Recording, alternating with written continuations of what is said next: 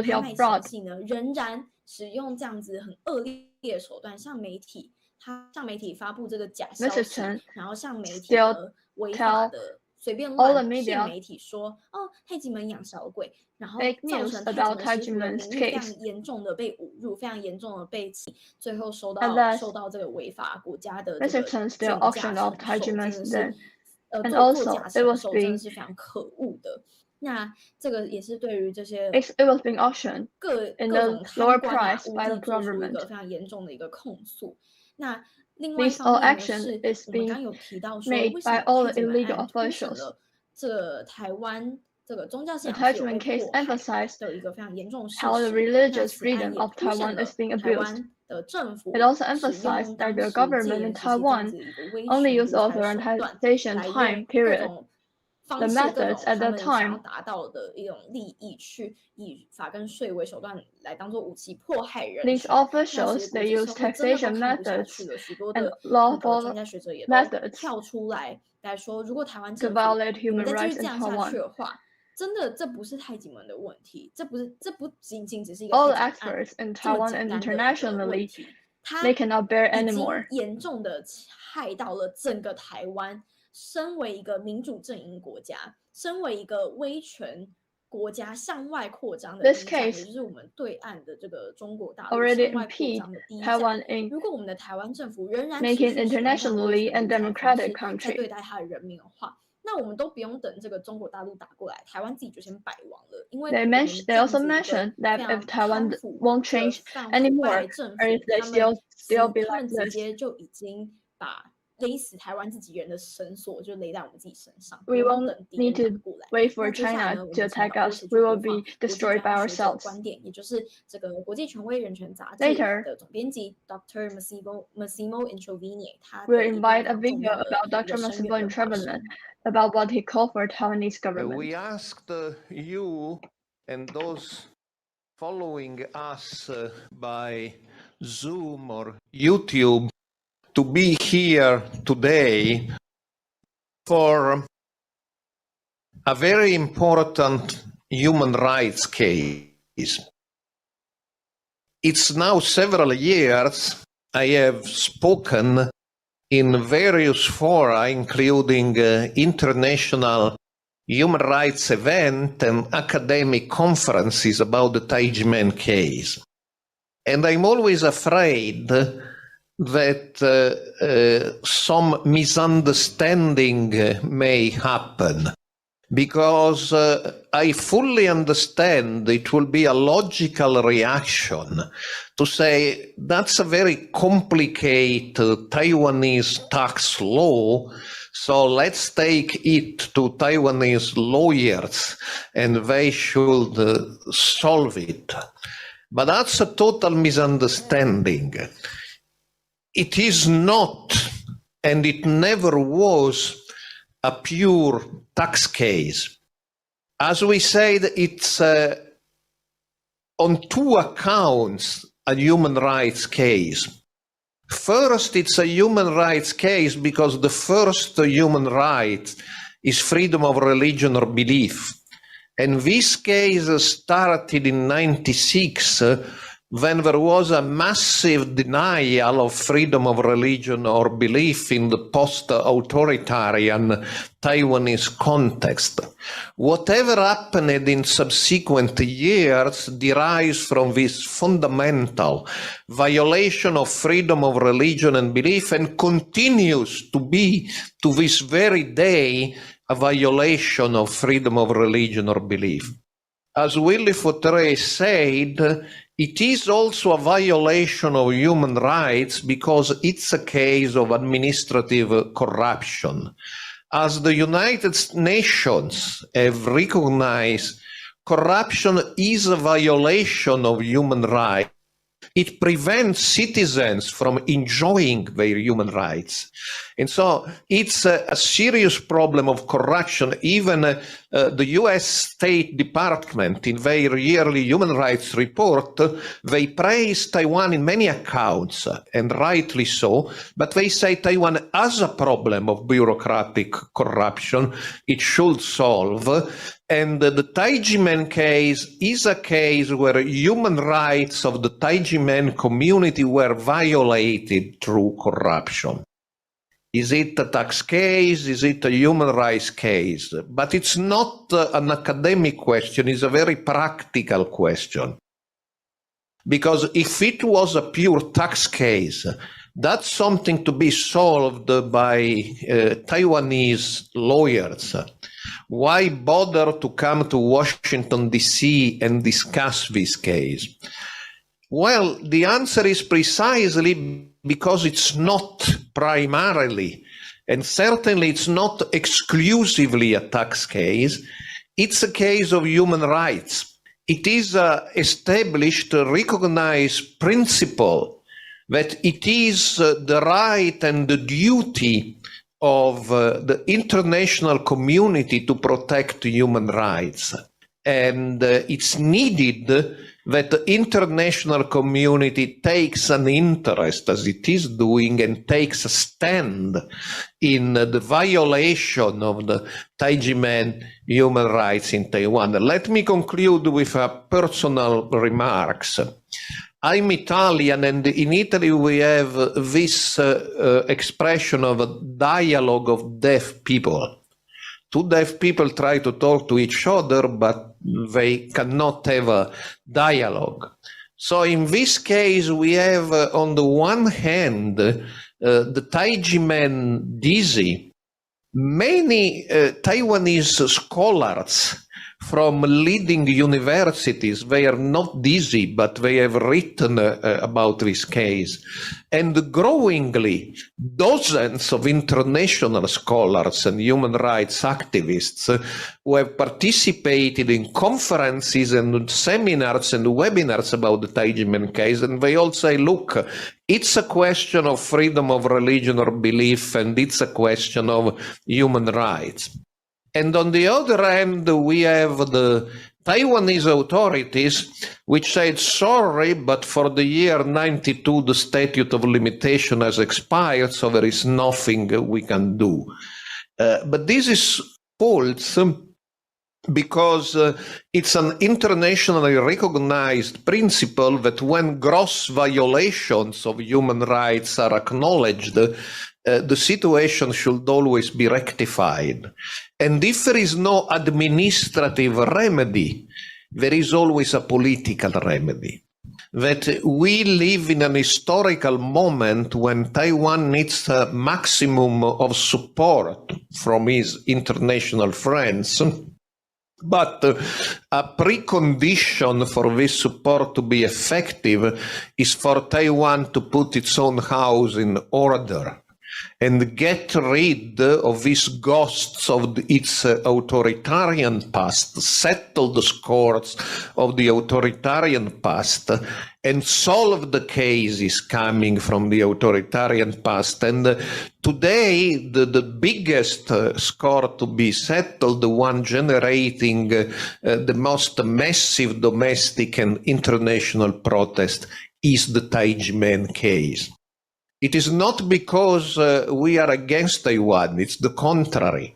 It's because we are friends of Taiwan and we want to protect Taiwan in a moment of need that we ask Taiwan, please get rid of this problem which is damaging you in a crucial historical moment for you.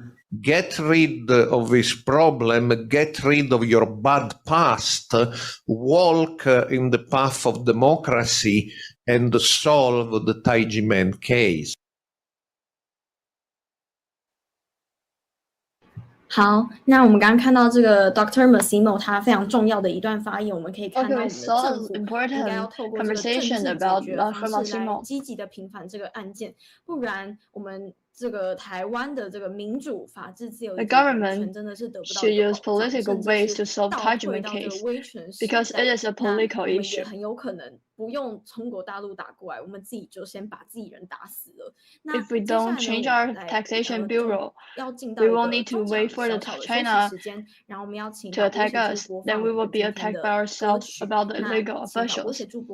Later will be a video and a song about the human rights. 更了解太极门案许多非常关键的 In this 证据， video, you can learn more about what is important, and because two components is before the 3 days, and we can through this video and we can know what is important and how human rights work in taxation system in Taiwan. Let us invite this video.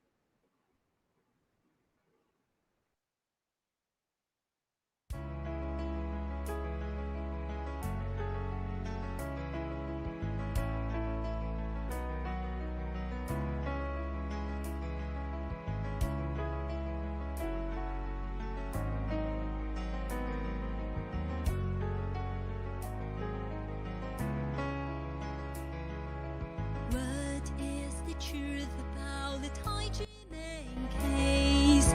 Taiwan Supreme Court found Tai Ji Men not guilty of tax evasion or any other charges.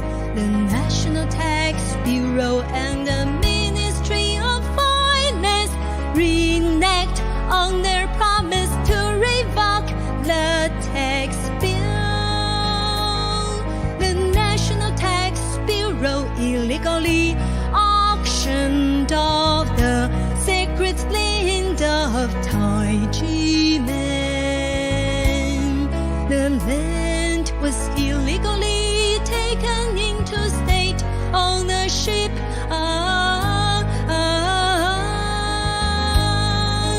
Where is the royal government officials' conscience? Where are justice and human rights?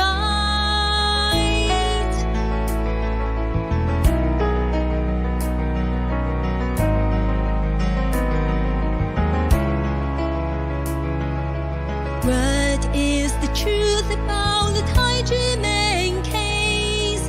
Taiwan Supreme Court found Tai Ji Men not guilty of tax evasion or any other charges. The National Tax Bureau and the Ministry of Finance reneged on their promise to revoke the tax bill. The National Tax Bureau illegally auctioned off the sacred land of Tai Ji Men. The land was illegally taken into state ownership.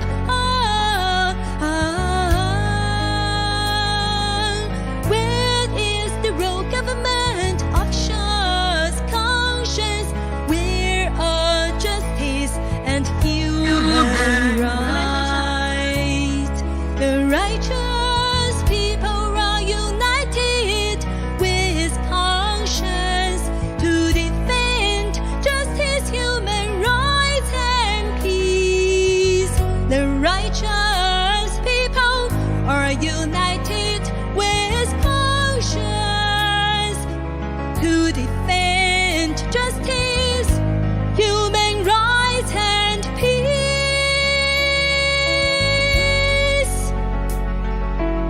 In Taiwan, we at Little Winter saw at work the Taliban of the National Tax Bureau or Taliban of the Administrative Enforcement Agency. 55-year-long persecution of a peaceful spiritual movement in a democratic country such as Taiwan.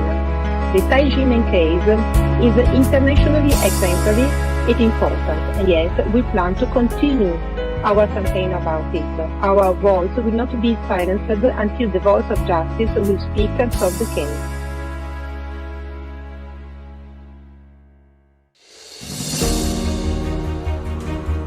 好，接下来那我们继续来看这个烈火。那烈火也是记录着太极门这个超过1/4个世纪长期被迫害的一个非常关键的历史影片。那我们 This Human Rights Day is a call to action. a call for all of us to seize this opportunity and build the world we want. For that, we must accept the lessons from this crisis. First one, end discrimination of any kind. Like pre-existing conditions that make individuals more fragile, gaps in respecting human rights have made all of society more vulnerable. If anyone is at risk, everyone is at risk. Discrimination, exclusion, and other human rights violation harms us all. The second is reduced widespread inequalities. Universal social protection, universal health coverage, and other systems for the delivery of fundamental rights are not luxuries. They keep society standing and can shape a more equitable future. Third, encourage participation, especially from young people. All voices have a right to be heard. Fourth, increase and intensify our resolve and efforts to achieve the Sustainable Development Goals, a concrete agenda for universal human rights.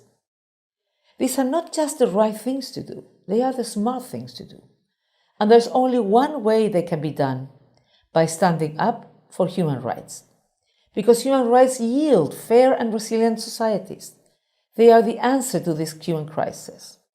Like the climate emergency, COVID-19 reminds us that we are bound together as one humanity. We must act. Working together, we can recover better. With strong solidarity, we can build a world that is more resilient, sustainable, and just. Join me in standing up for human rights.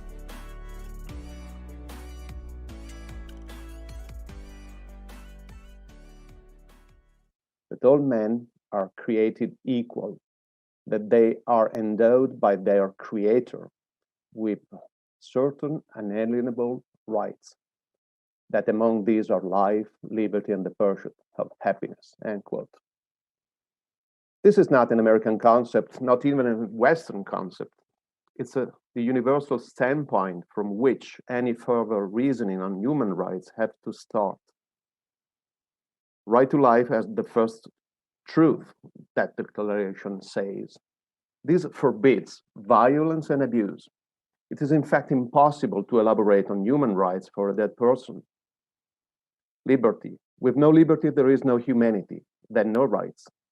The first among human liberty is religious liberty, since it regulates the most fundamental human question, does God exist or not? Hence, how human beings organize their lives and societies. From religious freedom come the right to free speech, free press, free assembly, and free education. Thirdly, the pursuit of happiness. The true meaning of this expression is that out of their right to life and their liberty, human beings should be let free to envision and promote a society which can help them to live the good life. Tai Ji Men case comes in here. Tai Ji Men is a religious group, probably better defined as a spiritual way, which originated in Taiwan. For almost a quarter of a century now, Tai Ji Men has suffered a staggering persecution by some agencies and branches of the Taiwanese government, in spite of the fact that courts of law have found Tai Ji Men group and Tai Ji Men members guilty of nothing. The persecution of Tai Ji Men has the face of fiscal persecution. Tai Ji Men members are in fact persecuted by the government taxes. Taxes are a great power in the hand of a government and can destroy life, liberty, and the pursuit of happiness. Oftentimes, taxes are the preferred tool of persecution in democratic society, as opposed to the direct violent persecution used by totalitarian or tyrannical regimes. Nonetheless, fiscal persecution is an open violation of human rights. And this is why we are presenting today the case of Tai Ji Men on the Human Rights Day. In the case of Tai Ji Men, where some agencies and branches of the Taiwanese government persecute this group falsely, describing it as a cult, fiscal persecution is also a violation of religious liberty. CESNUR, the Center for the Study on New Religious Movement, based in Turin, Italy, and Human Rights Without Frontier, based in Brussels, Belgium, have crafted, written, and published a white paper to explain and detail the Tai Ji Men case of justice denied. It is then my pleasure to give now the floor to the director of CESNO, well-known sociologist Massimo Introvigne, authors of tens of books and hundreds of articles, for his presentation of this important white paper exposing the truth. Mr. Introvigne, the floor is yours. Thank you, Marco. And in this short introduction, I will try to answer 3 questions. What is a white paper? Why a white paper on Tai Ji Men case was needed and needed today? And what is the main content of the white paper? Number 1, what is a white paper?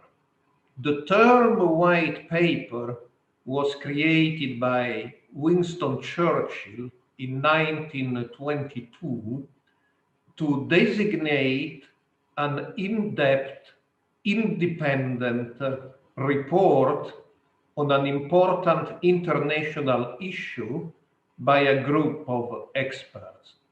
In fact, the first white paper ever was devoted to an international problem which is still with us today, the question of the coexistence of Jews and Arabs in the Palestinian scenario.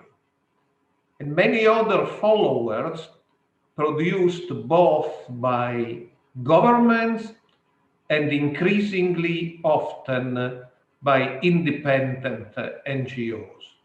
So white paper designates an independent, in-depth investigation of a crucial problem by experts. Number 2, why was a white paper on the Tai Ji Men case needed and needed now? The Tai Ji Men case is internationally important. There are 2 ways of denying human rights, and unfortunately, many focus on the first only. The first way of denying human rights is violent persecution, typical of totalitarian regime, where people are arrested, detained, tortured, executed. It will still be a dangerous world if human rights were only violated by totalitarian, non-democratic regimes. But in a way, human rights violations will be easily identified and contained. Unfortunately, there is also the second kind of violation of human rights, which prevails in democratic, non-totalitarian countries, and this is the administrative violation of human rights, where either governments or rogue bureaucrats acting independently of the governments, but in some way tolerated by the governments, attack unpopular minorities and individuals and violate their human rights. As Marco said, main target of violation of human rights are religious and spiritual groups, and the main tool to breach these human rights in democratic countries is the unfair use of taxes. So this is why the Tai Ji Men case is not a minor case. It's a crucially internationally important case and it is appropriate to present it on Human Rights Day. Number 3, what is the main content of the white paper? In the white paper, we present 3 points.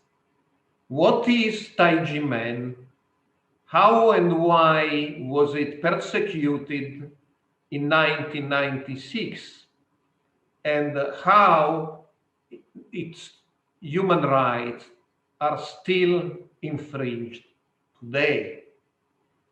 Tai Ji Men is a menpai, something similar to a school of Qigong and martial arts.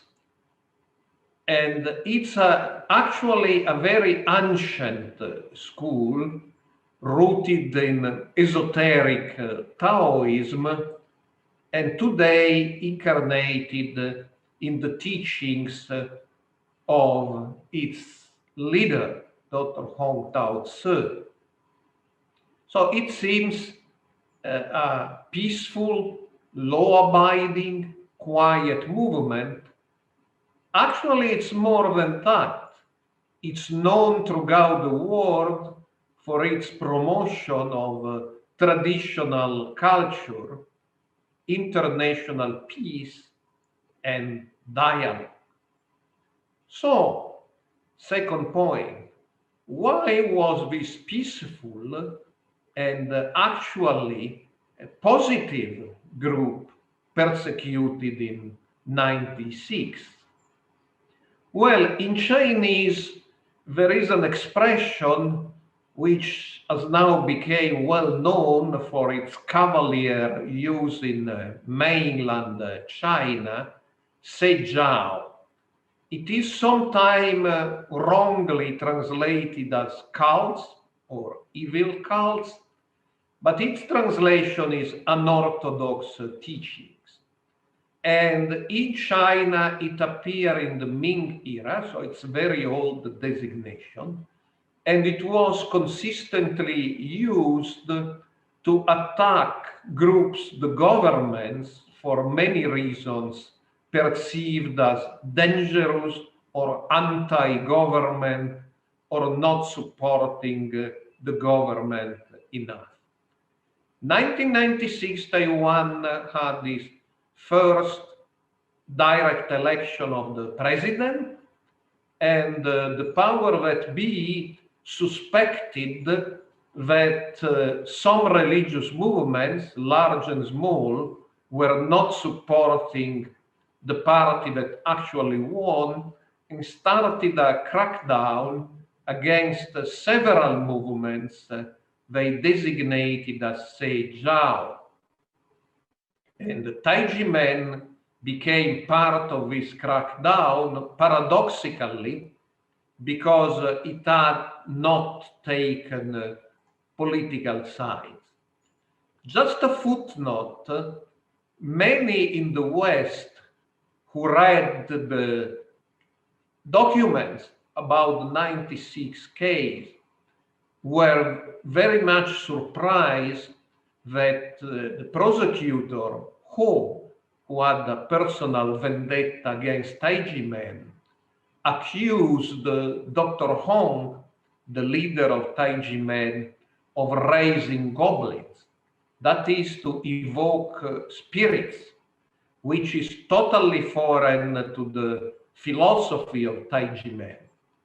But perhaps this is not totally surprising, because if you read some scholarly studies of how from the Ming era on, Seijiao were persecuted in China, you will see that the accusation of evoking spirits, raising goblins, was very common. Actually, according to some Chinese scholar, was one of the 2 most common tools used to persecute groups labeled as Seijiao, including Christian groups, which obviously had nothing to do with raising goblins.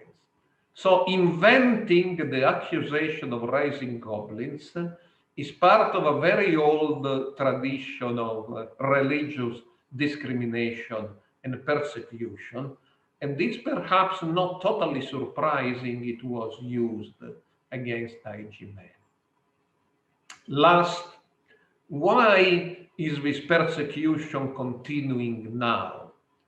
Tai Ji Men won all its court cases repeatedly, constantly. It was declared totally innocent of any criminal charge. Even monetary compensation was given to Dr. Hong and its co-defendants for the wrongdoings perpetrated by prosecutor Hu against them. So why it is continuing now?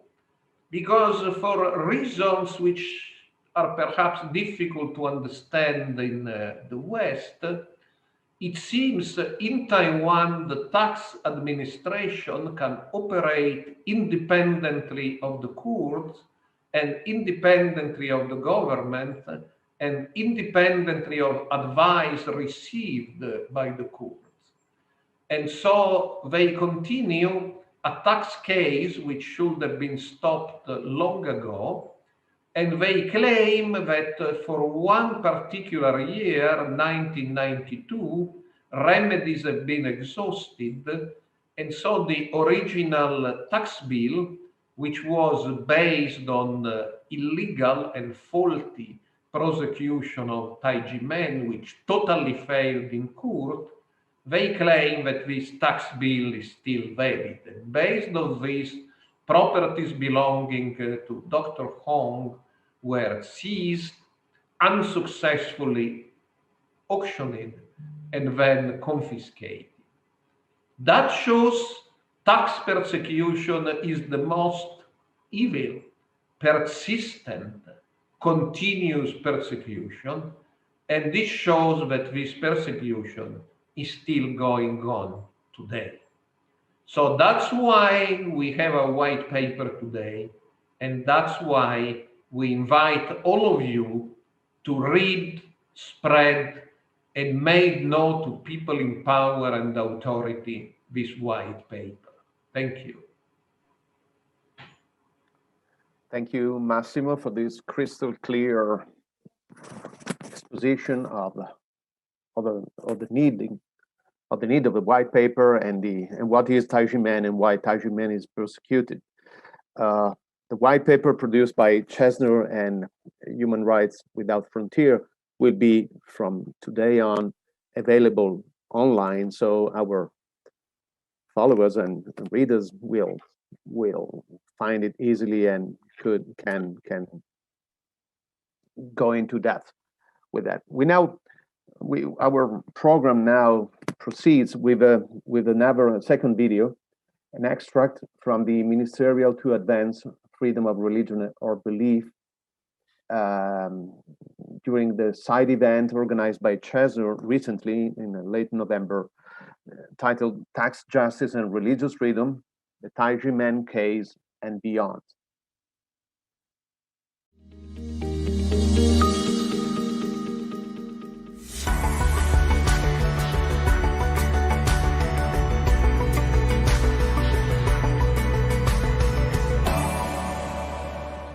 It is our civic and moral duty as representatives of the United States State Department has hosted the Ministerial to Advance Religious Freedom. For hosting this year's Ministerial to Advance Freedom of Religion or Belief. Targeting religious minorities, Bangladesh has steadfastly. I would like to welcome you to the second day of the Ministerial to Advance Freedom of Religion or Belief. Through your tireless efforts to lift up those without religious freedom, you move all of us.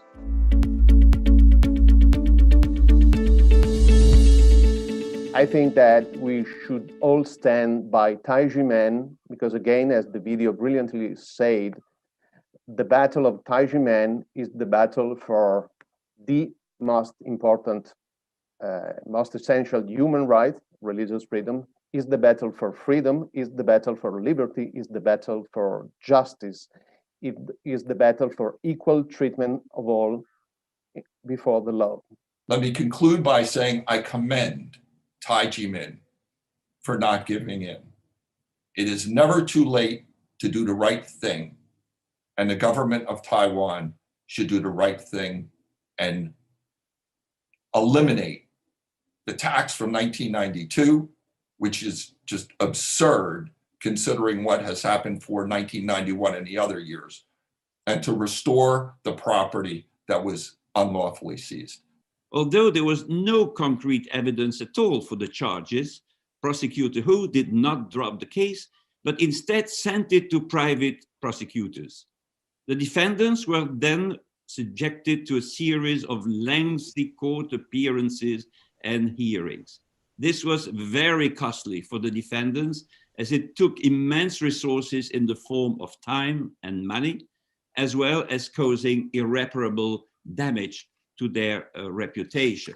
But they just sell our property. That's why we went to the street. I don't remember how many times I was on the street shouting for the justice. I got a sunburn. I lost my voice many, many times. And I keep thinking, why I'm doing this? And why they are not listening to people what we said. I feel so bad. But every time when I listen to that home, keep encourage us.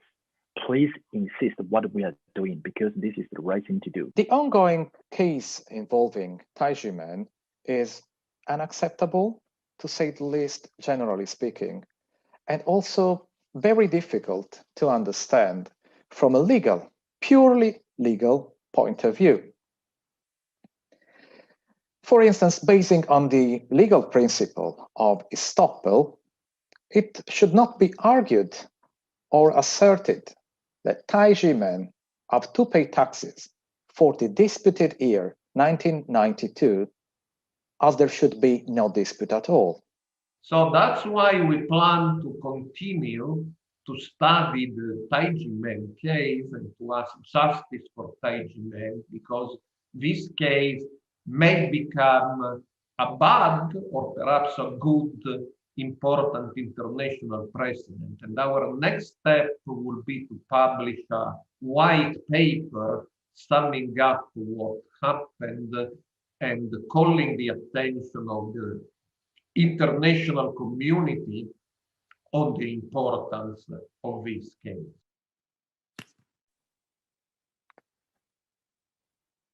Study and publish seems to be the two words that come out of these very peculiar case. Study because we need to know, we need to try to understand this very strange case, and publish and spread the truth on what is happening to this group, Tai Ji Men, totally unlawfully and unjustly.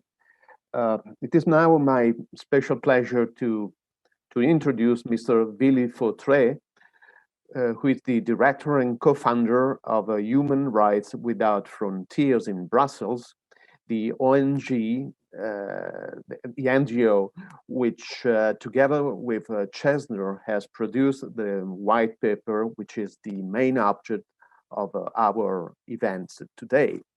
So, Mr. Fautré, the floor is yours. Thank you very much for this kind invitation. This press conference about the arbitrary auction of Tai Ji Men's property in August last is really timely and welcome on Human Rights Day. The abrupt intervention of the Taxation Bureau in August was allegedly due to a tax bill dating back to 1992, as it was already said, despite this bill having been successfully contested through Taiwanese courts. The latest move of the Taxation Bureau fits a pattern of prejudice against Tai Ji Men and its spiritual leader. It is also likely retaliation for several other tax cases concerning Tai Ji Men that were lost in courts by the Taxation Bureau. Some suspect that there was a profit-making objective behind this auction. Indeed, officers of the National Tax Bureau normally receive a bonus based on the taxes they collected. Officers at the enforcement agency also receive a bonus from the enforcement results of the auction. And finally, government officers involved in the Tai Ji Men case, both at the National Tax Bureau and the enforcement agency, received a bonus from handling the case. It is because of all these alluring bonuses that some scholars suspect that Tai Ji Men's case was a fabricated case. One of the bureaucrats that Tai Ji Men suspects of abuse of power is Li Guifen, who is the chief enforcement officer of Xingshu branch of Administrative Enforcement Agency under the Minister of Justice. This suspicion is supported by a document with Li Guifen's seal that outlines the bonus allocation from the auction of Tai Ji Men's properties before the official announcement of the auction had been published. On 19th of September of this year, a Tai Ji Men member, Mrs. Wang, planned to use a right to freedom of expression guaranteed by the Constitution of Taiwan to denounce the lucrative nature of this auction. She was about to protest on the street with other people while holding a sign that named Li Guifen when she was suddenly surrounded by several police officers. The officers stopped the demonstration before it had even started. They demanded that Mrs. Wang present her ID and then arrested her without any stated cause. When other volunteers asked whether they were in an area restricted from demonstrations and why they were arrested Mrs. Wang, the police did not respond. Instead, they asked that everyone shows their IDs and ordered the protesters to leave. They also threatened that anyone recording the scene would face consequences. By disrupting the planned demonstration, the authorities did not allow these individuals to exercise their right to freedom of assembly and protest. The protesters finally cooperated and provided their IDs. The police officers checked them, then left for about 30 minutes. And when they returned, Mrs. Wang no longer had the alleged controversial sign. However, police officers searched her bag without a warrant and without her consent. They discovered a different poster and coerced her into falsely claiming that it was the same sign. After this, they declared that she would be prosecuted, although they still had not told her what for. Mrs. Wang was taken to the police station by more than a dozen police officers, again without being informed of the charges against her. Now, who is that Mrs. Wang? She's not a troublemaker. Mrs. Wang has never been stopped or arrested by the police before this incident. Mrs. Wang did not threaten the national security nor disturb public order on that day. Mrs. Wang is just an ordinary Taiwanese citizen. She is 60 years old, she's married, has 2 children, she's been a housewife for her whole life and a member of Tai Ji Men for 29 years. During the interrogation at the police station, Mrs. Wang was treated with complete disrespect. She was accused of publicly defaming a public servant, Li Guifen. In the meantime, a group of protesters gathered outside the police station. One of them was Professor Che Lung Chen, repeatedly asked why they had arrested Mrs. Wang. The police again refused to answer, claiming that they could not comment on an ongoing prosecutorial investigation, despite it being only a police investigation. Professor Chen accused the police officers of abusing their power and urged them to release Mrs. Wang immediately, as there was no written complaint over alleged defamation or intimidation. However, instead, the police transferred her to the prosecutor's office with no regard for her age or physical or mental state of health. She was deprived of her freedom and interrogated for 8 hours in all, 8 hours. She was not released by the prosecutor until 2 o'clock in the night. During the interrogation, Mrs. Wang said she wanted to sue the police officers for the arbitrary arrests, but her verbal complaint was blatantly ignored by the prosecutor. The arrest caused immense mental and physical distress for Mrs. Wang. After hours of interrogation and at her age, first at the police station and then at the prosecutor's office, she fainted and was sent to hospital. A doctor there diagnosed her with acute stress and trauma syndrome. In conclusion, Taiwan has a reputation of being a democratic country.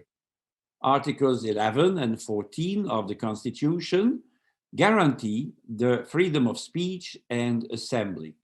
As such, Mrs. Wang's sign was legally protected by the Constitution, which read, and I quote, Li Guifeng, head of the Xingshu branch of the Administrative Enforcement Agency, how much bonus did you get from handling the Tai Ji Men's case?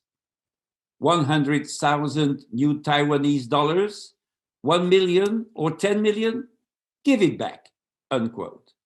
In this case, the Taiwanese authorities failed to behave democratically and instead abused their power to silence citizens. Thank you very much for your attention.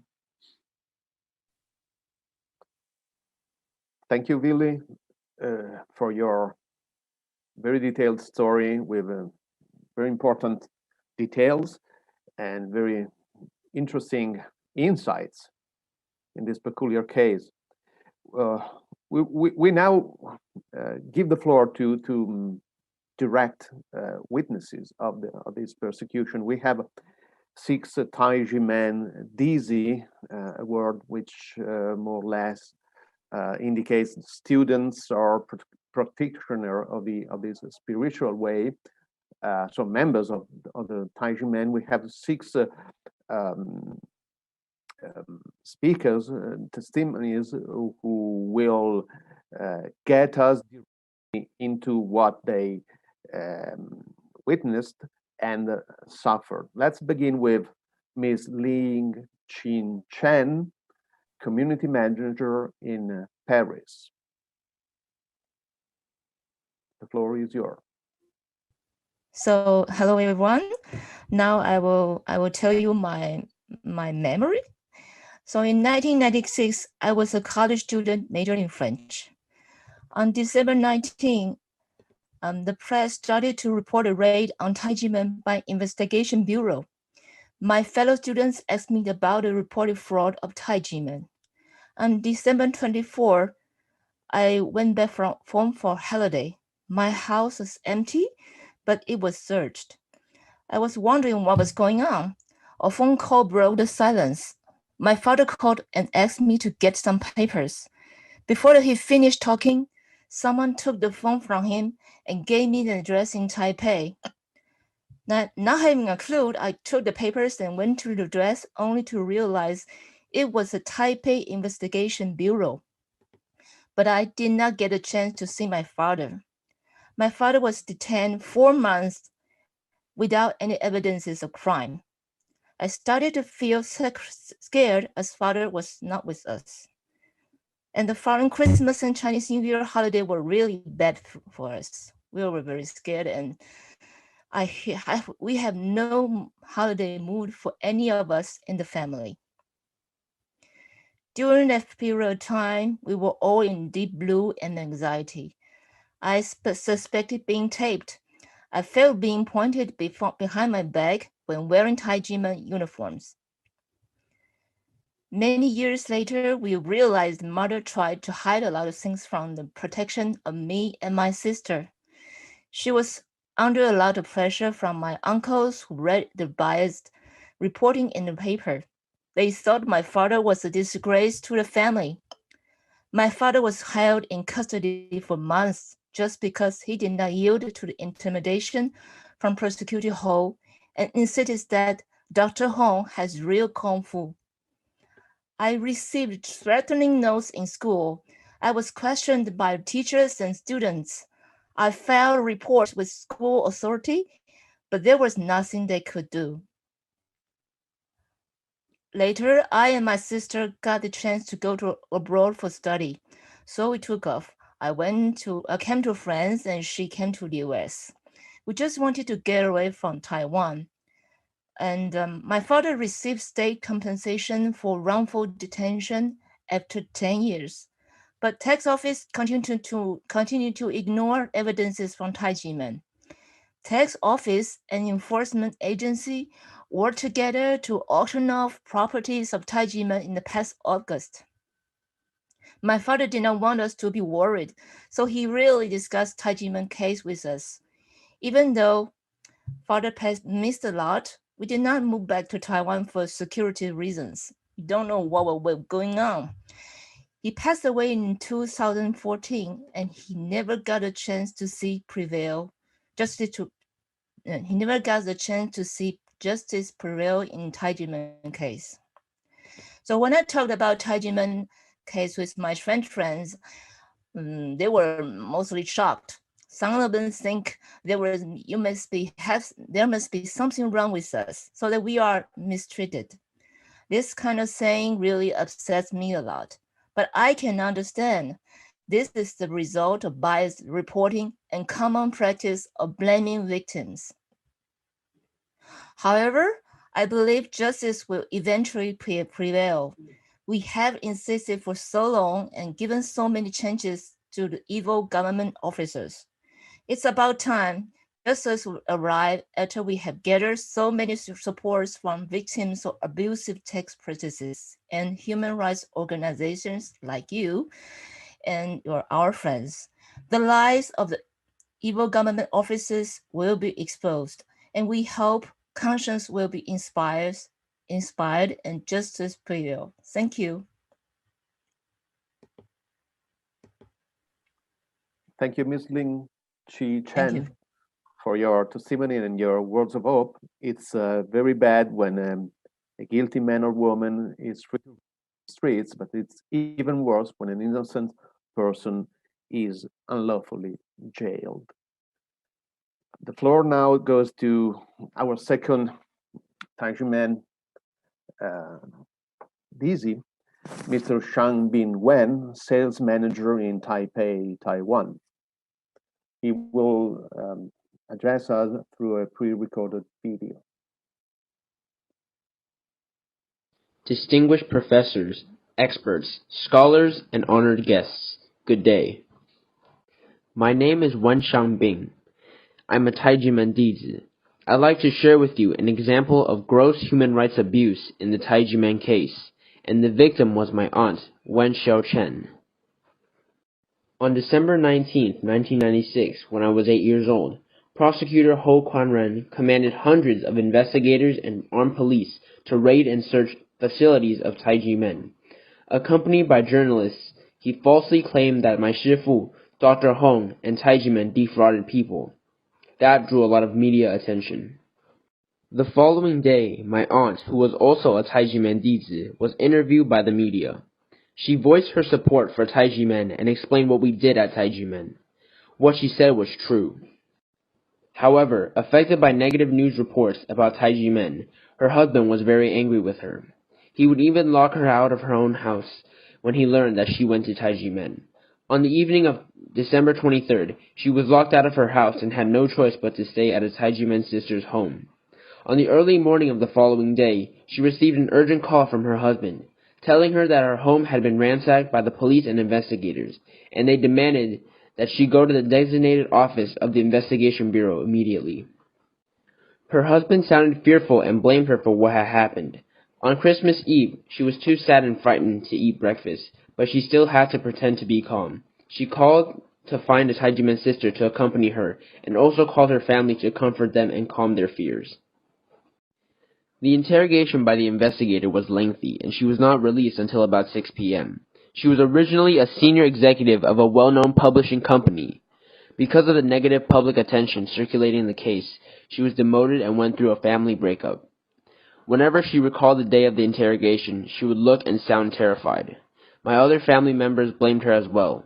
All these pressures made my aunt's health deteriorate rapidly. Unfortunately, she passed away in 1999 at the age of 44. Before she left this world, she was in tears as she felt being wronged. In 1996-1997, Prosecutor Ho said he would arrest many people, making us very anxious, fearing that we could be the next victims. Abusing the power entrusted to him, Prosecutor Ho violated our human rights. The pain he inflicted upon us is so deep that it would be hard for an outsider to imagine. In March 2002, the Control Yuan issued an investigation report and listed 8 major violations of law by Prosecutor Ho in his handling of the Tai Ji Men case. It sent a letter to the Ministry of Finance asking it to take disciplinary actions against the prosecutor. His violations of law included abuse of power and illegal search, seriously violating our human rights. As the prosecutor knowingly broke the law, my aunt suffered terrible abuse from him and passed away. By sharing our true story here, we are revealing the wrongdoings of the government officials. We hope that those who have violated the law and abused their power will get punished. We hope that human rights can be truly protected and no one will suffer the same thing again. Thank you all. Thank you for this contribution, Mr. Shang-Bin Wen. It's a real pity when a government, which is supposed to protect people, instead goes after people and make them suffer. We now have a second video contribution from Mr. Alan Shi, Operation Manager in Los Angeles, the United States of America. Distinguished guests, experts, scholars, and online viewers, good day. I'm Alan Shi. I work as Operational Manager at an international electronics company in the United States. It's my honor to attend this forum and share my personal experience of being a victim of human rights abuse. I hope through my sharing, people can understand how easily we might violate others' human rights and how we can protect our and others' rights. The first year when I came to the United States, my school held the event of International Students' Day to welcome international students and introduce the culture of Thanksgiving to all of us. At the time, the school asked us to wear our traditional outfits and share our cultures with each other. I decided to wear Tai Ji Men outfit and share one important thing I learned from my shifu at Tai Ji Men. That is, it's not good if things are going well for you only. Only when everyone is doing well, that is true good. I also share that through practicing Tai Ji Men Qigong, I have learned to cultivate my body and heart, and I have also participated in cultural exchange programs with my shifu and other Tai Ji Men members to spread the message of love and peace to the world. The participants around me expressed their admiration for me and said I was very lucky to join such a group with a very good culture, allowing me to not only strengthen my body and cultivate my heart, but also spread love to the world. I told them, I came from Taiwan. Taiwan is Formosa, and Tai Ji Men is the pride of Taiwan. I joined a cultural exchange program with my shifu and traveled to New York, Australia, Brazil, South Korea, and Austria. We heard people in the audience say, "I love Taiwan, I love Tai Ji Men, love and peace," loud and clear. But when I shared our peace trips with my Taiwanese friends, I felt insulted. My upper classmates said to me, "You know, Tai Ji Men raised goblins." My landlord kindly reminded me, "Tai Ji Men is still in a lawsuit." My colleagues try to ignore me when I talk about Tai Ji Men. I joined Tai Ji Men for a very simple reason. My parents just hoped that I could grow up healthy and safe because I was often sick when I was little. Back then, I remember I was sick almost 300 days a year. But the situation changed. After I started practicing Qigong, I became healthier and happier. My siblings, relatives, even my classmates joined Tai Ji Men one after another after they noticed my parents and my changes. But in the past 24 years, not only myself, my fellow Tai Ji Men brothers and sisters, but also my shifu and shimu, has been silently enduring bias and slander from our fellow Taiwanese people and has been treated unfairly by the Taiwan government. My aunt was Tai Ji Men dizi. My parents recommended Tai Ji Men to her. After the negative news reports about Tai Ji Men, my uncle strongly discouraged my aunt from practicing Qigong. My aunt suspended her practice in order to maintain harmony in her family. 3 years ago, my aunt passed away from cancer. To this day, my mother is still in deep pain for losing her beloved sister. Every time, when she thinks of my aunt, she couldn't help shedding tears.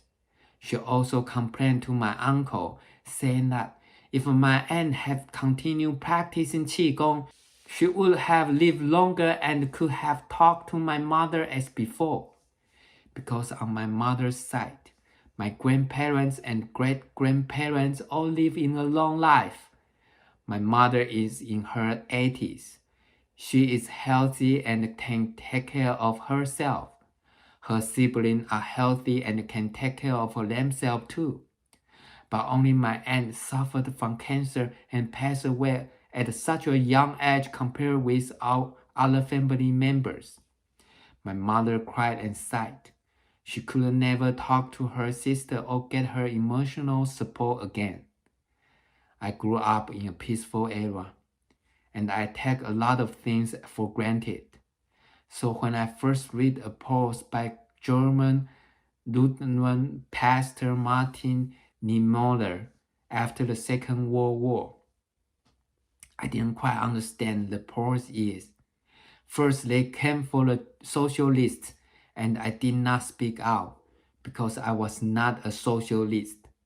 Then they came for the trade unionists, and I didn't speak out because I was not a trade unionist. Then they came for the Jews, and I didn't speak out because I was not a Jew. Then they came for me, and there was no one left to speak for me. But now I got it. If I don't stand up for human rights, what happens to me could also happen to you sooner or later.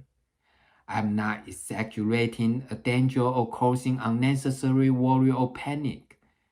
I just hope that we can all see the truth clearly and be aware that even in this 21st century, if we don't fight for democracy, freedom, and human rights, they will be destroyed. For example, there's a documentary titled Epicur's Small Enough to Jail, which was nominated for Best Documentary Feature for the 90th Academy Awards. That is true but sad story, revealing a government's violation of principle of due process and persecution against its civilians. Guess what? It happened in the United States, which is widely known as a democratic and free country. Americans' democracy and freedom are kept alive through its people's respect for this value and their continued fight for human rights.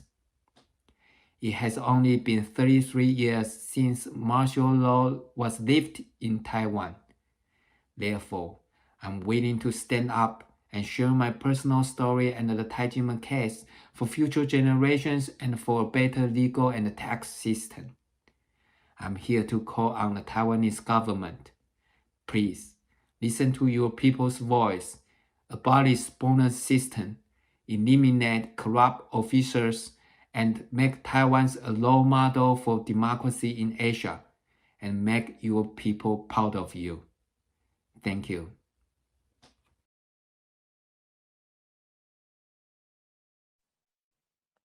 Thank you, Mr. Shi, for your heartfelt plea, which remind us that it is not necessary to share one's belief to defend against the world their right to freedom and to humanity. It's now the turn of Ms. Gil Wong, student in medicine at the Science and the Humanities Department at the Johns Hopkins University. Ms. Wong, Hi, thank you for the introduction. Distinguished scholars, experts, and honored guests, it is my pleasure to be here and share my thoughts on the Tai Ji Men tax case. My name is Gil, and I'm a current junior in college, and I'm a proud Tai Ji Men dizi. And today I'd like to use this opportunity to share a few stories of my experiences in Tai Ji Men. Like many of my generation, I initially joined Tai Ji Men because both my parents were dizis. I was immediately introduced to a family of brothers and sisters from all walks of life and of all ages. I still remember so clearly memories of playing with other kids in the playroom while my parents were practicing Qigong. And as my family and I moved to California, I'm so fortunate to still be able to go to an academy here. English was not my native language, so when I had homework questions, brothers and sisters were very quick to help me. I enjoyed nights at the academy where everyone, while munching on snacks and drinking tea, conversed for hours and talk about life in general. All that is to say, Tai Ji Men has been my family for the entirety of the 20 years of my life. When I first heard about the Tai Ji Men tax case, I was unfamiliar with the legal terms and procedures. What was the most bizarre to me, however, was the fact that we were even prosecuted. I knew Shifu and Shimu how they loved each and every one of their dizis and passed on invaluable wisdom. And I also knew brothers and sisters how they constantly supported one another. So why did this persecution even start? That confused me the most. With time, I began to learn how the case started and how Prosecutor Ho defamed Tai Ji Men and Shifu based on false information. The media, to say the least, followed this pattern of slander and brought false information to the general public. Though I haven't experienced direct backlash myself, I've heard many firsthand stories of brothers and sisters like today who were ridiculed by their classmates in school, accused by their coworkers, forced to quit, just to name a few. To know how kind Shifu and brothers and sisters were and to have to hear what they have been through, it truly breaks my heart. Each story I hear prompts me to think about my experiences with Tai Ji Men and its members, which have all been positive and meaningful. In 2018, I had the opportunity to go to the United Nations headquarters in New York City with Shifu. It was my first time in such an important place surrounded by world leaders, so needless to say, I was amazed yet a little terrified. I was just a freshman in college, and to my left and right were influential leaders who have many accomplishments. But when I saw how Shifu interacted with them, talking like they were his friends and introducing his dizis to them, I came to realize that Shifu was so proud of us. Regardless of our background, we were Shifu's dizis. And like a proud parent, he shared the various cultural exchanges we partook in, the Tai Ji Men songs and dances we performed, and the sharings by brothers and sisters that showed internal growth. And I gradually felt so lucky to be there at the UN as Shifu's dizi. In response, many world leaders resonated with Shifu's message of love, peace, and conscience. I remember one ambassador shared that love was not a word she would frequently hear in UN meeting rooms. This was the first time that it was so heavily and importantly discussed, and she was glad that she had the opportunity to participate. Other world leaders share their wishes to ultimately have love and peace in their respective countries. They were encouraged in their roles to make a positive impact and act on their conscience. A couple of years ago in April, I had the opportunity to co-host the World Citizen Day Forum. From listening to a range of perspectives of various professors and students, I realized that as a world citizen, each of us has a responsibility for what is happening in the world. And that is why I want to speak up, not only today, about the unjust Tai Ji Men case. The government's abuse of power and use of taxes to fight against fundamental human rights are not new. This is not the first time we're hearing about this. For example, back in 1773, American colonists who were angry at Britain for imposing taxation without representation revolted, and the Boston Tea Party marked a great political protest in history. And in instances of religious inequality, governments have targeted spiritual minorities. This cannot and should not continue. The injustice against Tai Ji Men has to stop, and 24 years has been long enough. It also keeps going in circles for no reason whatsoever. Obviously, the Supreme Court in Taiwan has already declared Tai Ji Men innocent and not guilty of tax evasion. Yet the Tax Bureau continues to try to tax us. A government agency illegally taxing its citizens and robbing them of their property is absolutely absurd. And the fact that we have to tell the government this simple fact for 24 years makes it even more so. We go to the streets and the presidential office to try to communicate, but they refuse to even speak with us or listen. Brothers and sisters have even faced confrontation by police, as mentioned earlier, that they aren't allowed to hold up signs on the streets. Is this what the government calls a democracy? Where is our freedom of speech, freedom of expression, and our right to fair taxes? As many professors and scholars have stated, this is not a case about money. It is about Tai Ji Men's justice and, in the broader sense, human rights. If it were about money, Tai Ji Men could have easily paid the taxes, which would have been less in amount than all the years of fighting for justice combined. But shifu and Tai Ji Men dizis follow our conscience and do what is right. Since I was young, I was able to witness be part of such a positive community, working together to not only become better people ourselves, but also to spread love and peace to those around me, like my close friends, and internationally. Shifu, along with brothers and sisters, have visited 101 countries, talking with world leaders and sharing the importance of conscience. If government officials listen to their conscience and do what is right, the unjust case would not even have begun. But we know nobody is perfect and we all make mistakes, but if the corrupt officials are able to awaken and correct their wrong now, the damage can still be mitigated and Taiwan can move towards a better future, where the government and its citizens live life cooperatively and fairly. Beyond that, once the tax case is resolved, it may become an important international precedent, showing that human rights can and should be preserved in light of conscience and justice. Thank you. So thank you, Ms. Jill Wang, for expressing your feelings and sharing your insights with the passion typical of a young person who is very, very contagious for the good. It's now the turn of Ms. Ann Chen. She is an attorney at law in California as well as in Taiwan. Ms. Chen. Hello, everyone. Thank you for providing this opportunity for me to share my experience. I will never forget the night of December 19, 1996, when my parents and I went to one of the Tai Ji Men Academy in Taipei, and so many journalists videotaping the academy sign outside the academy. At the time, I was 7, naive and ignorant. I thought something good was happening, so the video came to report it. I turned on the TV as soon as I got home. To my surprise, the news reports were full of false information, saying that my shifu defrauded people and that Tai Ji Men is a money-grubbing organization. I was extremely shocked. Ever since that day, the shadow of the media smear campaign against Tai Ji Men has been in my mind and has had a great impact on me. Before joining Tai Ji Men, my mother had a very serious hormonal imbalance and her condition didn't improve even after seeing many famous doctors. At that time, my uncle had already practiced Qigong at Tai Ji Men and urged us to join as well. By practicing Qigong, my mother's health has greatly improved. This has a big impact on me because I no longer worry about losing my mother because of her illness. I have loved going to Tai Ji Men since I was a child.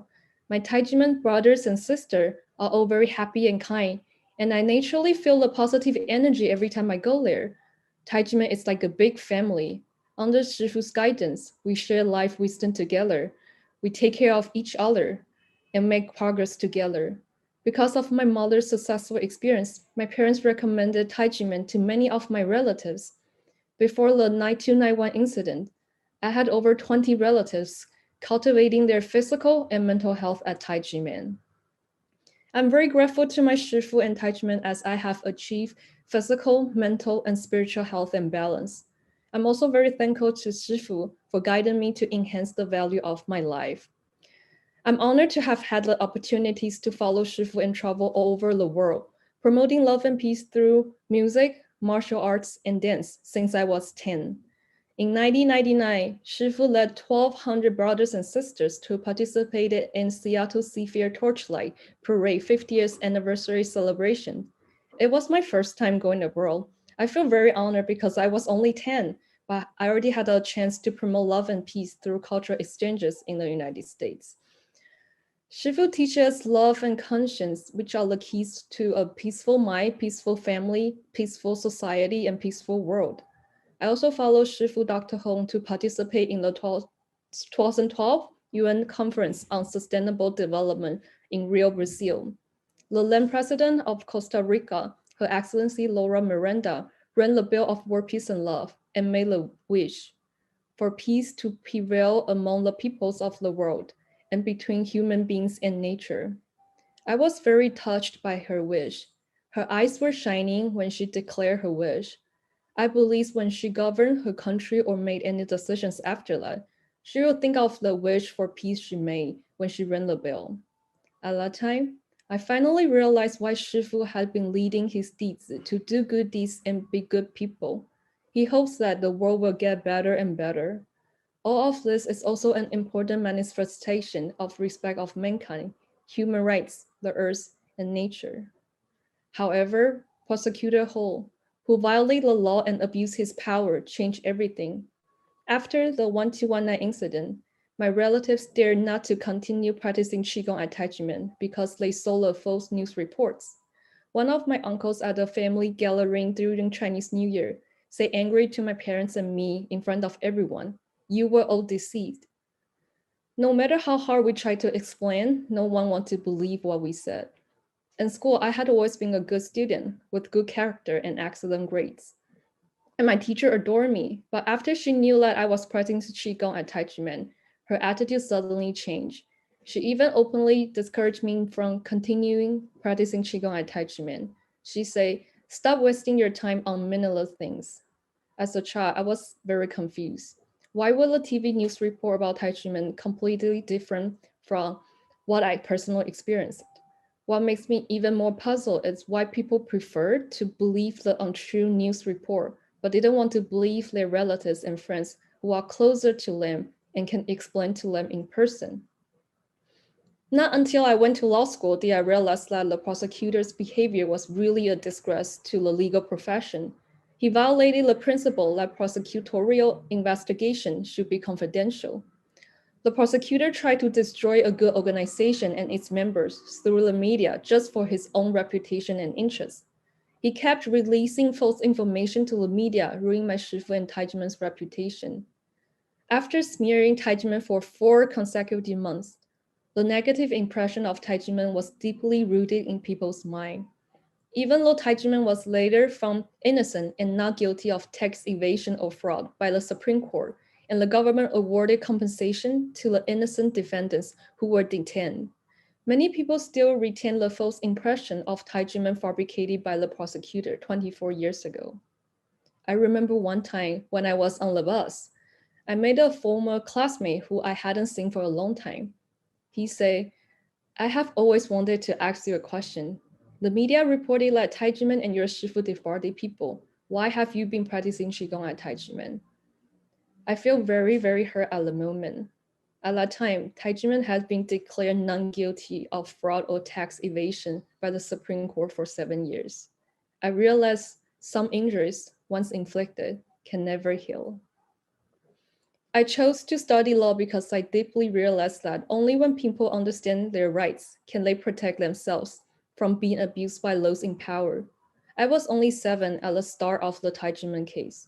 Now I have been a lawyer practicing law for nearly 10 years. As a lawyer, I know that the time, resources, and money required to fight against the government and those in power for truth and justice far exceed the amount of the tax bill. Tai Ji Men is unwilling to compromise because we know that succumb to the evil forces is to encourage them to continue to grow and bully others. Because many people sacrificed their lives to pursue the truth in the past, Taiwan is now able to enjoy democracy, freedom, and rule of law. Taiwan is where I grew up. I will always love her. It is easy to give in and give up on the pursuit of justice. It takes a lot of courage to persevere in the fight for truth and justice. But this is what my shifu has always taught us, insisting on doing the right things. As practitioners of self-cultivation, we cannot make any unethical compromise. We will never give up on the long road to redress the injustice resulting from the fabricated case. The tradition of the shifu dizi relationships has been preserved from generation to generation at Tai Ji Men for thousands of years. How could the Taxation Bureau distort the nature of and the fact about this tradition and undermine it with unlawful tax bills? By doing so, the Taxation Bureau has tarnished Taiwan's image by making Taiwan a country that destroys traditional culture. Over the past 24 years, Tai Ji Men has exhausted all means, hoping that the illegal officials' conscience will be awakened. We hope that they will do the right thing by withdrawing illegal tax bill. However, after all our efforts, ROC officials motivated by illegal bonus did not hesitate to violate due process, violate the laws, illegally auction my shifu's property. We will continue to seek help from the international community and the media, and we are confident that by gathering the support of kind-hearted people all over the world, we will be able to transform Taiwan's legal and tax system. Thank you. Thank you, Ms. Chan, above all, for reminding us that sadly enough, these days, democracy is not always synonymous with respect for human rights, human freedom, and human life. And this is becoming all too often a problem of our democratic society. And you're completely true. You're completely right. We should stand up. We as journalists, for example, the media community, scholars on their angle, and we need to never surrender to speak out the truth for those who suffer, even in democratic society. Now we have Mr. Ding Yi Gao, last but not the least of our Tai Ji Men dizi. He is a legal and intellectual property consultant in Taipei. The floor is yours. Thank you. Hello, everyone. My name is Gao Dingyi. I'm a dizi of Tai Ji Men. I'm glad to be able to join this meeting on United Nations Human Rights Day to speak out for Tai Ji Men's case and for human rights of Taiwan. I have to thank my wife so I could become a dizi of Tai Ji Men. After I met my wife, the most vivid memories were the trips to emergency rooms across major hospitals in Hsinchu because she was prone to catching colds all year round. And if she caught a cold, she must be admitted to the emergency department. Then there are problems with blood flow, cold hands and feet, and severe menstrual pain. In addition, she had suffered from polycystic ovary syndrome when she was young, with the doctor telling her that her odds to conceive were low. With me, my problem stemmed from the lack of sperm activity due to high-pressure working environment in the Hsinchu Science Park. So when the two of us got married and couldn't conceive for a while, we were really worried that we might not get a baby. It was at this time that we heard about Tai Ji Men Qigong Academy and saw many real-life stories of people regaining health and even giving birth to babies smoothly after practicing healing techniques of body and mind. So we decided to experiment Qigong ourselves. Going in, we did not expect this practice to have many wonderful things, but they happened. The first thing that changed was my wife's menstrual pain disappeared, and then she became pregnant after 6 months of practicing Qigong. Soon enough, our first child was born. 2 years later, the second child was born, and the third child was born after another 2 years. The fourth child arrived not long after. The change in our family from cannot give birth to unstoppable deliveries is too drastic. My wife and I know that we almost gave up our happiness on a whim.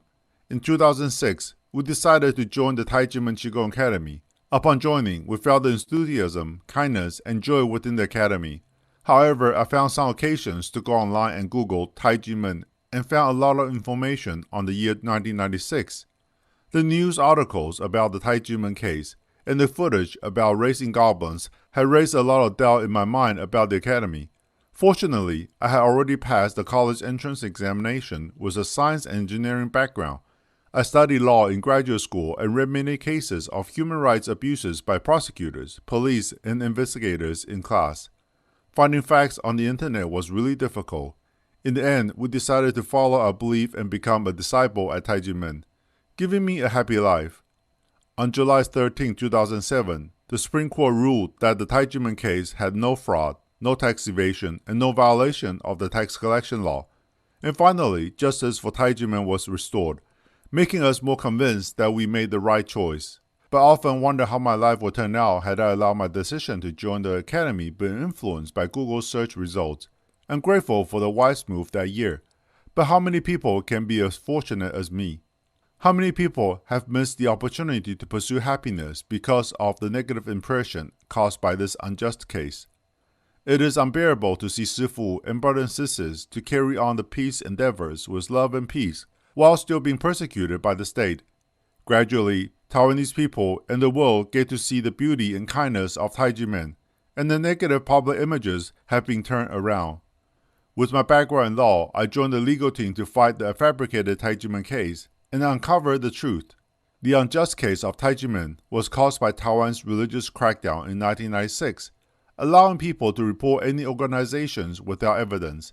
At that time, the Kaohsiung and Hsinchu district prosecutors' offices both received false reports on the academy, and investigations were launched.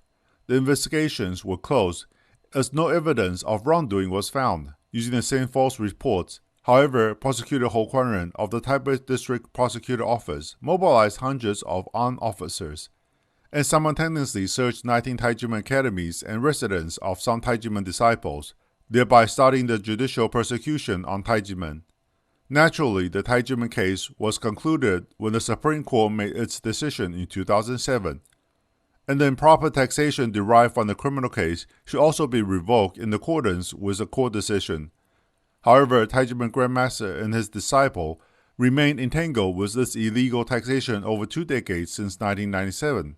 From the beginning until the end, there is actually only one point of contention in this Tai Ji Men tax case. Should the gift money from the disciples to the Grandmaster be classified as tuition or gift? In fact, since the Tai Ji Men Qigong Academy was founded in 1966, there has been no tax-related issue with gifting between disciples and Grandmaster. Only when Prosecutor Ho Kwan-ren falsely claimed that Tai Ji Men violated the law from 1991 to 1996 did the National Taxation Bureau use this false indictment to illegally tax Tai Ji Men for more than 20 years.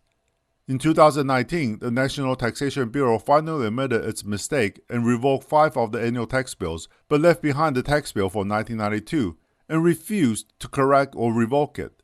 The agency even forcibly auctioned the lands belonging to Tai Ji Men and seized them.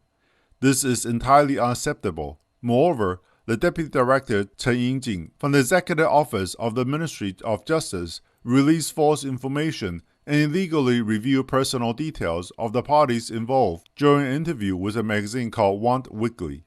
The magazine even published Prosecutor Ho Kwan-ren's fabricated claims about Tai Ji Men raising goblins and huge tax evasion, and other misinformation to slander Tai Ji Men and mislead the public. After the Ministry of Justice's illegal auction, it issued a press release through online media on September 15 and September 21, 2020, while ignoring the Supreme Court's verdict in which Tai Ji Men was found not guilty of tax evasion. In addition, the Supreme Administrative Court's judgment number 422 in the 2018 ruling has determined that the basis for enforcement by the Ministry of Justice is illegal. Once again, The defamation of Tai Ji Men by the ministry has seriously harmed Tai Ji Men Grandmaster and his disciples, obstructed justice, and violated human rights. After 24 years of political repression, the Taiwanese government still deeply entangles Tai Ji Men disciples and Grandmaster with fake tax bills, affecting the reputation of ancient culture that has been passed down for thousands of years. We urge the government to make the right decision conscientiously and act in accordance with the law. Under a true democracy, the government has the responsibility to repeal illegal taxation and return justice and happiness to Tai Ji Men Grandmaster and his disciples. Thank you to Mr. Ding Yi Gao for this least contribution in understanding the Tai Ji Men case better and better. And thanks be to him also for reminding us of the positive effect that Tai Ji Men has, which of course brings us back to the fact that it is not a cult, not even, no less an evil cult, as someone would sadly portray it. We now go back to our international guests. We are heading to the last part of our program, so we now have two international speakers before going to the conclusive Q&A session. So it is my pleasure to give the floor to Ms. Camelia Marin, Project Coordinator of Soteria International, Denmark. It may be not very easy to speak after some direct witnesses, but she's great and she will do great. Maybe starting with, in a nutshell, explain to our public who may not be familiar with Soteria International what Soteria International is. Thank you. Hello, everyone. It's a pleasure for me to be here together with you and to go further on the same path that together with Willy and Massimo and Alessandro, we started long ago in showing the ways in which the human rights are not respected and the problems that here and there the human rights are facing, especially our organization, Soteria International, is looking towards the spiritual field and towards the spiritual communities. From Soteria International perspective regarding this situation that also we are speaking today, we can say that actually the public hostility towards sects or cults forms the basis of the persecution in several situations. The term is used as arbitrarily so that any group that is not well accepted in society risks to be considered a sect or a cult and to have already a campaign against. And this is very easy to be taken by mass media and after that to have all kinds of investigations and so on. It takes very little to create a campaign against the spiritual groups. We observe this in different countries, and I will also say some examples today. In the case of the spiritual groups, the media campaign, as well as police investigations, often turn against the whole group, also because the accusations are usually very vague. And then because it's not a real proof in the accusation, it's just a general looking into the picture and trying to observe the situation. Regarding this, in time, Soteria International and also together with other collaborators, we mentioned the fact that when it is such a case, we can say that the right to a fair trial cannot be limited strictly to the area of the judiciary. Our analysis concluded that actually in such cases, the level of interconnectedness in modern society is too much, and then all the life of those people are having consequences. That's why in several cases, as also you presented here, people are losing their jobs. There are so many situations with the families, and there are so many problems between members of the spiritual group and also with those from not the spiritual group, and including in between the families, all this like spreading or just destroying families only and only by the fact that one of them was sympathizing with the spiritual community. We can say in the same direction that actually the strong currents of opinion makers and broad dissemination of these opinions against some spiritual communities, of course, sometimes of very doubtful expertise, is another factor influencing proceedings in the courts of law.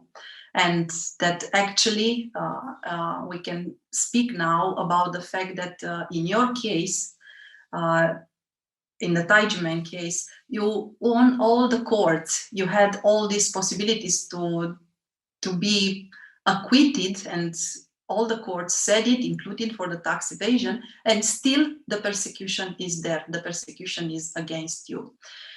We observed during our research the same style of accusation happening to communities from, for example, from Italy, where in Ananda Assisi, in Damanhur, there were the same kind of researches and trying to just discover the tax evasion and to ask for lots of money. And through these campaigns, through these accusations, actually, the government, the authorities, they are trying in a way to weaken the possibility of the spiritual community to continue their path, because actually all these years of just staying in the courts and just facing so many problems are coming towards the fact that you are starting eventually to put doubt if it's correct or is not correct, or to lose your resources and then to face all kinds of other problems and so on.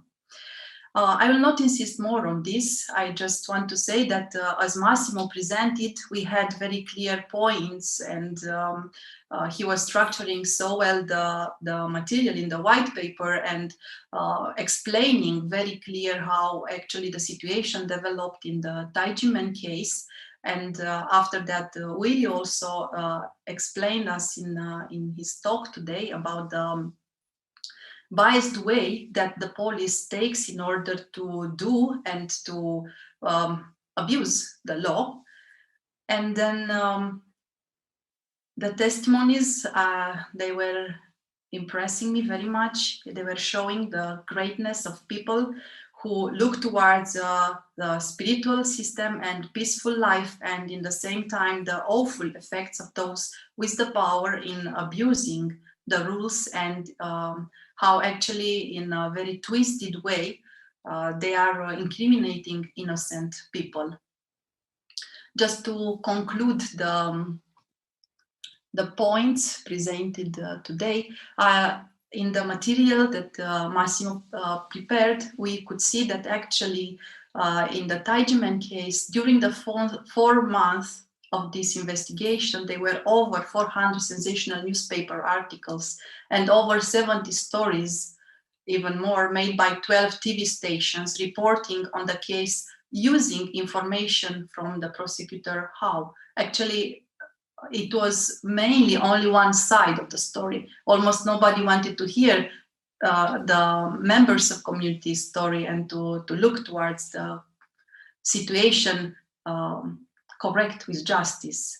And this is showing that actually the society in itself is not so much encouraging, or the reporters, the journalists, they are not so much encouraging the correct view and understanding upon the things, but they are very much taken towards the biased and supported perspective presented by the authorities.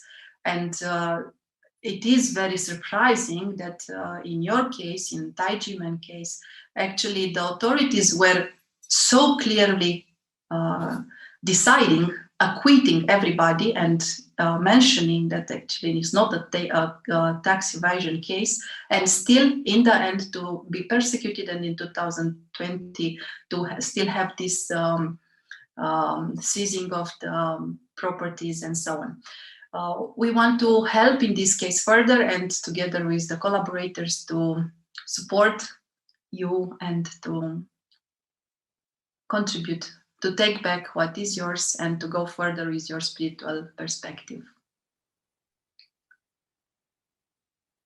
This was my conclusion, reading and listening you all.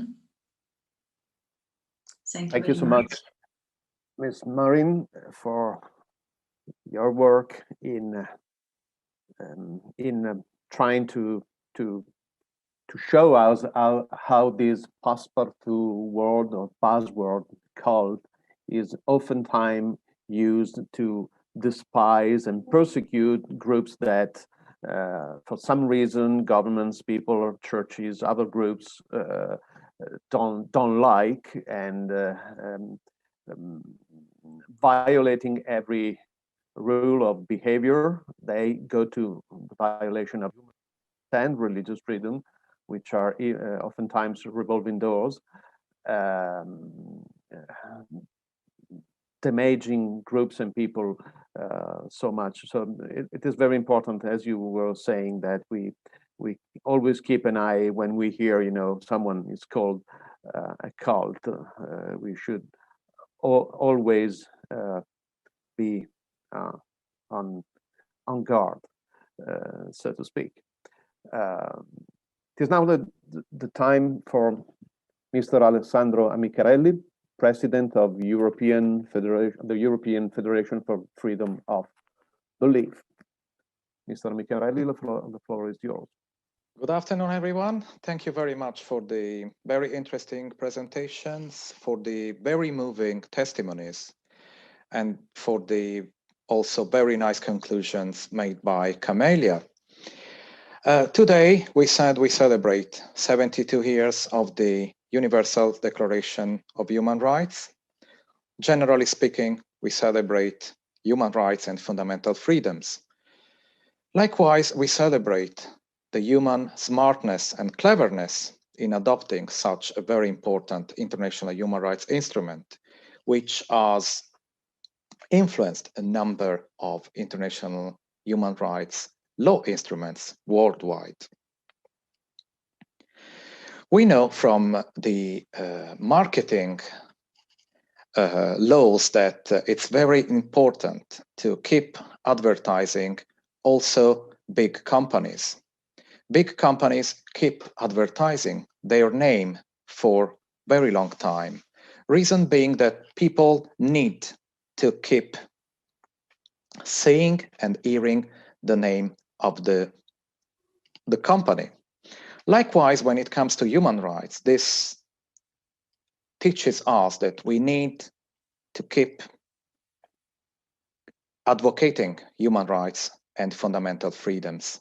So the fact that the Universal Declaration of Human Rights has been in place for 72 years, it doesn't mean that we have reached that level of human rights respect worldwide. So we need to keep working all together to that very end.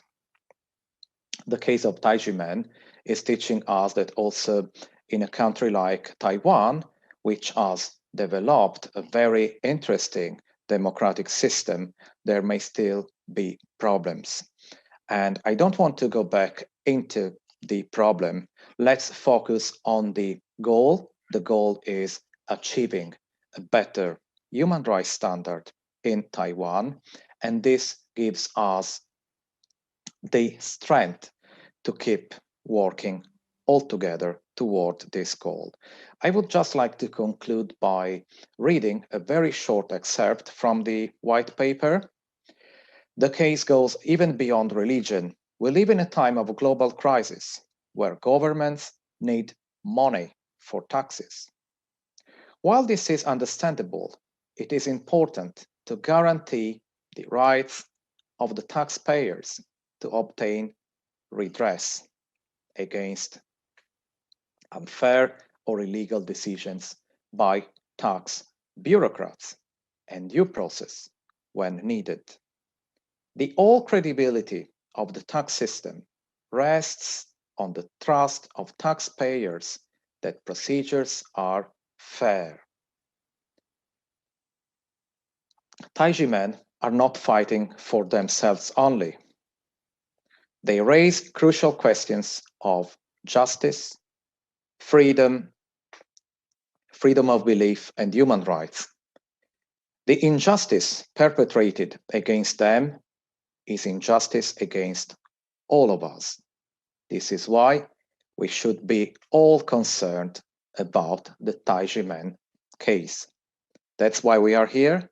Let's keep working all together for Tai Ji Men, for everyone, and for human rights for all the nations of the world. Thank you.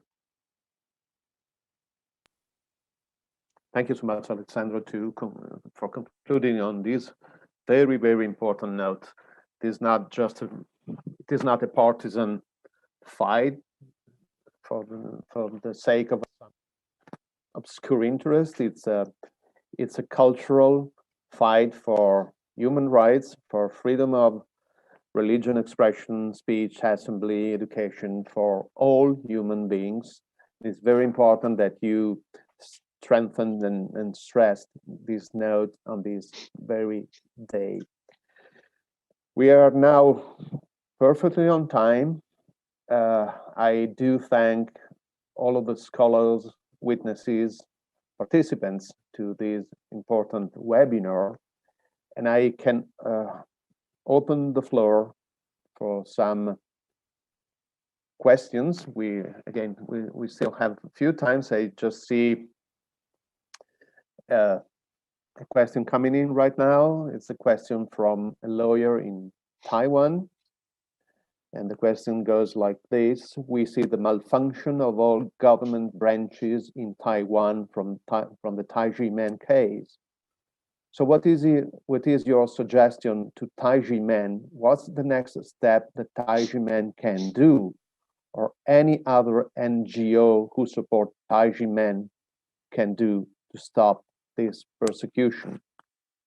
So basically, what's next? What should people, NGO, and the Tai Ji Men, dizi, do for moving a step forward?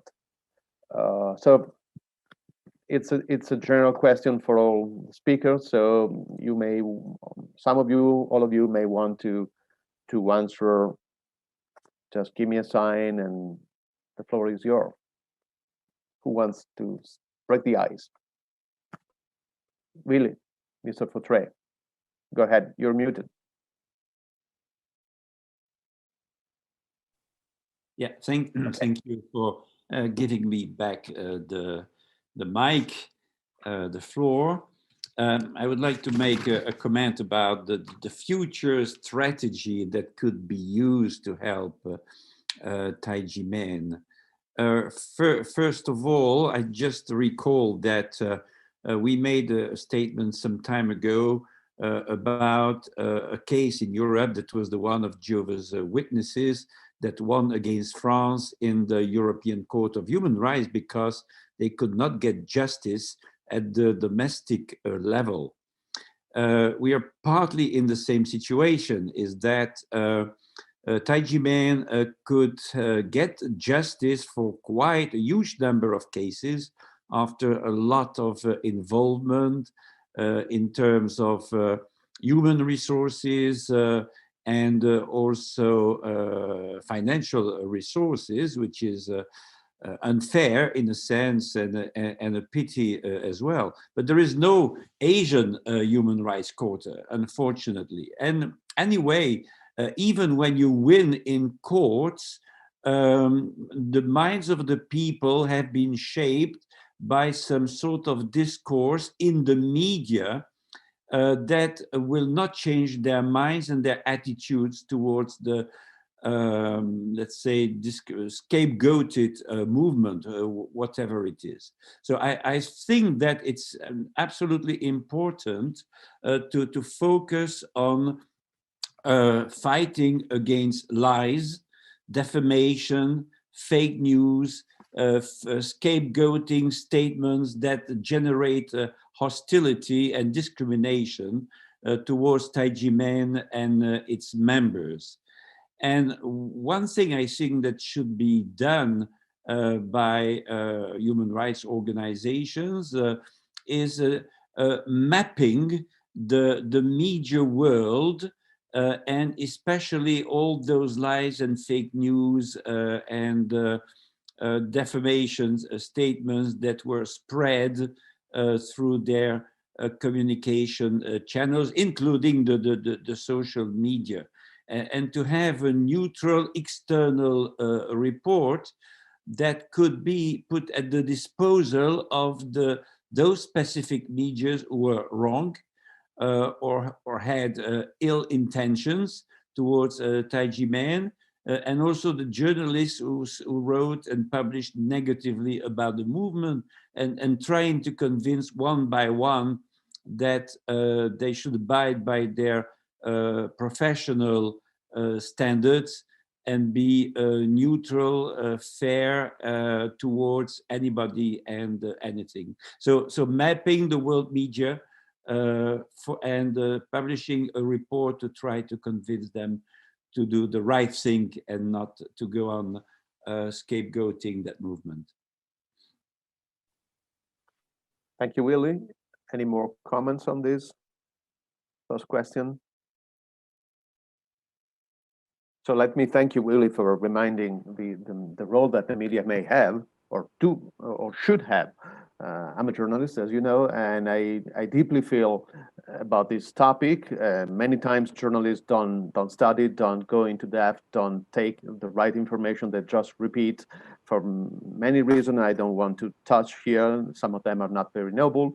And I just say this is a pity, a shame to our profession. We should just do what you suggested. Let me go to Massimo Introvigna. I'm sorry, it's just wanted to add a few things on this first question. Go ahead, Massimo. First, I would like to make an announcement.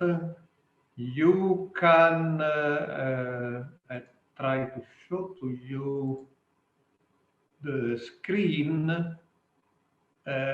on CESNUR website. You can see that cesnur.org. You can download the white paper or read it online. So I believe, of course, I expect Human Rights Without Frontiers and the European Federation for Freedom of Belief will also publish the white paper, but here is the address and you find it on CESNUR website.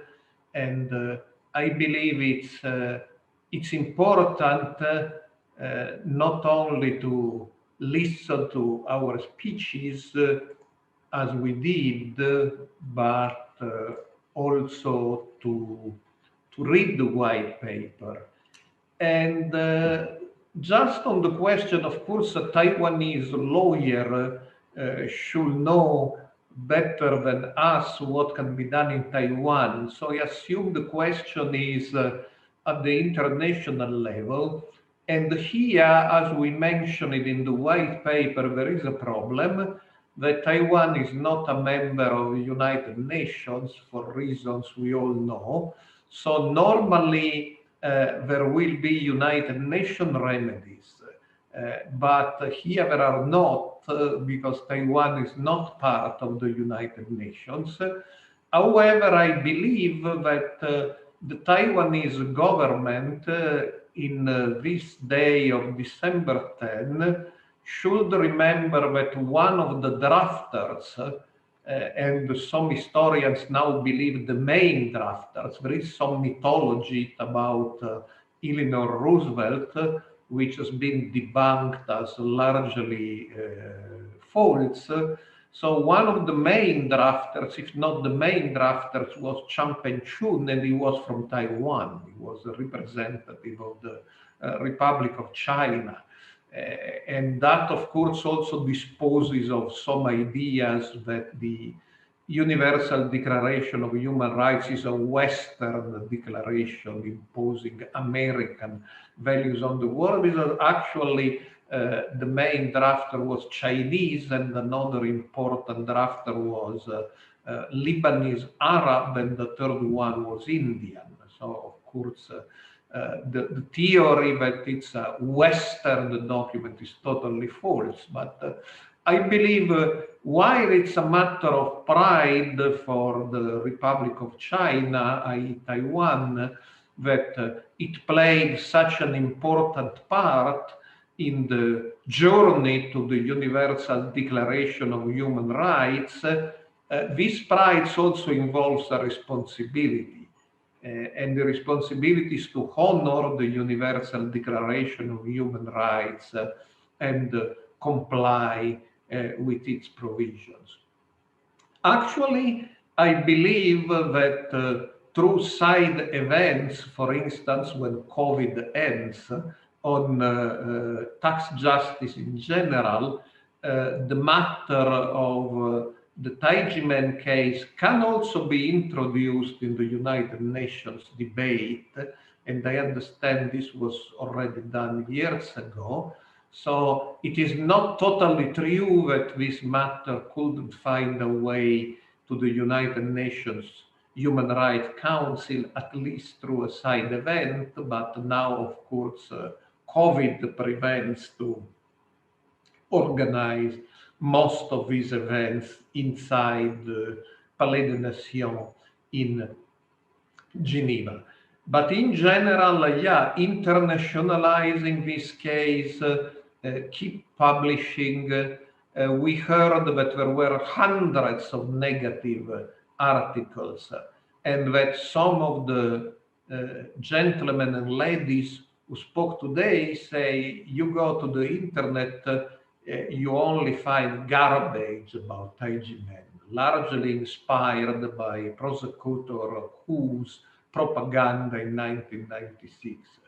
But slowly, I believe us as scholars, Human Rights Without Frontiers, and even I'm editor of a daily magazine on human rights and religious liberty called Bitter Winter, which used to be only about China, but now is gradually becoming international. I believe we should balance the bad stuff which is on the internet that can be Googled, as somebody says, and the only way to fight, as the economists say, the only way to fight the bad money is by introducing good money. And the only way of fighting the garbage on the internet is by introducing good, reliable, independent information, not only the information coming from Tai Ji Men, because some may believe that's not independent. It's like asking to the owner of the restaurant whether the food is good. But when it comes by independent scholars and NGOs, I believe that this situation of prevailing bad stuff on the internet slowly can be reversed.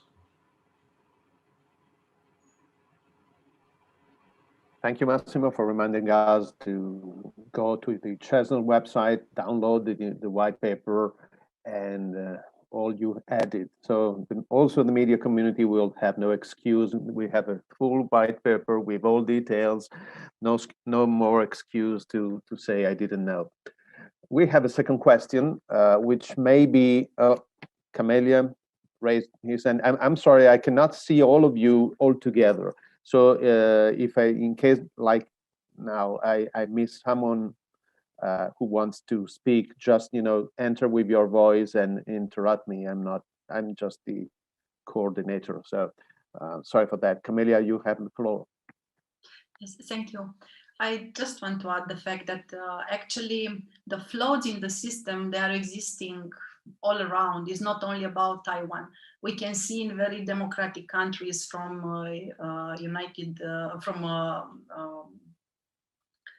EU that actually here we are facing all kind of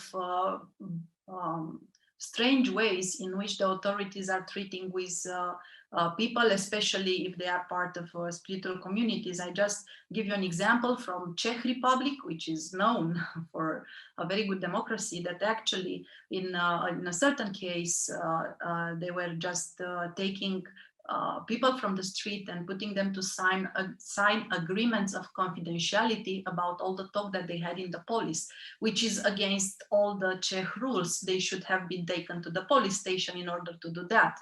And they were confiscating the money from the bank, and they didn't give them back after several years and so on. So this was just in the Czech Republic. In Romania, similar situation, even though in one of the cases, the judge in the court was explaining how actually the prosecutors fabricated the case and so on, still was not taken in consideration.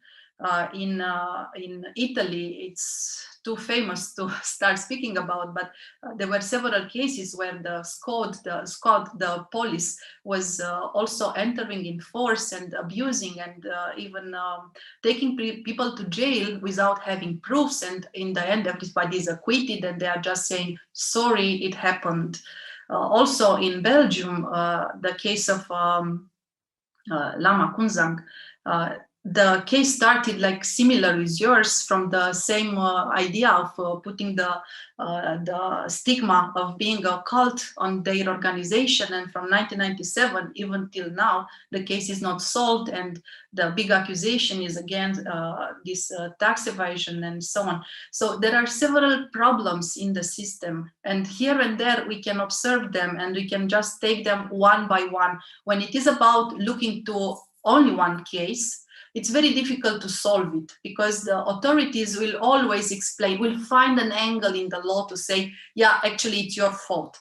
But when we start putting cases together and to bring all these flaws from different parts of the system, from different parts of countries and so on, then it's much more powerful to express a voice and to start saying, it's sure that actually it is a problem, and there are biased ways of behaving of the prosecutors, which actually the prosecutor should be equal with the lawyer. It's not about accusing. The prosecutor should just prove the correctitude of a situation, not to accuse somebody.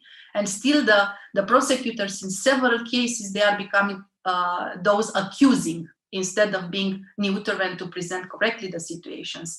And then from our point of view, Soteria International, we consider that actually the best is to start putting cases together and to bring the voice higher and higher. And as Willie and Massimo explained, to make it more international, because it's very easy to just hide under the carpet a situation which is local, but it's much more difficult to hide it when it is presented on so many websites and in so many papers and so many organizations sending letters of concern to your ministries and so on. So that is what I see being a solution, or at least an advice for moving a step further. Thank you very much. Thank you, Camelia. Yes, we should bring this internationally. We will have the white paper to download for free and to share. We will have also the recording of this event of ours online. I encourage each and all of you to share this material freely on social media, colleagues, friends, journalists, contacts, as much as we can. Yes, the secret is to go international, and we have some experience at Peter Winter with China. When you keep silence, regimes, even democratic regime, can go their way with no problem. When you start lighting a light, things may change. So let's light the light again once more on the Tai Ji Men case. We have a second question, which I don't want to put any hands forward, but it's maybe rather difficult, but as well as rather interesting to answer. The question says, what will be the practical approach to kind of urge government to implement the human rights protection? It may be not our work to suggest how government should act. Anyway, we know that many times, as in this case, the Tai Ji Men case, the problem comes directly from the government, which is a democratic government. So how Tai Ji Men people, scholars, journalists, media types, and all the society at large can act to kind of push or urge governments to respect what we are celebrating today, human rights. Massimo, the floor is yours. Yes, I believe all this discussion was useful, and I would add a word of hope. We should not despair, and we see in some cases a deterioration in the human rights situation, but in other cases we see positive developments. And I will give you two examples of how both international activities and the activities of NGOs may in fact contribute to improvements in the human rights situation. One is an example I will take from the ministerials to advance religious freedom, originally promoted by the US Department of State, and later becoming international.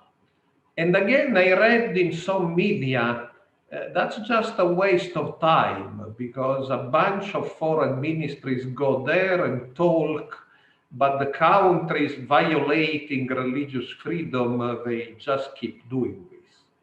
And of course, this is true for some big bad guys we all know, but there is one example, that's Uzbekistan.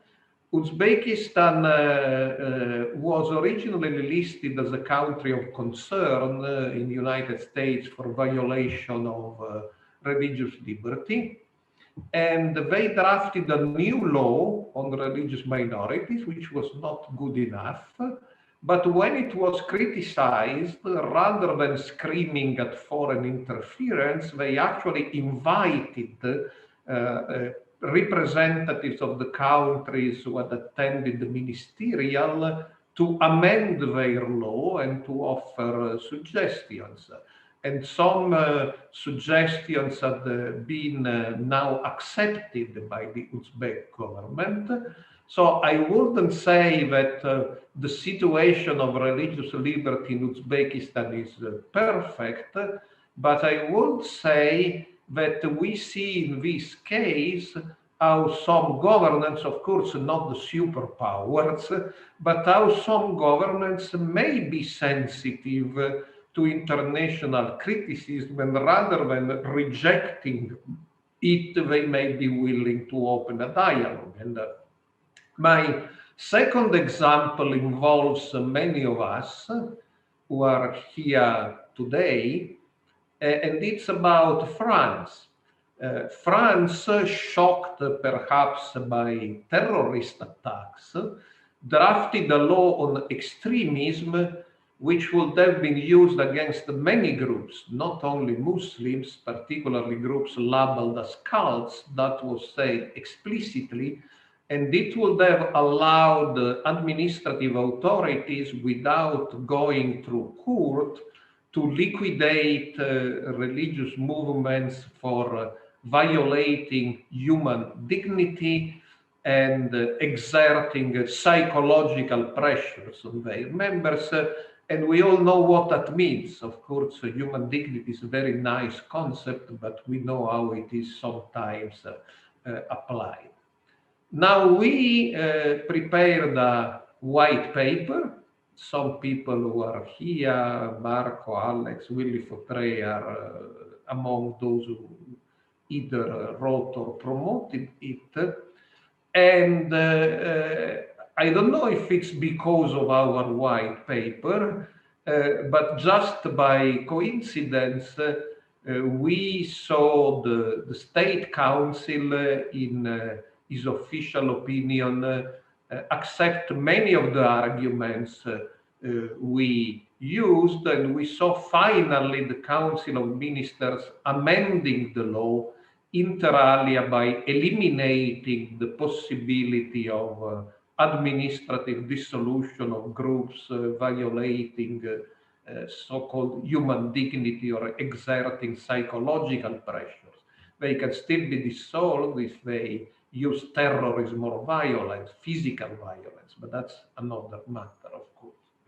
So it's probably not just our white paper, but it's a general wave of criticism of the draft law by scholars, both in France and internationally, and NGOs. But in this case, the fight has not ended, because now the law goes to the parliament where amendments could be included. But that shows that the activities by scholars and NGOs may be influential on governments.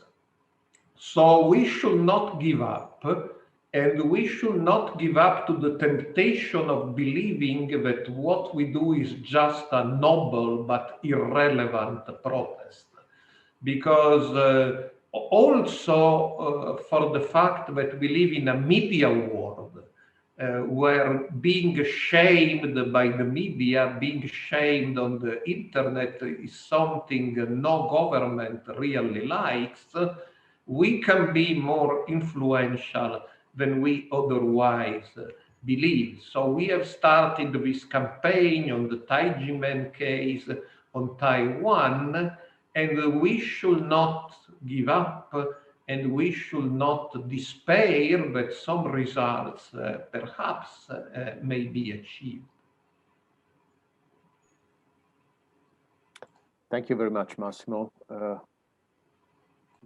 Anyone wishing to just add a few words? We're arriving at the end of our great event. So I do thank all of you. We ending on this positive, very positive note. We can be effective. So I thank all of you, Willie, Massimo, Camelia, Alex, and all of our Tai Ji Men, Dizi, Ms. Ling Chi Chen, Mr. Changbin Wen, Mr. Alan Shi, Ms. Jill Wong, Ms. Ann Chen, Mr. Ding Yi Gao, for your very important testimonies. And let me just remind you once more that we have several instruments, tools now, free available on online. So let's make this very important event, this special event on the Human Rights Day, not the event of just one day, but using that also in the future, starting from tomorrow. We are all, at some extent, Tai Ji Men today, but not only today, also tomorrow and the day after. It's the fight, the most important fight for human dignity, human rights, religious freedom, freedom of expression. So I do thank all of you, and I hope to see you online again for another event involving the Friends of Tai Ji Men and all the persecuted people around the world. And finally, let me also thank all the people that don't appear online and do a great work behind the scenes to make this technical event possible in these kind of sad days. Thank you so much, and see you soon.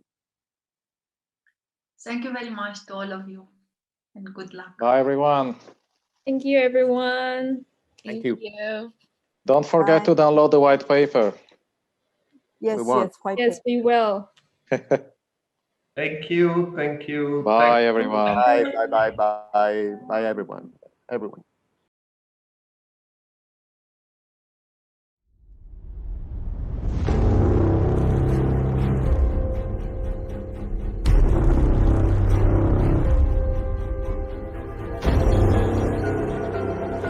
法官用你的眼神就可以判断是不是要起诉你的话，那我们台湾就永无宁日。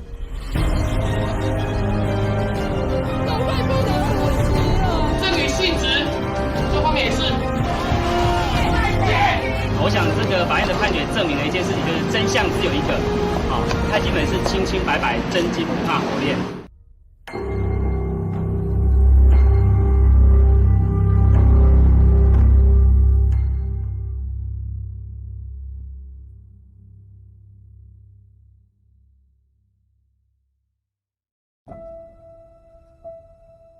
That day, I witnessed a scene that was only possible from a movie. Watching the inspectors rush in with ammunition, we all froze. In the loud scolding like in slow motion, though no one opened fire, the camera flashed in front of my eyes felt like continuous gunfire, so dazzling and unreal. Frowning, squinting, there were many doubts in my heart, but looking at the detained people and objects, my body started to shake uncontrollably. This must be a dream, a nightmare. Tears blurred my vision.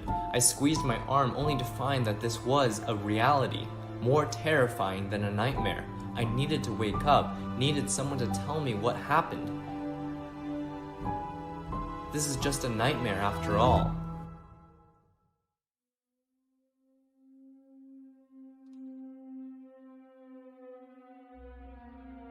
On December 19, 1996, Prosecutor Ho Kwan-ren, in the name of a religious crackdown, searched 12 Tai Ji Men academies with 19 troops, accompanied by major media outlets, as if he wanted to paint a heroic image under the spotlight, rather than to pursue the truth.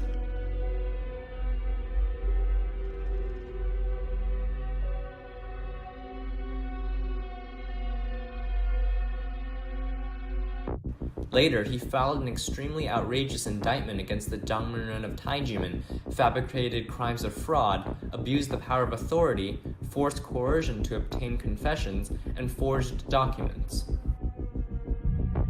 这个很生气，杠那两个唱片他说：“你没吃，你念什么修什么？一点慈悲心都没有。你的家里人要被，他也被关了，你还不赶快救他？” The whole process severely damaged the people's trust in the judicial system.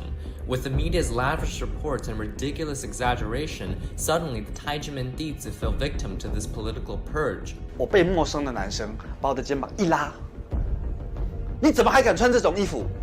你们太极门怎么样？就开始这样子对着我就吼。It is obvious that Ho Kwan-ren tried to exterminate Tai Ji Men, and the plan was working. The innocence and kindness of the group were erased overnight, leaving the pure white uniforms cast in shadow.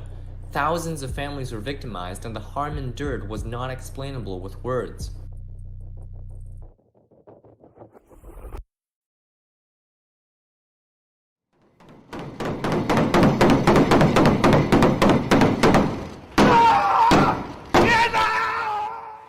Tai Ji Men has been innocent from the beginning. Many Tai Ji Men dizi cry injustice as Tai Ji Men has suffered unjustified cases of extermination for no reason. It is the Dangmen of Tai Ji Men Academy and his wife who suffer the most, but they and their disciples have never given up on defending their innocence. After many efforts, the criminal case was finally determined by the Supreme Court of Taiwan in 2007. Tai Ji Men was not guilty and had no tax evasion. The Supreme Court also confirmed the nature of the Jing Shi Li as gifts, and there was no taxation problem. All innocent defendants received national compensation, further proving that this case was a false case from the beginning. 拿到这个原有赔偿金呢，对于他们来说呢，其实已经是迟来的正义了。他们这10年、20年当中啊，受到很多的冤屈啊，那甚至于很多是妻离子散、家破人亡。A few short sentences, less than 30 seconds, but behind it was a long 10 years and 7 months.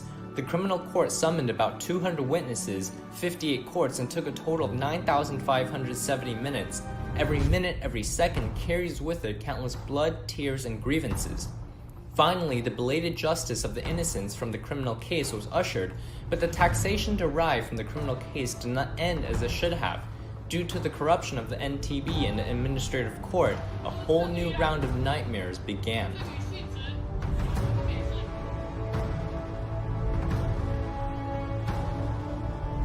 经过最高行政法院的判决确定，都已经认定太极门不是补习班，净司礼都是赠与的弟子的净司礼，不是补习班学费，所以太极门根本就没有税单，也没有纳税的问题。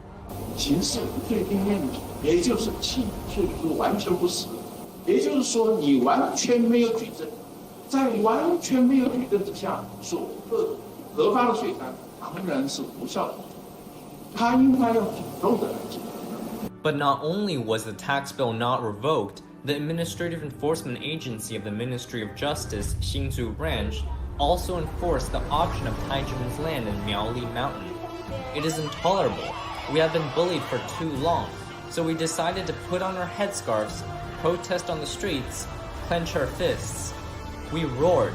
What did we do wrong? This roar has lasted for 25 years. 25 years, 9,125 days, a quarter of a century. How many people have dedicated the best time in their lives for this? They were youth, filled with righteous indignation. Now they are gray-haired human rights fighters. They were young and beautiful women.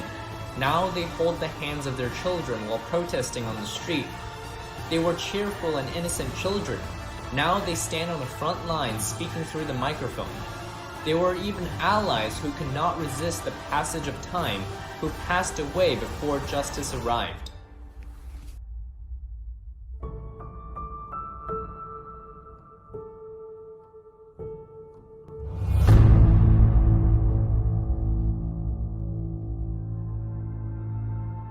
In this violent storm, he no longer has another existence like a parallel universe. All because of Zhang Ren's great spirit, he waved his sleeves and said, "We still have to be patriotic. Because we love this land, we have to fight." So we dried our tears and continued to roar, but this time the scene was different. We are promoting Chinese martial arts with traditional weapons and feather fans to show the beauty and essence of the culture. In front of the president's office where we were protesting, we are now celebrating the nation's birthday. We were invited 10 times to perform at the national birthday celebration, and 8 times we performed on Ketagalan Boulevard. We did an important opening at the 2017 Universiade. We won the martial arts championship in Japan and performed at the Sydney Opera House during the Olympics to promote love and peace. The group has traveled across 5 continents to countless countries to promote the importance of conscience. In our homeland, we protest on the streets, but in the United Nations, we receive countless compliments. It was not that there was no pain, tears never stopped flowing. Because we care, we endured the sorrow. Because of faith, we 那刚刚大家可以看见，有许多的 NGO 团体提出，针对于台湾的法制上有需要再精进的，像是再审制度。那其实除了再审制度之外啊，法官不中立与未回避，行政机关可以无限期、无限次对人民限制住居跟出境，行政执行违反比例原则等等，行政救济啊，这是刚刚讲到的再审时效只有5年。然后还有昨天有发生的集会游行的权利，前天大家很强调的，那行政机关没有经过法院判决就可以剥夺人身自由跟财产权等等，在法治税制上很多的问题，然后其实都违反了2公约，歧视造成了歧视，违反了平等原则，然后同时也剥夺了人民的许多的宗教信仰自由等等权利都被侵害了。所以这些都是许多公民团体在关注的议题。So these are many NGOs are concerning about. 刚刚所提到的再审制度，这个5年的期效到底有什么问题呢？ Previously, we mentioned about the 5 带大家一 years 起分析。 a retrial, and that means let us watch about the video.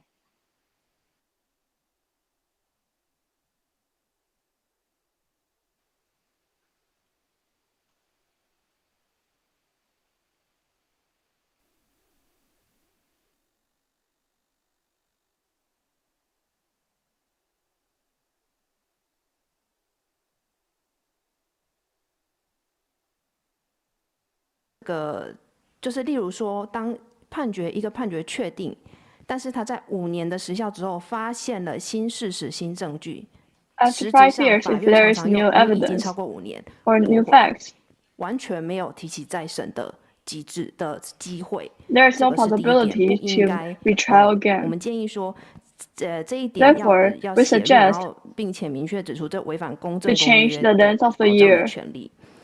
然后再来第 And 二 this should 点 be 是 put into 说， the, and this is a violation of 就 the 是 two 民 covenants. 事法院跟行政法院对于再 Second 审 one. 5年的不当设定，其实造成了众多的一个冤案救济无门。应该成立2代的促进转 The 型正义 criminal 委员 court 会，为这些案件去 settings 做 of 平 5 反。 years cause a 然后 lot 再来 of 是说，我们还是要特 cases. 别的再提出来是说， There's 因为 no 刚刚 relief. 我们前面所讲到的一个状况，会造成行政机关实质上会用税务 Because what 手 we 段来 mentioned 迫 before, 害 the 可能宗 situation, 教 it 信 will 仰自由 cause 或 the 是个别 administrative 个人或者是 agency 团体的一个状况。那这个2公 to 约应该 use 去保障人 methods 民 of 去 of 免受这个 taxation 行政机关因为扩大 to 的 abuse 解释函 people's 令而 religion of 违 freedom. 法的一个状况，来对个人去做一个保障。以上。 And the two covenants should protect human beings from being violated by the administrative letter.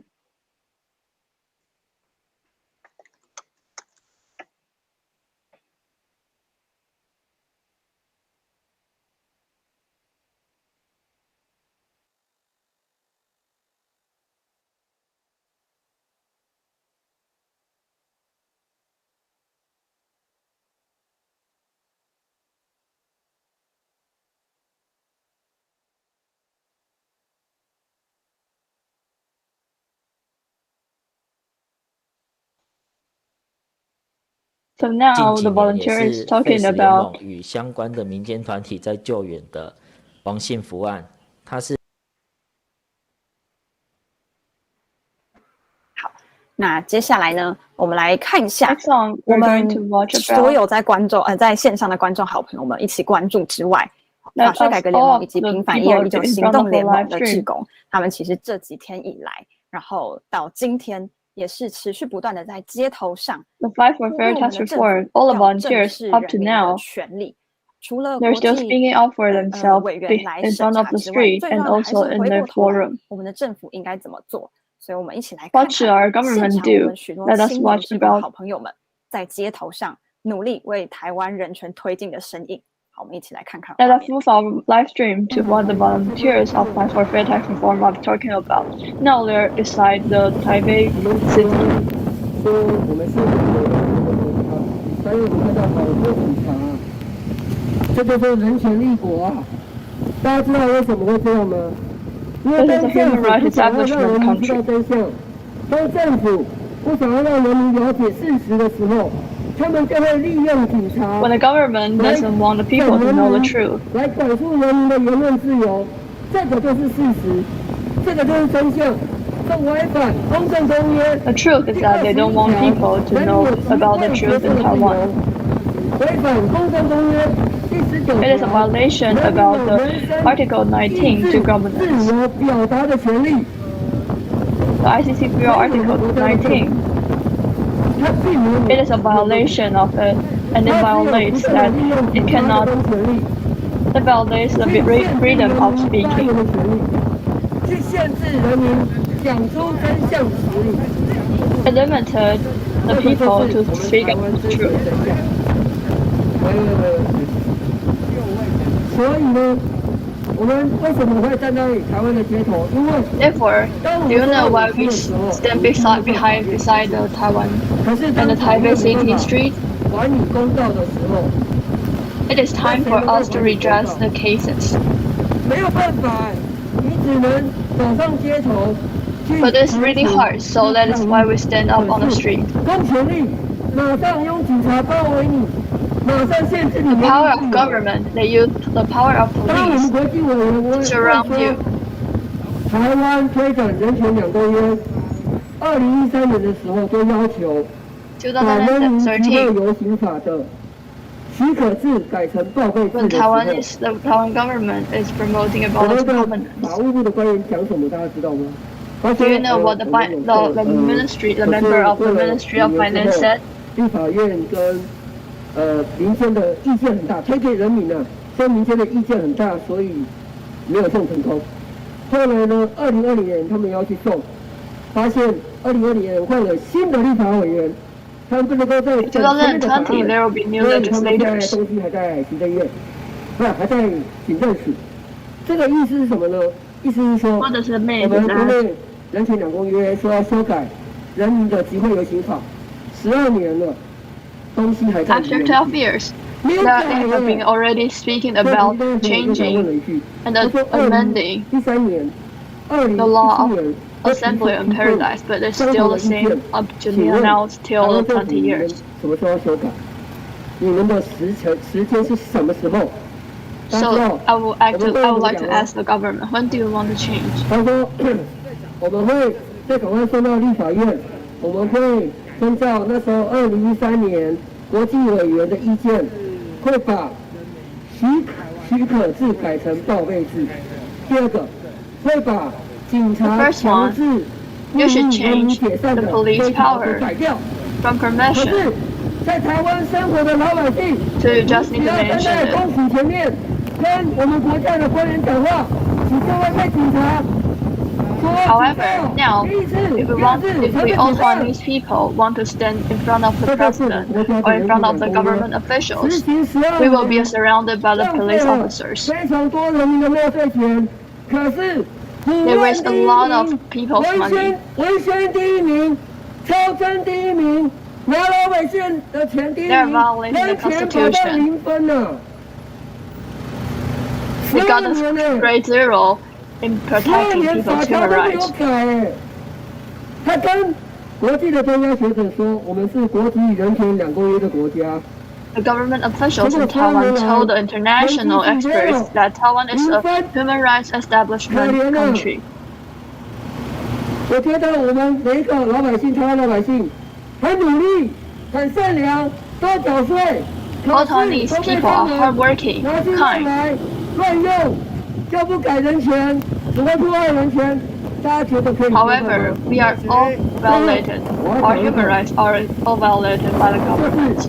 当我们国际专家学者说，台湾的政府你们写的报道文不对题啊，文不对题啊，又没有讲到重点，又没写什么东西。 The government officials are not speaking of the elements, the key elements about with the international experts.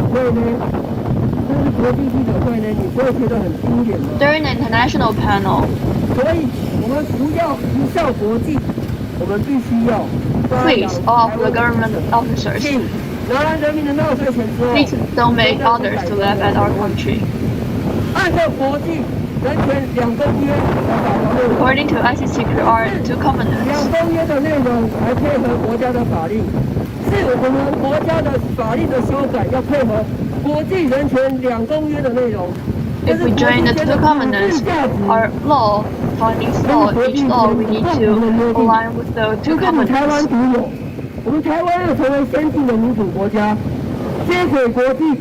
You cannot make the laws violating 不 about 是 the 只有 2花大笔 covenants. 人民的纳税钱，欺骗台湾人民，做美丽的大外宣。 So how come the government can waste Taiwanese people's money against the Taiwanese 我们等一 people? 下到了立法院，我们请我们的国际职工来讲一下，我们在 Now we're in front of the Yuan.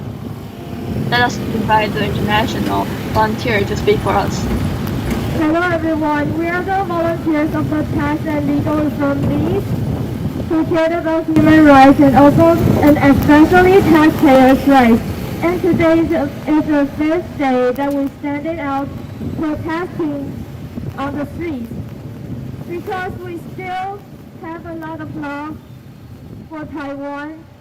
We bravely stand up because we cared about the issue of human rights in Taiwan. Because Taiwan is a democratic country. However, the ICCPR and ICSCR are not truly implemented in Taiwan. For example, the freedom of the speech. When people are protesting, the volunteers of the Tax and Legal Reform League has standing up protesting on the streets for many years. But however, what we see is the government officials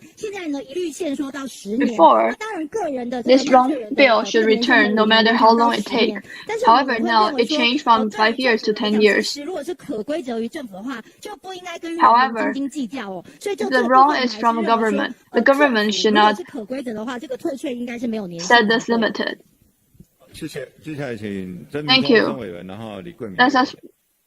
let us invite Legislator Lee and 本 Legislator 来原来现金法28条的规定，是因为政府错误的部分原来是没有期限的。 Before the Article 28, it didn't have any limited about the government's wrong on the tax bill. However, 我觉得不合理。 the Ministry of Finance, 因为资讯不对称嘛，很多人民你缴 the information is not balanced. 寄税单来，一般就缴了，有没有错根本民众无 Usually, 无从了解。 people will just pay the bill when they get the tax bill from the government because they don't have enough information. They have less information than the government. And these kind of cases are too much. 尤其去年定期限定了15年， Especially when last year it set the limited of 15 years. 高教委员讲很好啊。 People didn't react well. 为什么不当得利？你还定期限？就算你今天要设有一个时效，那这个时效的 Even though you want to set a limited, 如果说你要设有一个时效的期限，最起码应该从老百姓知道你错误。 you should let the government should let all of Taiwanese people know that they are wrong. Otherwise, Taiwanese people won't know the government officials are doing. It is encouraging about taking the tax bonuses. 我们看到的超征庭这么多， We see the excessive condemnation. 在课税的过程当中，你在认定的过程当中，你在认识用法的过程当中是有错误呢？ 当你政府做错， We won't know if what the progress and what part of the progress are government making wrong. 我觉得这个过分官僚，我们很 If you set a limited to 15 years, it is, I think it is illegal for the government officials. 这个是在走回头路，我就不知道，我不知道这个是不是。 I don't know if this is Minister Su's decision. 不管是谁，财政部谁做的决定，过分官僚要从人民的角度来思考。 I call for the government officials. You need to think from people's perspective. 我觉得对的，我们都应该要去做。大家可以看到，有许多非常认真，然后在守护人民权益的民意代表，真的是不分党派。 From the video, 可见， many hardworking legislators are protecting people's human rights. 在倒退走，所以这个 It is very clear that the government is walking back from democratic country. 到底有多少法条是我们财政部瞒天撒谎，对着外面说 So do we know how many articles or how many laws from the administrative bureaucracy? 甚至这些法律 How many are they put the law inside by themselves? 民国54年一直留到现在，很多威权时期的税制、法制都还存在。 Many tax system is from the authoritarian time period. 影响到我们每一个人，跟每个人息息相关。 The tax system is related to each of every one of us. 我们看到的警察在执行权力的时候 We can see when the police officer they are putting their power to the citizens. 好，警察在执行勤务真的非常辛苦。好，所以我们也非常希望 I know the police officers are very 真的是很 hardworking. 完善的法制来保护警察，他可以依法执行权利来保障人民，而不是现在好像有些幕后黑手会来影响警察滥权的 I don't wish that the law now 最近真的 will be like 蛮多的 protecting 社会 the 新闻或 police 是案件 to violate 像之前的 people's 詹 human 老师 rights. 事件啊，在中立大外割事件，大家应该还有印象。好，这种 I remember 警察 in the North 竟然 Taiwan, 可以滥 the 用他的 case in 公 North 权力 Taiwan, 来迫害人民。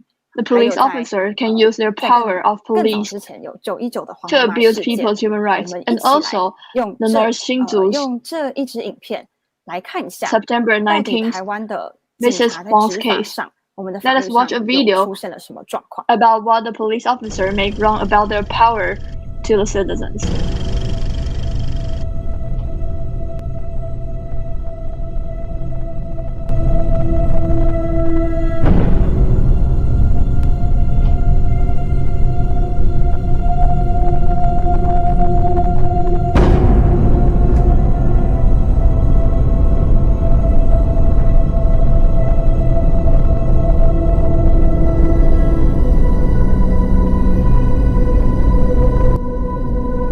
If we still don't respond on your third try, you can bang the table.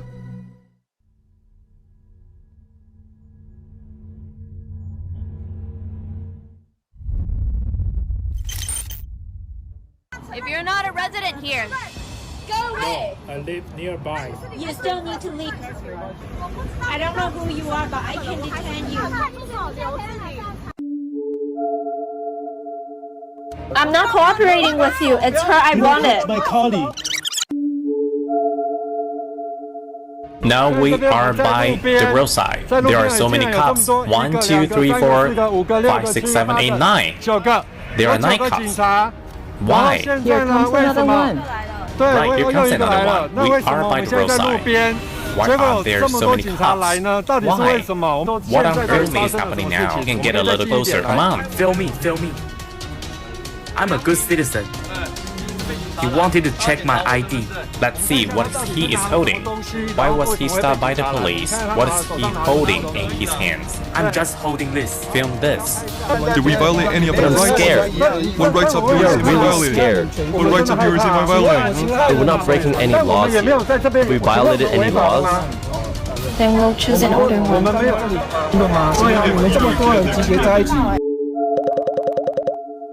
No, I have to look around once to find out. We're afraid you're gathering for a fight. We didn't gather people to fight. Then good. Then tell us when we break the law, or you can raise a warning sign. When we see that warning sign, we will ask what law we are breaking at that point. Is that okay?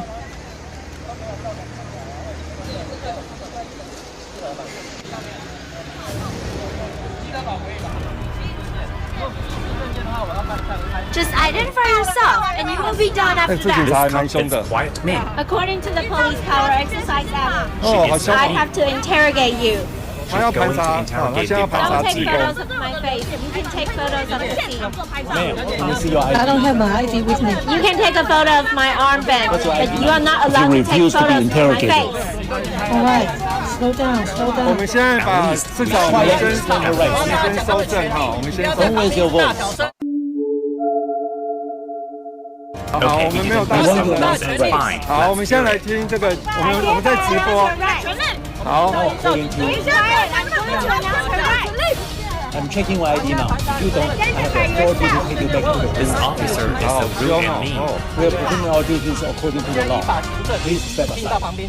I didn't. You want to identify yourself or go to the police station with me? Identify yourself. You have to identify yourself. 他如果离开这里可以吗？ No, we need her ID. I have a question. Check your ID. Check your identity. Sir, Live broadcast. Live broadcast right away.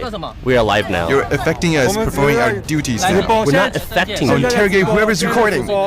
现在在直播。你现在怎么样？你现在影响到我们的执勤了。我们没有影响啊。 That day, the police checked almost every volunteer there. Let me inform you that I am acting in accordance with the Police Authority Enforcement Law, and that the entire personnel of this place is being interrogated. If you refuse, I will make you stay at the police station for 3 hours.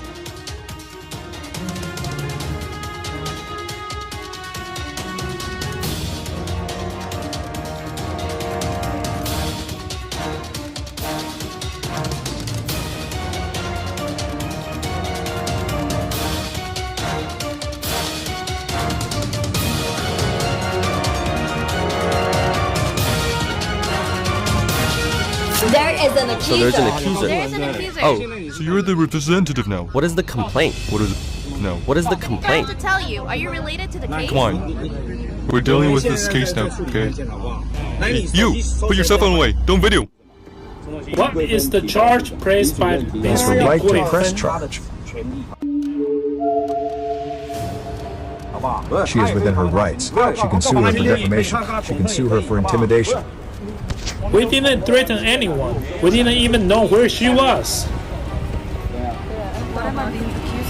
What is it? But this is her right. I'll tell you the charges against you during the interrogation later, okay? I'll tell you when I arrest you in a moment. Don't worry.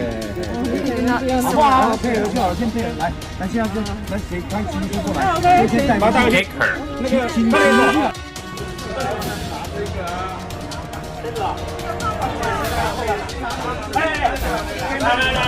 没有搜索令的情况下，未经不当的搜取，别人的隐私 Consent of the owner, the police searched the bag on the ground. It did not belong to Ms. Wong. This one, did you hold this? Yeah? Is it this one? Did you hold it? Huh? Finally, after looking for the poster, the police forcefully stuffed the poster into Ms. Huang's hand and arrested her without charging her with the crime. 以现行犯名义将他逮捕至6家派出所。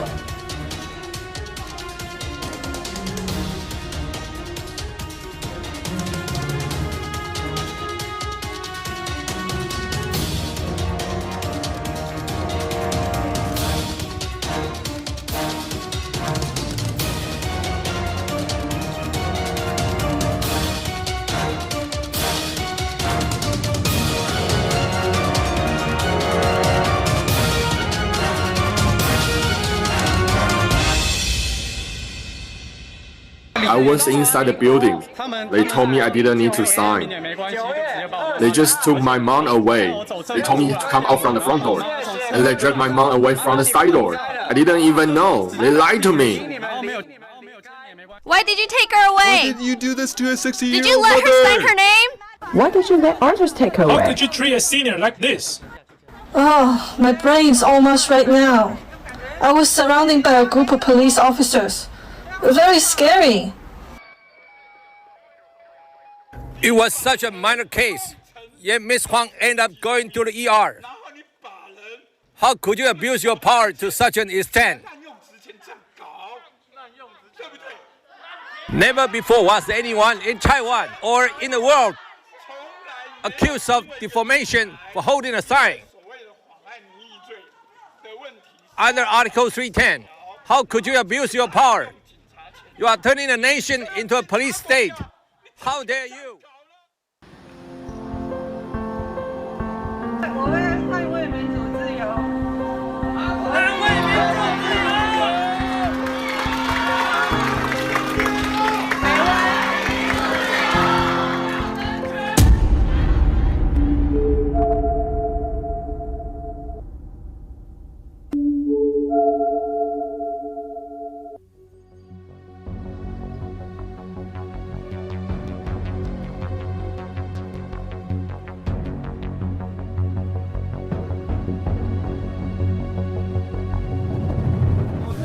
I am Jie Boxian.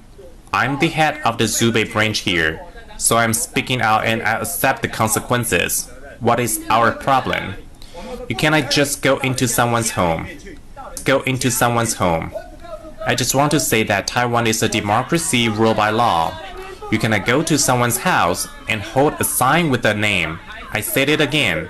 You cannot go to someone's house. You cannot go to someone's house. We would like the audience to see this. We are just standing by the roadside, yet there are so many cops. 1, 2, 3, 4, 5, 6, 7, 8, 9. There are 9 cops. You can't go to someone's house. You can go to someone's house. You can go to someone's house.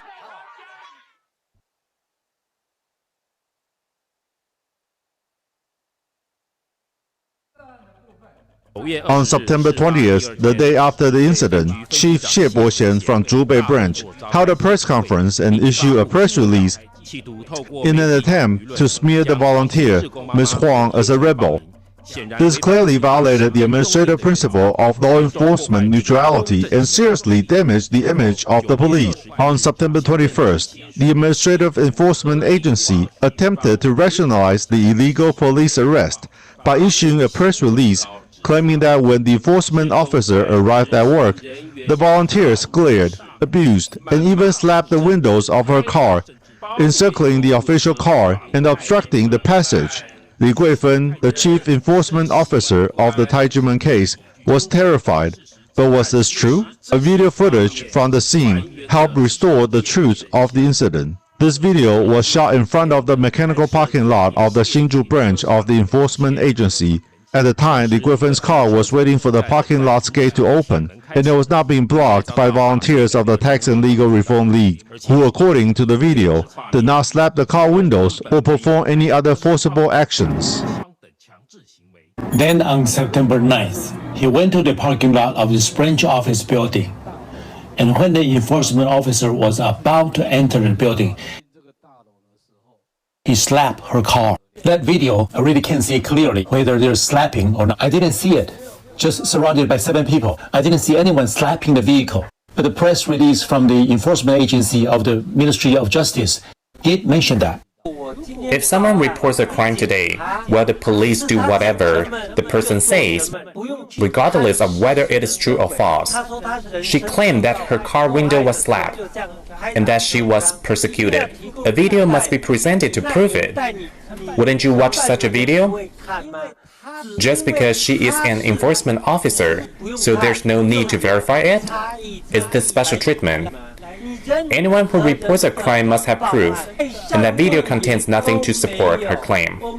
Our police officers' biggest mistake is that they just handle the case according to what the enforcement officers say, thinking it would be the enforcement officer's fault if it is incorrect. It has absolutely nothing to do with me. How could the police handle cases if they are incapable of telling right from wrong? This is unacceptable. You didn't check whether what she said was true. Could the police arrest Mrs. Huang as a criminal? It is a very serious crime. Can't you arrest someone just randomly? The attitude of the police, their behavior, their interrogation, and their lack of understanding of the law. How can we continue to make the people of Hsinchu County feel safe?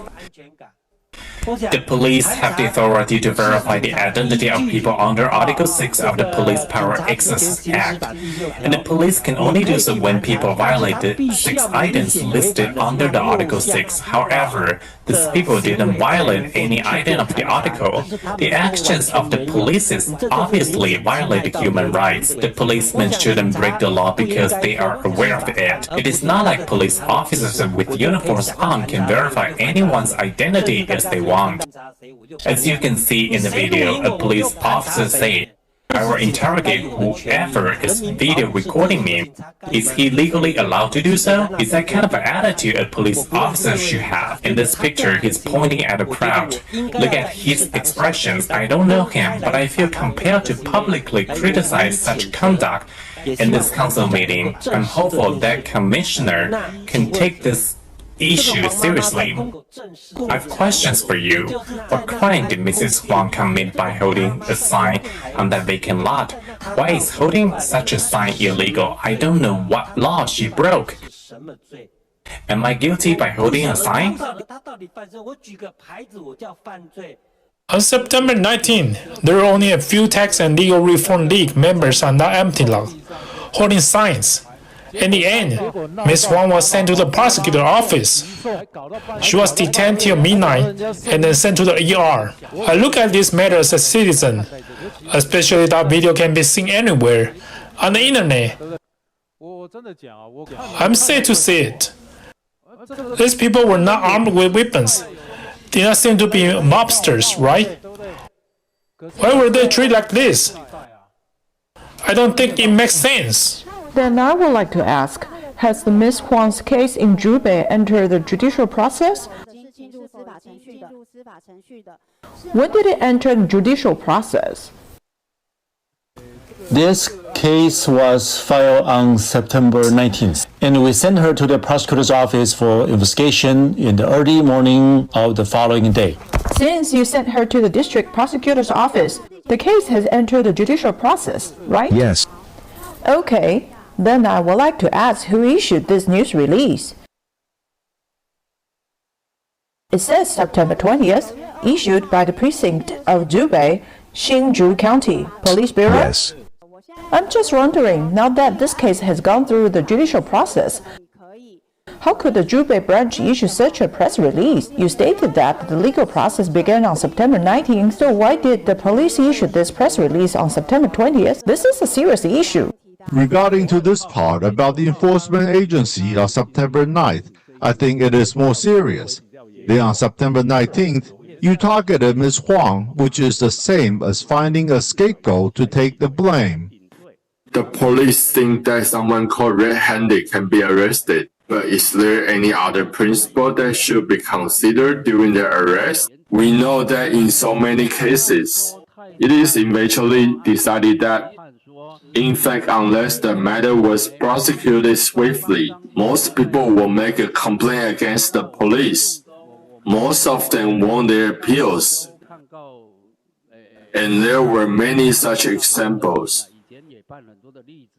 You want something to eat? We really have a menu for you to choose from. We are nice to prisoners. And wait for Professor Chen to come and put up a show. I am Xie Boxian. I am the head of the Zhubei branch here, so I am speaking out and I accept the consequences.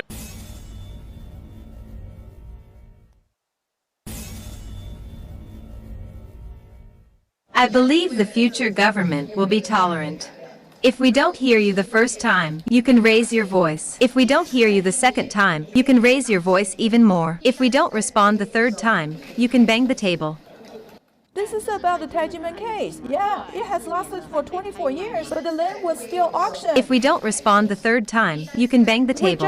If we don't respond the third time, you can bang the table. Those cops overreacted. We are performing our duties. No video, please. But you're filming us. Be humble. Be humble. And be more humble.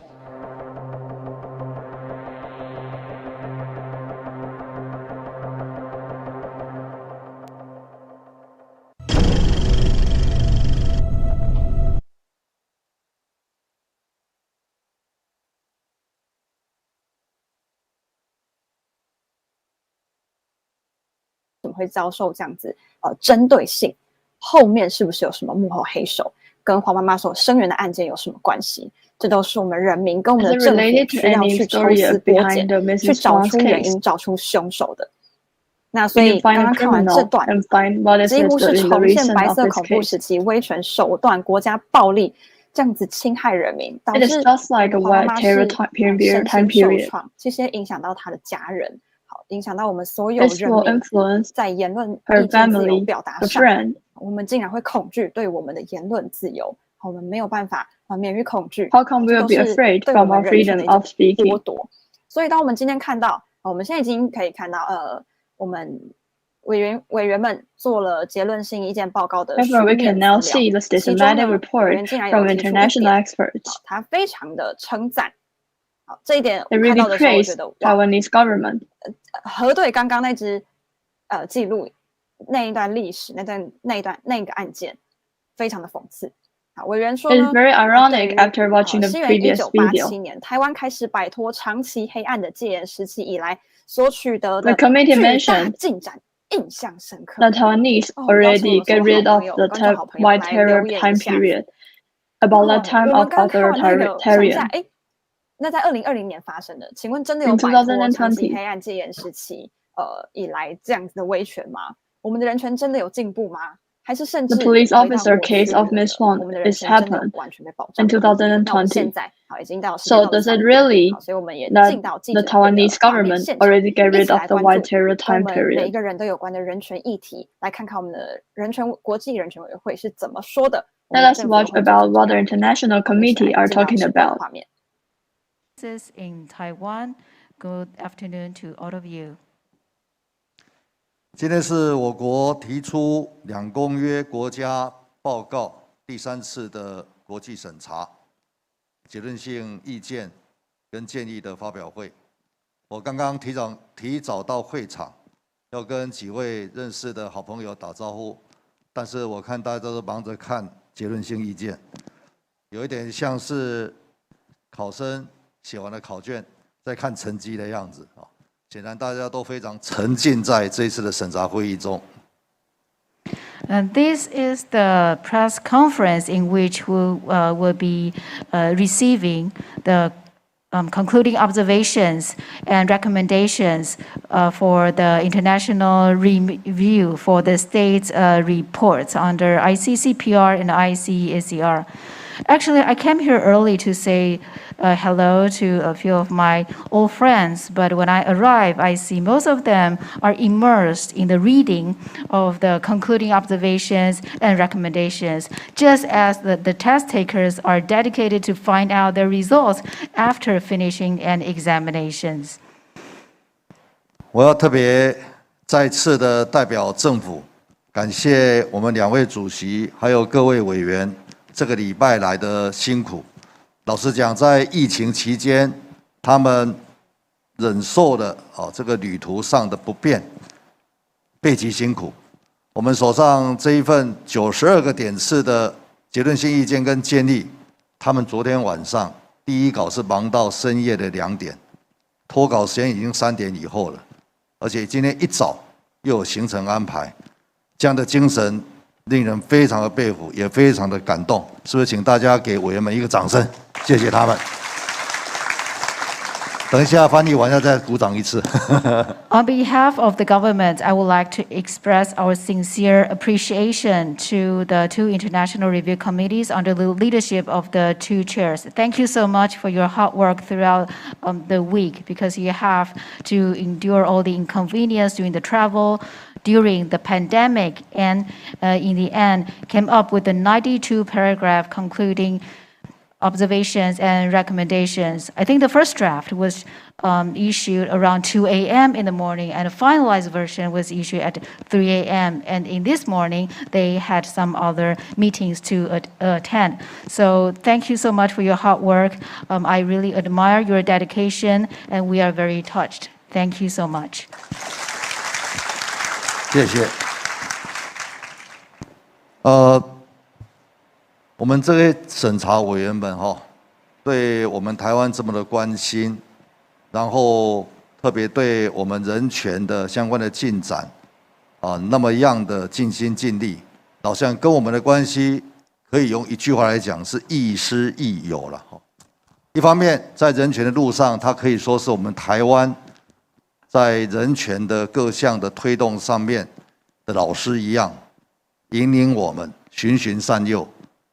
但他也像我们的好朋友，陪伴我们在这20年来的这一条路上。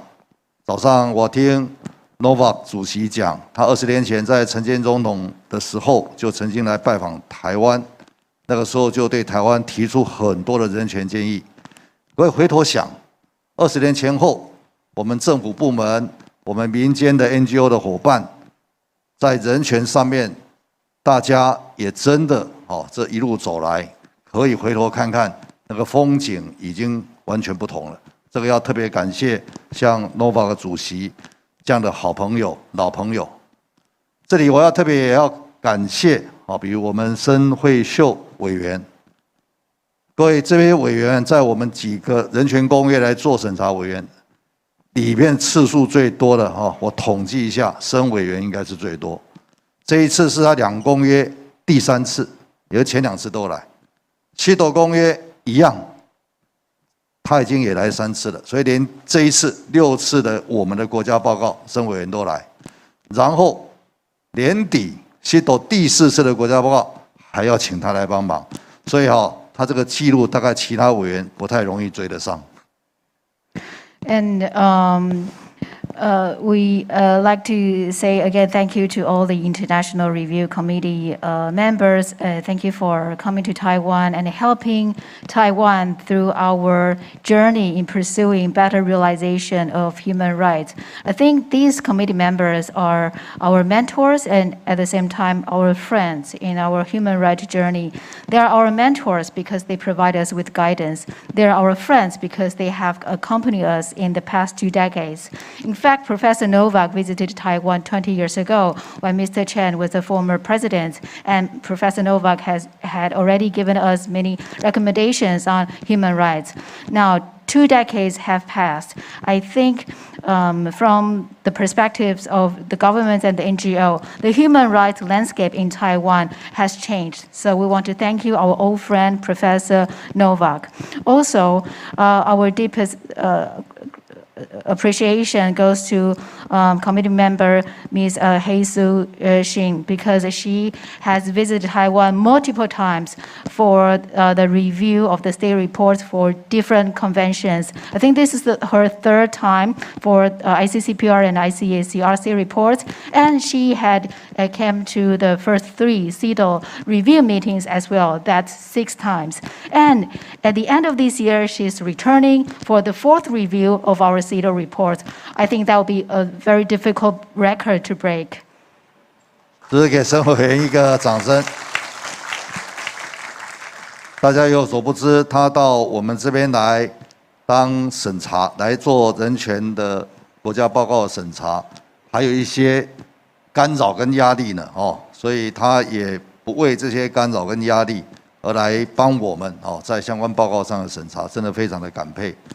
那在坐他右手边的努兰女士，虽然看起来是第一次来参加我们国家报告审查，但是大家对她都不陌生我们的国家人权委员会成立相关的这个专家意见，也是努兰女士所提出。那在监察院成立一个独立的国家人权委员会，也是经由她来审查。那个努兰女士对我们国家人权委员会在2年前能够成立，我认为她也是催生者之一。我们是也给她一个掌声。And despite all the interference and the pressure Professor Hesu Xin faced, she still decided to come for our review. So really thank you for your help. And next, Ms. Nuland, even though it appears to be her first time in participating in the international review of our state report, Ms. Nuland is not a stranger to Taiwan because she had participated in the process of deciding that NHRC would be created on parallel with Control Yuan in the assessments, in giving some guidance, in finally coming up with this approach of creating our NHRC. She has contributed a lot. So NHRC has been in operation for about 2 years. I believe that without Ms. Nuland's contribution, it wouldn't be possible. 好，今天再一次掌声，谢谢。这个礼拜大家的辛苦特别再次感谢各位委员能够完成第3次2公约第3次国家报告的国际审查委员通过的结论性意见跟建议。那除了委员们的辛苦以外，我也借这个机会特别感谢我们的 NGO、我们这些人权团体伙伴，还有我们各部会机关的代表大家一起参与没有大家一起的参与。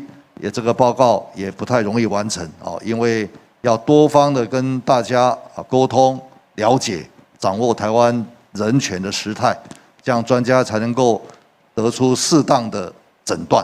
我们刚才讲说亦师亦友，这个师是老师以外，其实也是医师的意思，所以这个可以说是我们第3次国家报告的诊断书我相信政府机关在过往2次的国家报告都抱持了相同的这个态度，对国际专家所谓的审查意见都极为重视跟尊重。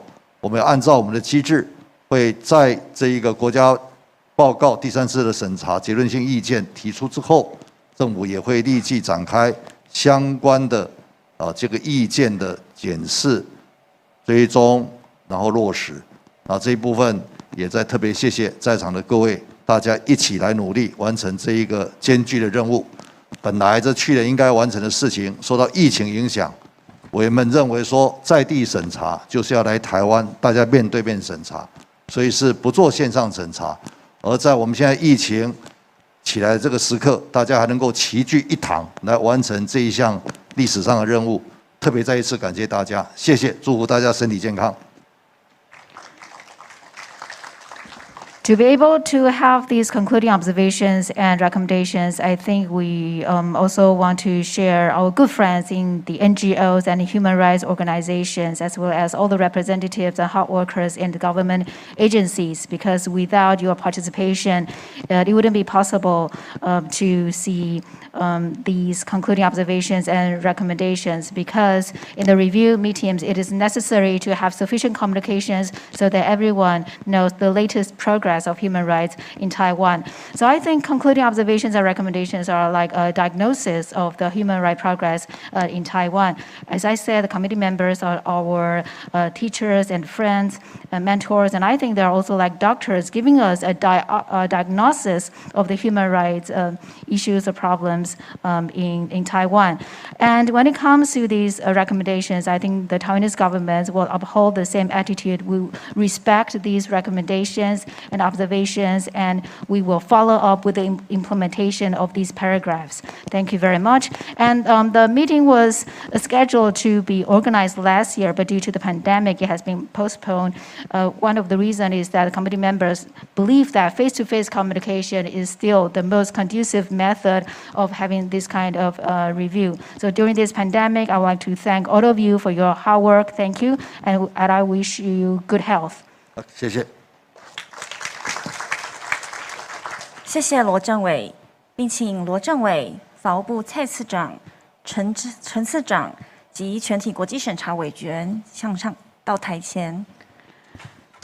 And now we would like to have a group photo. So we would like to invite Minister Tsai of Justice and Deputy Minister Chen and all the committee members.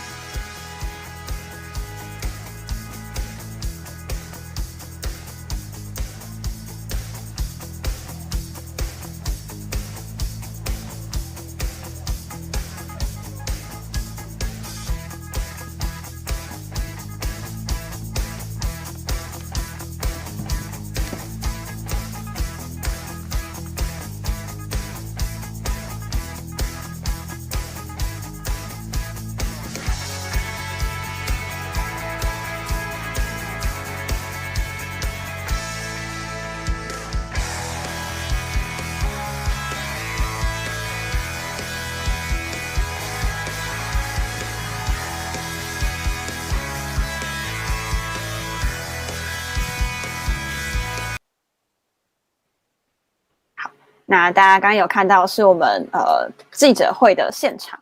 那目前呢，我们的官员还在做一些准备，所以我们先回来。大家可以先想想，在这几天的过程中，如果大家都有在线上关注参与的话，应该可以看到我们许多的民间团体代表都有发言。好，那其实呢，各民间团体其实轮流踊跃的发言超过了上百次。所以我们的国际报告、国际审查会议的委员，其实也都非常肯定，然后也觉得很感动。台湾的人民其实是非常关注我们的人权议题的。那现在就是要来看看我们的国家到底有没有这样子，真的也是要来真正有改革的决心，要进行改革。因为我们可以看到，在这一次的审查委员的结论性意见报告里面，其实就有提到。他也非常肯定我们已经有设立了国家人权委员会，但是呢，他们也同时建立我们的人权委员会真的是要去实际的执行，然后确定最紧迫的人权问题，然后公开报告，而且要处理侵犯人权的这些投诉，像是我们人民的投诉，我们去陈情，那我们的国家人权委员会就应该要进行处理，也要纳入立法，是真正有法条要求我们的委员要去执行，而不是当大家不知道还记不记得第一天的时候，5月9号的时候，我们的人权委员会的代表来回复说，为什么有一些像我们早上有提到太极门这样子指标性的人权迫害案件，为什么呢？国家人权委员会好像还没有施力点，还没办法协助。当时我们的人权委员会的代表竟然说，因为监察院进行在进行调查报告的时候，他们就不能介入去协助去帮忙。那其实委员就有给出了这样子的建议，其实人权委员会应该要有实际可以执行的法条跟这样子的力道。那我们人民去缴纳税钱去养了这些官员，去设立了这么一个崇高的机构，才是真正有效的。这也是我们大家可以持续来关注我们的国家人权委员会，我们的陈局人权院的院长有没有真的帮助我们台湾人权往前推进？尤其我们的委员有提到，我们的审查委员有提到 about the promotion of Taiwan's 国家人权 human 委员 rights. 会呢，应该要持续的审查长期存在的个人以及这些个人团体他们提出侵犯 human 人 rights 权的主张。 organization 那像早上提及的许多像黄妈妈事件啊，然后像太姐们的案件、詹老师的事 to 件 push forward 等等， the 许 cases 多 of Ms. 人 Huang 权 and Teacher 严重的 Zhang. 迫害案件，其实 These 持续了 cases are 好多 human 年， rights 像 violation. 太极门案件持续了26年。那这样子的案件如果还持续存在，没有被 This 解决， kind of case is 我觉得 always 是大家可以想一 occurring. 下，这是不是非常丢我们国家人权委员会的 Can you imagine if 人权 these 挂在那边，但 cases 是底下 repeat 一 and 堆是 repeat 人权 again? 迫害的 It 事 will be 件 very 持续的发生。 humiliating. 所以我们现在也来看看我们 So now, 场外我们的法税改革联盟及平反121的 let's 行动联盟的 watch 青年志 about 工还持续的在 the 街头 volunteers of Fight 要 for 邀 Fair 请我们 Tax 所有 Reform. 台湾的好朋友一起来关注。好，我们每一 What 个 are 人 they 在民 speaking 主国 for? 家都是非常重要的力量，大家一起来关注，一起来监督我们政府的施政。 Let 我们一 us 起 be 来看看 concerned 场 and 外 be 的画面。 involved about the taxation system in Taiwan. 其实现在国际人权两公约的审查委员正在检视我们台湾的人权现 But 况。 now, the committee is now 自从2009 seeing 年 about how the 国 Taiwanese 内将两 government 公 do 约 in the two 国内法 covenants. 化以后， After the international 并没有 law of 依 two 照国际 covenants 两公约 became 的 one 条 of the 文 law 进 in 行修 Taiwan. 改，一条都没有。国际委员这么说，他说我2013年的时候来，2017年的时候来，2022年的时候再来一次，为什么经过12年，你们这些公约、这些条文都没有要修法？ The committee came from 2013 and then 2017 and now it's 2022. However, the committee mentioned why the law didn't change at all, even though it's years past. 台湾就会真正变一个民主国家，但事实是，这些都是要我们政府官员去落实出来，真正把我们的体制、把我们的法律、把我们的条文修 We need to 改， implement, 如 the 何人 government 权 should 规范， implement. 而不是整天空口说白话。成立 The 国家 government 人 should 权委 take 员 action 会， instead of just 一点 speaking 退路 about 都没 human 有 rights in Taiwan. 甚至在国家人权委员会成立的1个月内，就有一件非常 Moreover, 严重的人权 after 迫 the 害案件 establishment of the 血淋淋 Human 地发 Rights 生。 Organization in Taiwan 在 established 2020年的8月20号，太子 in 门的 2020, 抽刑大法 August 印地 28, 就被行政执行署违法的强制 Tai 给 Ji 拍 Men 卖。 then 这件 was 案 being 子 compulsory 已 enforced. 经缠讼了26年，是一个无辜、凭空的被捏造出来 Tai 的 Ji 一 Men 个 case 假案。 has been over 而我 26们的 years. 所有政 It 府 is a 官 fraud 员， case. 包括我们的总统、议府医院的院长，所有立法委员都知道这个案件是一件假案，是一件被捏造 All 出来 the 的案件。 president, 但是台湾的 Control 政府 Yuan, 官 and 员， also 没有 legislator 一个 Yuan, 人有错 everyone 的， know 没 that 有一个人愿意修改这 the 个 Tai 错 Ji 误。 Men case is innocent. 即使在国家人权委员会成立之行政执行署依然被违法的将太子门 So now because the volunteers in front of the president building, so they cannot 而 use 我 the 们现在 microphone. 也来到了我们的总统府，但是 Now they're in front of the president 线 building. 上的观众可以看到，我们的麦克风必须静音。为什么到总统府 The microphone should be muted when it's near 小 the 林在上任的 president's 时候曾经说 building. 那非常感谢我们所有的青年志工好朋友们 Thank you 他们 for 也 all 回 the 馈，其实 volunteers 在 of 路 Fight 上 for Fair 很多 Tax 民众， Reform. 像是昨天大风大雨，其实很多民众也是对大 Yesterday, 家避 the 赞 rain, 肯定， it's 就 raining 是需要 cats and dogs. 所有的人民一起站出来，让台湾变得更好。 However, 那我们 there's 现在要 still 再 many 回到我们记者 volunteers 会 coming 的 out. 现场。好，我们的国际审查委员开始在报告他们的结论性意见。 So next 我们一起 on, 回到记者会的现场。 the international experts are reporting about their report about Taiwanese conference this year. 的法治面还是在实际的面向都是如此。比如说，台湾成为亚洲第一个将同性婚姻合法化的国家。另外呢，大法官也通过他们的解释，将通奸罪除罪化。此外，也要提到2022年正式挂牌一座的国家人权委员会。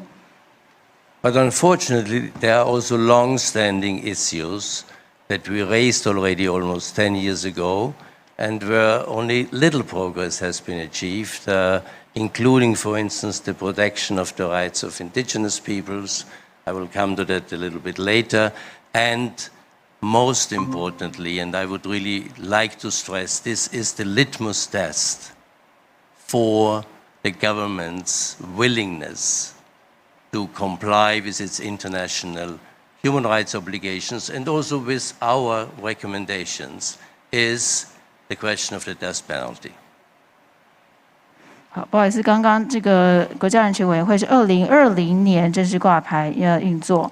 那么还有一些其他的议题，从10年之前到现在的进展就相对幅度比较有限。比如说原住民议题方面的进展是晚了一点才出现。另外呢，在政府到底有没有意愿要遵循国家人权或者是说这个世界人权的一些公约以及我们的建议方面这一点的，到底有没有这样子的意愿呢？我们其实也可以从另外一个议题来看，也就是死刑的这个议题。As I said, the National Human Rights Commission was established in 2020 in accordance with the Paris Principles, and shortly thereafter, they already provided us with an independent opinion on the third national report of the government. And I have to say, there are many very, very critical remarks by the National Commission that we also took up. And we just recently, today, we had again a very interesting meeting with all the members of the Commission. And I think we have a very good impression that they will do their job in a proper way and also will cooperate closely with us as external reviewers. 刚刚说过，2020年是国家人权委员会正式挂牌上路的一年。那时间就在不久之前。可是呢，这一次的第3次国家报告的审查，我们可以看到国家人权委员会，这个根据巴黎原则所成立的这个委员会呢，已经提出了他们的独立意见，而且在当中呢有很多真知灼见啊，其中有一些也受到我们的采用。而今天稍早也很开心有这样子的机会。跟所有的国家人权委员会委员来做交流，我想我们留下的印象就是说，他们一定会去这个努力的履行自己的职责，然后也很愿意跟一些外部的人士，比如说我们一起来合作。It underlines the commitment of the government to human rights that six of the 9 core human rights treaties of the United Nations have been ratified or accepted with an internal implementation legislation. However, there are 3 other important treaties left: the Convention Against Torture, the Convention on Migrant Workers, and the Convention on Enforced Disappearances. And we requested the government already quite some time ago whether they would not also be willing to accept these 3 additional treaties together with the optional protocol to the Convention Against Torture. But there might also be other treaties of the United Nations, such as the Refugee Convention, which would be worthwhile to think about. And for the first time, we have in our recommendations also the possibility of Taiwan, even as a non-member state of the United Nations, to make a unilateral declaration under the Rome Statute of the International Court to accept the jurisdiction of the court in relation to war crimes or crimes against humanity or genocide if committed on the territory of Taiwan or by citizens of Taiwan, as other countries also have done. And that might be an interesting opportunity to also get closer to an institution that is formally not a United Nations institution, but very, very closely related to it. 那我们也可以看到政府对于人权的决心跟承诺，也反映在目前已经签了9大联合国人权公约当中的其中6个，可能是透过批准的方式或者是接受的方式呢，将其化为国内法。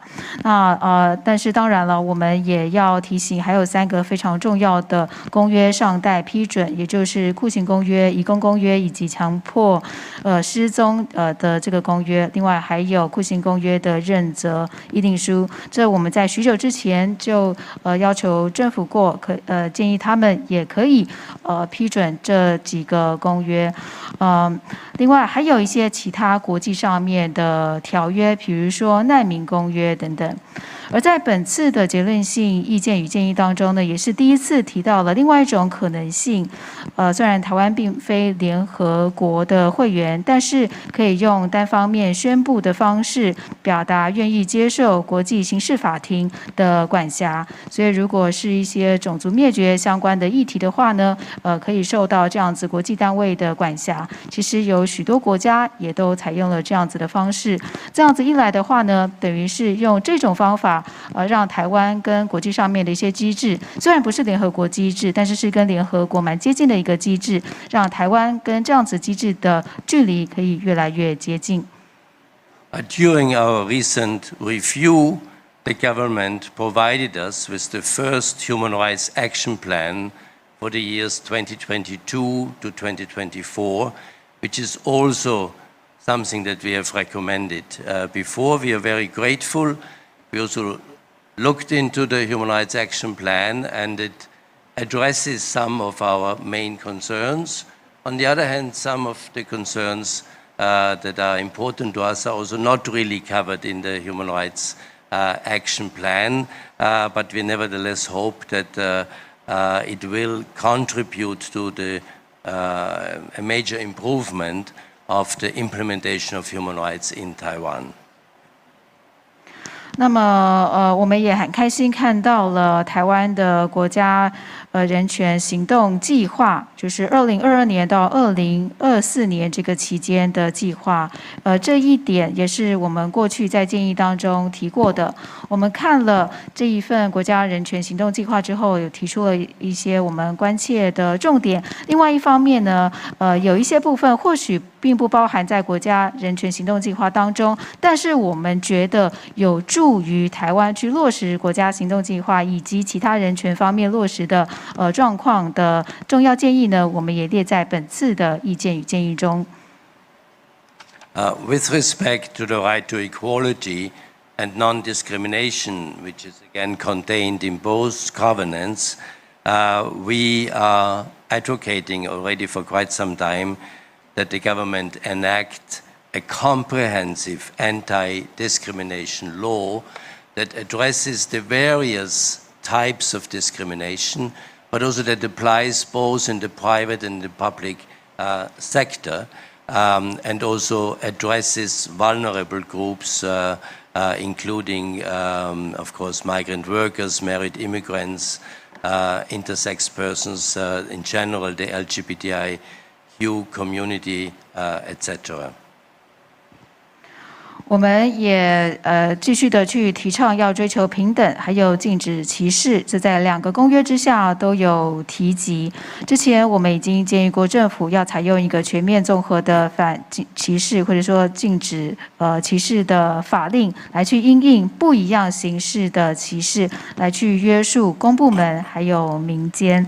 那么特别是要去保护一些比较这个脆弱的族群，像是移工或者是新移民、双性的族群，或者是同志 LGBTIQ 族群等等。Other areas in the field of equality and non-discrimination concern domestic violence, where we advocate a comprehensive national action plan on domestic violence, but also digital and online sex and gender-based crimes to be addressed. Also the gender pay gap, where we found that some of the information provided by the government seems not to be true in reality. 那此外，我们也在平等以及禁止歧视的这些面向呢，建议要去采用一个综合全面的防治家暴的国家行动方案，然后也要去对抗新型的暴力，像是这种数位或是线上的基于性别的暴力，以及在不同性别之间的同工不同酬、薪酬落差问题，这个方面呢，我们发现依然存在。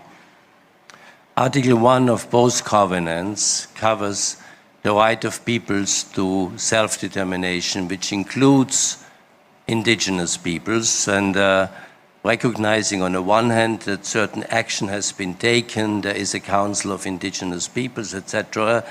However, in particular on the basis of extensive deliberations with representatives of the indigenous communities, we again arrived at the conclusion that much more needs to be done, in particular in relation to the phenomenon of land grabbing of indigenous land without free, prior and informed consent. Further also, that still nuclear waste and other hazardous materials have not been removed from indigenous lands, but also the registration and classification of indigenous peoples seems not to be in line with the 16 registered indigenous peoples in the country, and also the possibility of political participation by means of voting. In that respect, indigenous peoples feel disadvantaged as compared to others, since there is no absentee voting or other possibilities, so that they would have to go back to their indigenous territories where they are registered. 在两公约的第1条都提到了人民有自觉的权利，这个人民包含了原住民族群。那么我们了解到有一些行动已经展开了，也有像原民会这样子的组织，但是我们发觉在原住民的代表权方面呢，依然有进步的空间。所以在我们的结论性意见与建议当中呢，也有提及这一块重点，比如说像是原住民的土地受到掠夺，或者是相关原住民的事务呢，并没有先取得原住民族自由事前以及知情的同意，还有某一些废弃物并没有从原住民的土地上给移除，原住民现在的分类呢，并不真的吻合现在已经这个正式认定的16族等等。此外，还有原住民的政治参与，在这个方面呢，或许也遇到比较劣势的状况，因为在没有不在籍投票这样子的方式之下，表示说原住民族都必须要回到自己户籍的原住民土地，才有办法进行投票。Coming now to the Covenant on Civil and Political Rights, as I said at the outside, the biggest issue is the continuation of the death penalty, despite the fact that the number of executions have declined over last years. As I said, we would be extremely proud also if Taiwan, which has the potential to become the Asian standard bearer in the recognition and enforcement of international human rights, would really achieve this. But it will never achieve this as long as capital punishment remains an element of its criminal justice system. Taiwan is already among a very, very small number of countries in the world that still retain the death penalty, and the arguments that are time and again repeated by the government are far from convincing. There is an increasing international consensus that the death penalty as such amounts to cruel, inhuman and degrading punishment, and is therefore absolutely prohibited under international law, including by Article 7 in combination with 6 of the International Covenant on Civil and Political Rights. That's why we are strongly appealing to the executive yuan to immediately declare a moratorium on executions. That doesn't mean that you have to immediately abolish the death penalty, but at least that no one will be executed anymore. And then there might be an education and awareness raising among the population and a discussion when and how the death penalty will be finally abolished, what are the alternatives to the death penalty, that can all be much better discussed if there is not at the same time ongoing executions. In addition, also we feel that the Minister of Justice should no longer sign execution orders. All death sentences should be commuted immediately. Prosecutors should no longer seek the death penalty in ongoing and future prosecutions, and the President should refuse to authorize executions, and where appropriate, should also use her right to pardon persons like Mr. Chiu Hu-jun, who had served already 33 years on death row. 我们相信台湾有机会成为在国际人权界呢奉守人权标准的国家，但是只要死刑依然存在于刑法当中，就无法达成这一个目标。所以在公正公约之下，很大的一个议题呢，也就是我们持续一直在讨论的死刑的这个问题。所以虽然过去这几年执行的数目已经下降了，但是依然存在。所以说，台湾现在是跟一小群仍然保有死刑的国家一样，有继续的在判处死刑或执行死刑。那么政府所提出呢，尚未废止死刑的论点，并不是那么具有说服力。那我们可以看到，国际间的共识已经是，死刑就是一个残忍、不人道、有辱人格的不当对待，在国际法之下呢，是严格受到禁止的。这个国际法包含了《公正公约》下面的第7条跟第6条，也因此委员会呢强烈的呼吁，行政院应该要立刻实施暂时停止执行死刑。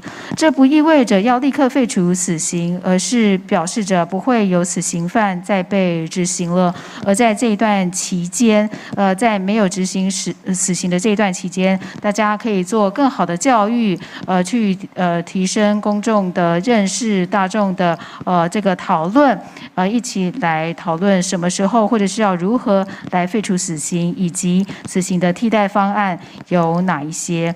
另外，我们也呼吁法务部不要再签署这个执行令，以及所有的死刑都要减刑，以及检察官呢不再求处死刑，和总统呢不要再这个授权去执行死刑。那总统也应该运用其权力去针对一些死刑的案件给予赦免，尤其是邱和顺先生的赦免，因为他已经入狱长达33年之久，死刑犯的这个身份非常的长。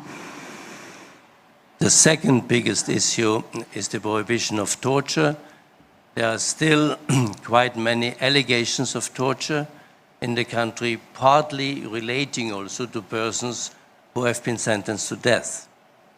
However, despite strong recommendations by the review committee in 2013 and in 2017, Taiwan has not yet adopted the crime of torture as defined in international law as a specific crime in its domestic criminal code. All the answers we have received in this respect, referring to Articles 125 or 134 of the Criminal Code, are not relating to torture. Torture is a very specific and one of the worst crimes. It's the deliberate infliction of severe pain or suffering, mentally or physically, on a powerless person for a particular purpose. And this combination is not a crime under Taiwanese law. And that has, of course, strong consequences Because if you don't have a specific crime, it's very difficult to investigate for the prosecutors a crime that doesn't exist. So if somebody is alleging torture and you give us examples of thousands of allegations of torture, then you investigate in respect to the wrong criminal offenses. And there might be a case where a person has been tortured to death, and then you convict this person of homicide. But it's not the death or injuries. It is this deliberate infliction of severe pain or suffering, even if there are no traces, if there are no physical injuries. It's nevertheless one of the worst crimes. That's why international law requires the fight against impunity, and that means to make it a crime and to establish a special body that is independent from those who might be accused of torture, and that is the police, that might be prosecutors. So the law enforcement offices, it must be independent, but at the same time vested with the full criminal investigation powers. And both of these recommendations have not, unfortunately, been implemented, and that's why we also don't have any kind of statistics about allegations of torture, investigations, prosecutions, and also not of convictions of torture. And that's why we come to the conclusion that there is a full impunity in relation to torture, and that would be another issue where we would be happy if the government would take action. 另外一个重点的议题呢是禁止酷刑，因为我们看到了有很多的指控说有酷刑，而且其中有部分呢导致死亡。虽然在2013年跟2017年的委员会呢都有强烈的呼吁，应该要将酷刑入罪，但是目前还没有看到。其实，在国际法律当中呢，已经将酷刑呢认为是一种独立而特定的犯罪行为。那么我们所听到的回应都是政府说，目前已经有其他刑法上面的条文了，比如说其中一个是第134条，等等等等。但这些条文其实跟酷刑没有关系。所谓的酷刑指的就是呢，是去蓄意的在他人身上导致痛苦或者是磨难哦，不管是心理或者身体上面的痛苦，而且是有特定的目的的。那这一些行为加起来呢，目前在台湾却还不构成一种犯罪行为，那就会有一些很严重的后果。意思就是说，这个行为它既然没有被视为是一种罪行，那也就不会有后续以这个罪之名去进行的调查。如果今天有人受到了酷刑，我们可能看到了好几千个这样子的指控，但是去予以起诉，或者是去予以这个决定他的罪行是什么的时候呢，会用错误的罪名来去做起诉。比如说有人因为酷刑而死的话，那加害者他被判的是这个杀人罪，但是杀人罪呢跟酷刑罪是一个不一样的罪，因为酷刑无关乎于这个受到酷刑的人是否死亡，或者是是否受到伤害，只要他是遭他人故意的去引起他的痛苦的话呢，就是酷刑了。就算这个伤害、这个伤痕是看不见的，也是如此。也因此，在国际法之下呢，是强烈的对抗这种有罪不罚的做法。这边的罪指的就是酷刑罪，而且此外也要有一个独立的机关去针对有可能去执行酷刑的这些人或者是单位来进行调查，比如说针对警方来进行调查等等。这个单位必须是一个独立单位，而且它要有全面的调查职权。那么在过去的这个提出的这样子的建议呢，是都还没有被采用，已经2度提出这样子的建议了。所以我们在这一次的报告当中也没有看到关乎于酷刑的一些统计数字，比如说酷刑罪的起诉的数字，或者是定罪的数字，这一些都没有。所以在这一次的结论性意见跟建议当中呢，我们一样来呼吁有罪不罚，这是一个要急予改善的状况。那么我们也很乐见政府有朝一日呢，真的将酷刑入罪入刑法。Another long-standing issue is the lack of a refugee act, which should include also the principle of non-refoulement, so that asylum seekers are no longer sent back also to a country where there is a serious risk of being subjected to torture. And in addition, there should be some form of regularizing the legal status of asylum seekers / refugees in the country. 另外一个议题呢，就是难民法，且难民法当中呢，应该包含呢不遣返原则，让寻求庇护的人不会被送回有可能招致酷刑的国家。另外这个方面呢，也关乎于说要给来到此地的难民或寻求庇护的人呢一个合法的身份。With respect to the right to personal liberty, we are concerned about a fairly high number of children detained in juvenile detention houses and reformatory schools, despite the fact that the Convention on the Rights of the Child says that deprivation of liberty of children should only a measure of last resort, so very exceptional, and only for the shortest appropriate period of time. 我们也看到了，在少管所或者是在矫正学校，依然有非常大数量的儿少。那么，在儿童权利公约以及相关的规范之下呢，有提到了要去拘留要去这个剥夺儿少的人身自由的话呢，它必须要是最后的手段，而且期间要尽可能的越短越好。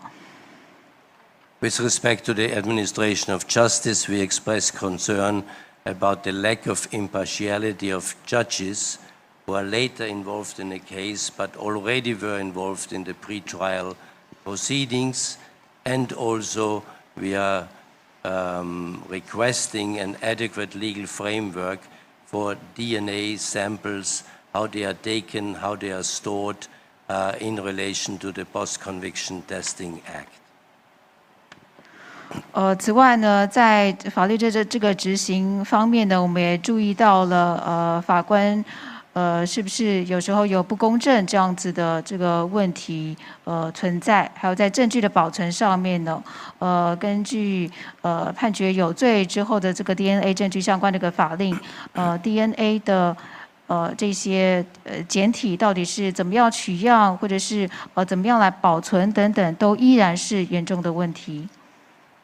With respect to Article 16, we feel that the government should ensure that every child born in Taiwan, also from immigrant parents, should be properly registered. And since there are quite a number of stateless children in Taiwan, also to comply with Article 24, which says that every child has a right to nationality, and if a child is born in Taiwan and has no other citizenship, then it should be granted Taiwanese citizenship. 还有是儿童的国籍，也就是在第16条下面呢，认为在台湾出生的孩子，比如说移工或移民的孩子呢，都应该要做出生的登记。此外，也发现了无国籍的儿少数字依然很高，所以根据第24条下面的规定，每一个儿少呢都应该有享有国籍的权利。所以，如果是在台湾出生的儿少，如果他没有其他国家的国籍的话呢，应当获得台湾的国籍。With respect to the right to privacy, we are concerned some extent about the facial recognition technology, also in the COVID and post-COVID times, and certain transgender rights, in particular, that it is a requirement of compulsory gender affirmation surgery as a precondition for a change of gender classification. 在隐私权部分呢，我们最关切的是脸部辨识技术的使用哦，特别是在后疫情时代的使用是否符合人权，以及是否要求一定要先经过变性手术之后，或者是性别重置手术之后呢，才可以更改其性别这个问题。Finally, freedom of expression, the offense of spreading rumors sufficient to affect public tranquility might have been misused also in certain COVID-19 pandemic-related cases where criticism was expressed in relation to some of the measures that have been taken by the government, and also Article 20, which requires that propaganda for war and incitement to national, racial, or religious hatred or violence should be criminalized in the Taiwanese criminal code. 然后再看到言论自由这一个部分，我们看到了关于疫情所散布的一些足以影响公共安宁的谣言，这一条罪可能会受到滥用，还有政府在防疫期间这一段采取的措施是否适当，以及在第20条下面所规范的国家被要求要依法禁止战争宣传和煽动民族、种族或宗教仇恨以及暴力，应该要透过刑法来履行这一条义务。As I said, it's a big achievement that same-sex marriages can be legally registered in Taiwan. However, there are certain shortcomings in relation to spouses from countries which do not allow same-sex marriage, and also that same-sex couples are prevented from adopting children. 以及在婚姻跟家庭这个部分呢，如果之前所说呢，台湾已经通过了同性婚姻，这是非常正面的进展，但是在其他方面呢，依然有待改善。比如说在伴侣当中，如果有一方来自于不承认同性婚姻的国家的话呢，则这2位的婚姻不可以在台湾登记，以及同性伴侣收养孩子的这个合法性呢，也依然有待改善。And the final point is that quite a high number of prisoners and detainees are having the right to vote, but are actually prevented the opportunity of voting, which would be a violation of Article 25 of the Covenant. 最后的问题就是有些收容人或受到拘留的人呢，他们纵使有投票权，但是却没有投票的机会，这违反了公政公约第25条。I'm sorry that it took up that much time, and I leave it up to what extent economic, social, and cultural rights can still be covered. 不好意思，花了这么久的时间，接下来我们的时间再交给经社文公约这里的委员。好，我们先谢谢，谢谢 Novak 主席。那接着我们请 Riedel 主席致辞，请。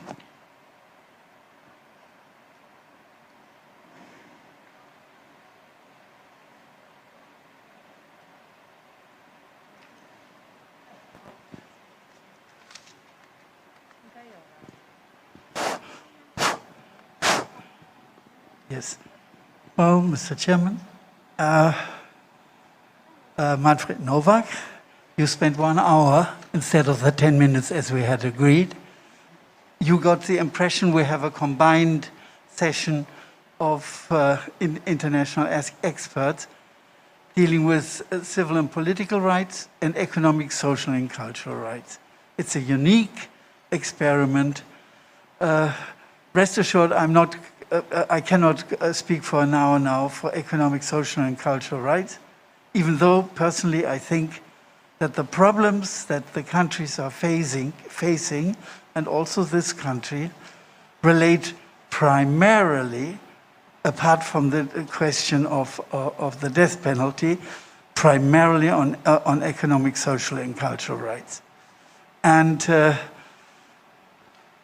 we have sat together in the last 3 days and have compiled our key issues with the rights in each of the covenants.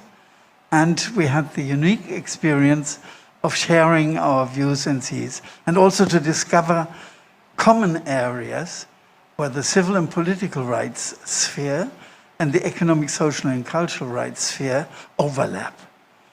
And we do this ever since the Vienna World Conference of Human Rights in 1993, where we all agreed, people from all over the world agreed that civil and political rights and economic and social rights and cultural rights are indivisible, interrelated, covariant, and international. And since then, in the international arena, much more interest arose for economic, social, and cultural rights. And why is that? A couple of factors were responsible for that. For one, issues that the Committee on Economic, Social, and Cultural Rights took up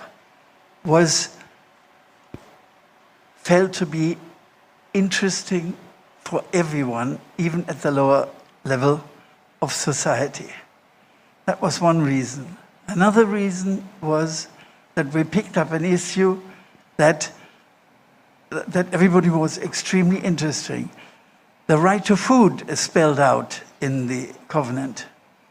But we said people die more quickly of lack of water than of lack of bread. We then did a general comment on that, and it attracted worldwide attention. In fact, I was told in my country, in Germany, it wasn't until the general comment pleaded for the right to water, which others had done, but in academic literature only. Yeah.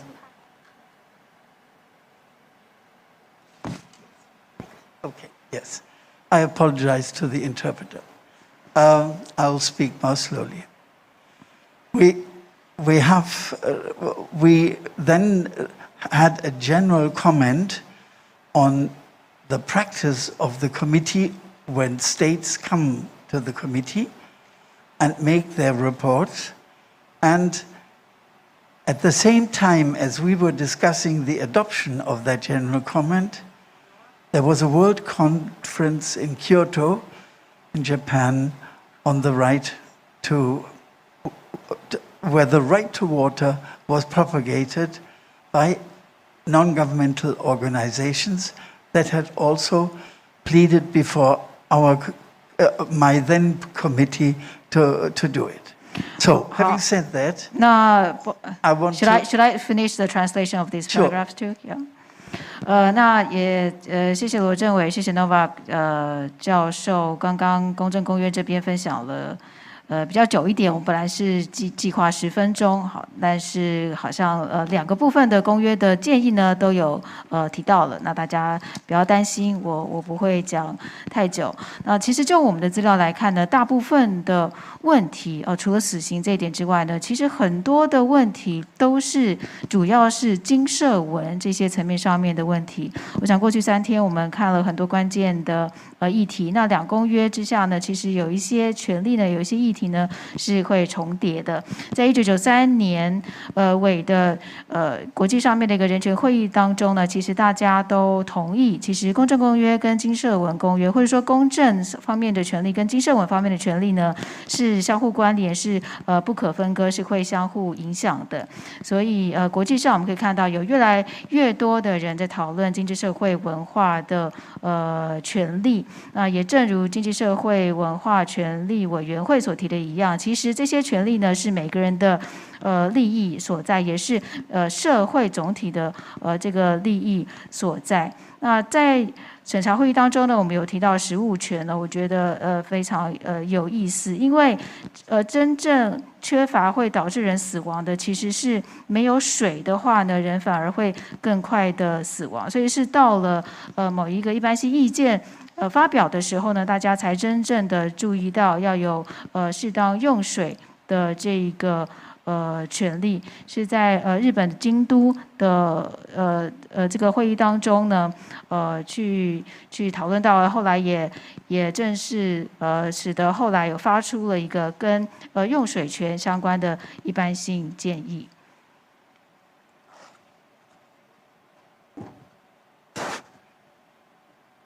Now, enough of that history, except for one more example to show you how important both sets of rights are. If you die of torture, that's terrible.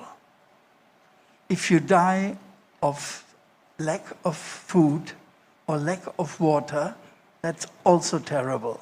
And everybody realizes that there are interrelations even in the violations. I won't go further into that. In our work here in the last 3 days, we have looked at the key issues that were, in our view, concerns based on what we did in the concluding observation of 1917. But now we consider that non-discrimination issues, availability, acceptability, accessibility, and quality of and affordability are key issues with every right.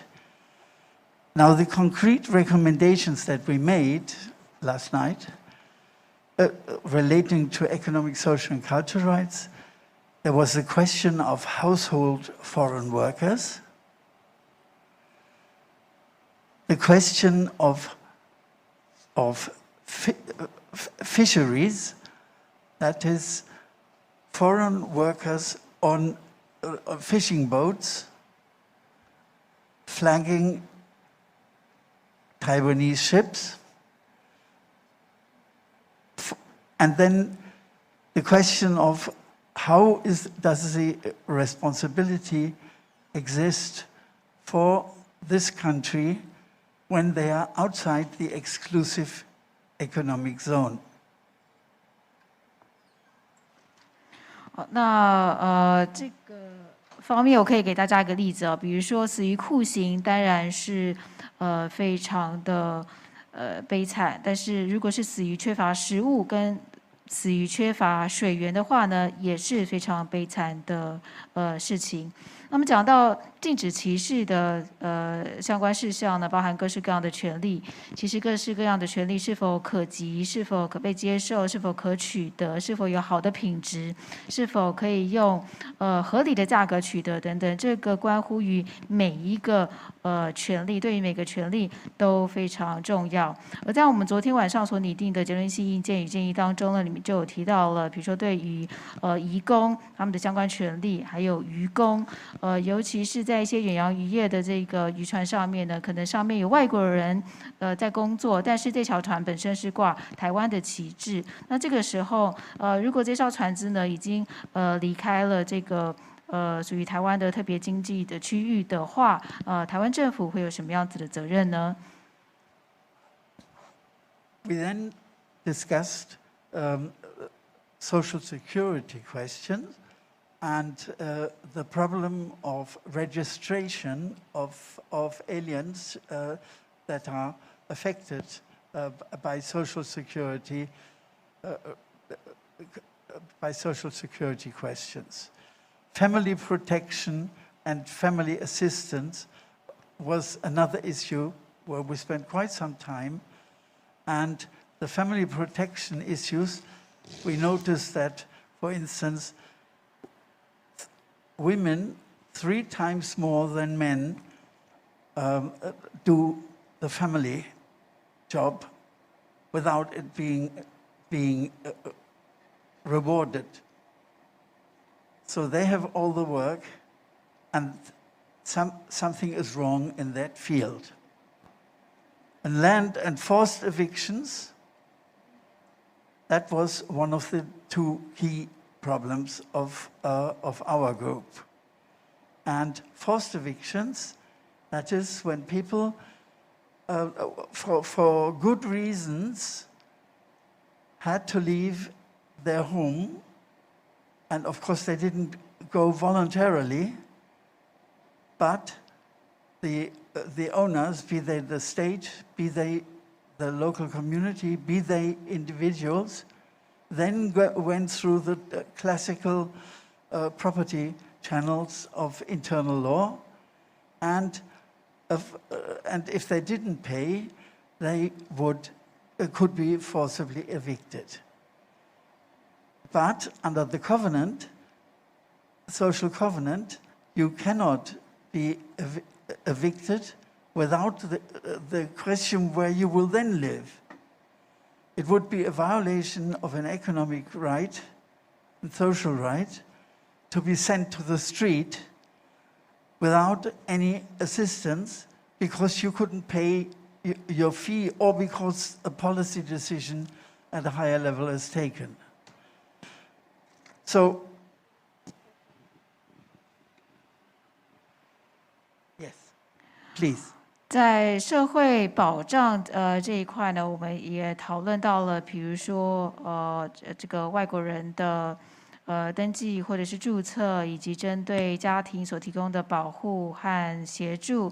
而在家事方面呢，看到呢，女性通常要负担的家事工作呢是男性的3倍，但是没有获得额外的酬劳。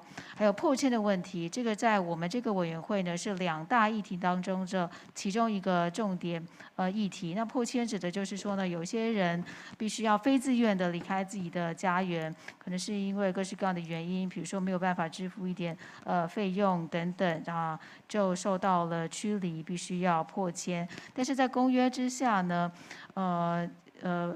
是说必须要先去了解，如果这个人他必须要迫迁或他要驱离的话，他接下来要住到哪里去，必须先问这个问题才行，否则并不符合经济社会文化权益。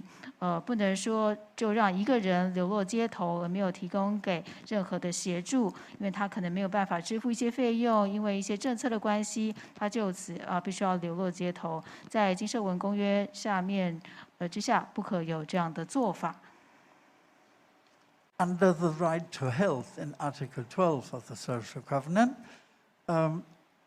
we spent quite some time on mental health issues. All over the world, that is an increasing problem, and we drafted several observations on that. And amongst others, recommended the establishment of new indicators and benchmarks by which the performance of the state can actually be measured, so that we can see how the measures taken have actually worked in practice. Then we talked under the right to health on indigenous people's health and on COVID, Omicron variant, and the liabilities of the infected. And that's a very controversial issue all over the world, but we, after some time discussion, agreed in both committees that that should be one key concern to deal with. And as a small footnote, Taiwan, by comparison with very many other countries, is doing extremely well in balancing security and freedom of rights situation. 各位直播前的好朋友，大家好。那接下来刚刚我们有听到场内的这些专家学者再总结2公约的相关的内容。那其实我们直播前好朋友大家的回应，大家看得出来我个人觉得太多的包装，太多的假象。I feel that too much fake news. 人权委员有没有被背后施压？我们是否应该要为这些委员的人权一起来声援？其实大家有看这直播相关的内容就有看到，其实有非常多 NGO 团体都有站出来说这个人权相关迫害的事件所以其实真的没有外表这么漂亮感觉有点国王的新衣。那接下来的民间团体法税改联盟跟很多相关的团体呢，正在这个法务部外呢，也来举办相关的记者会这个民间团体评估2公约审查成效的记者会。接下来我们将画面来到了现场，请。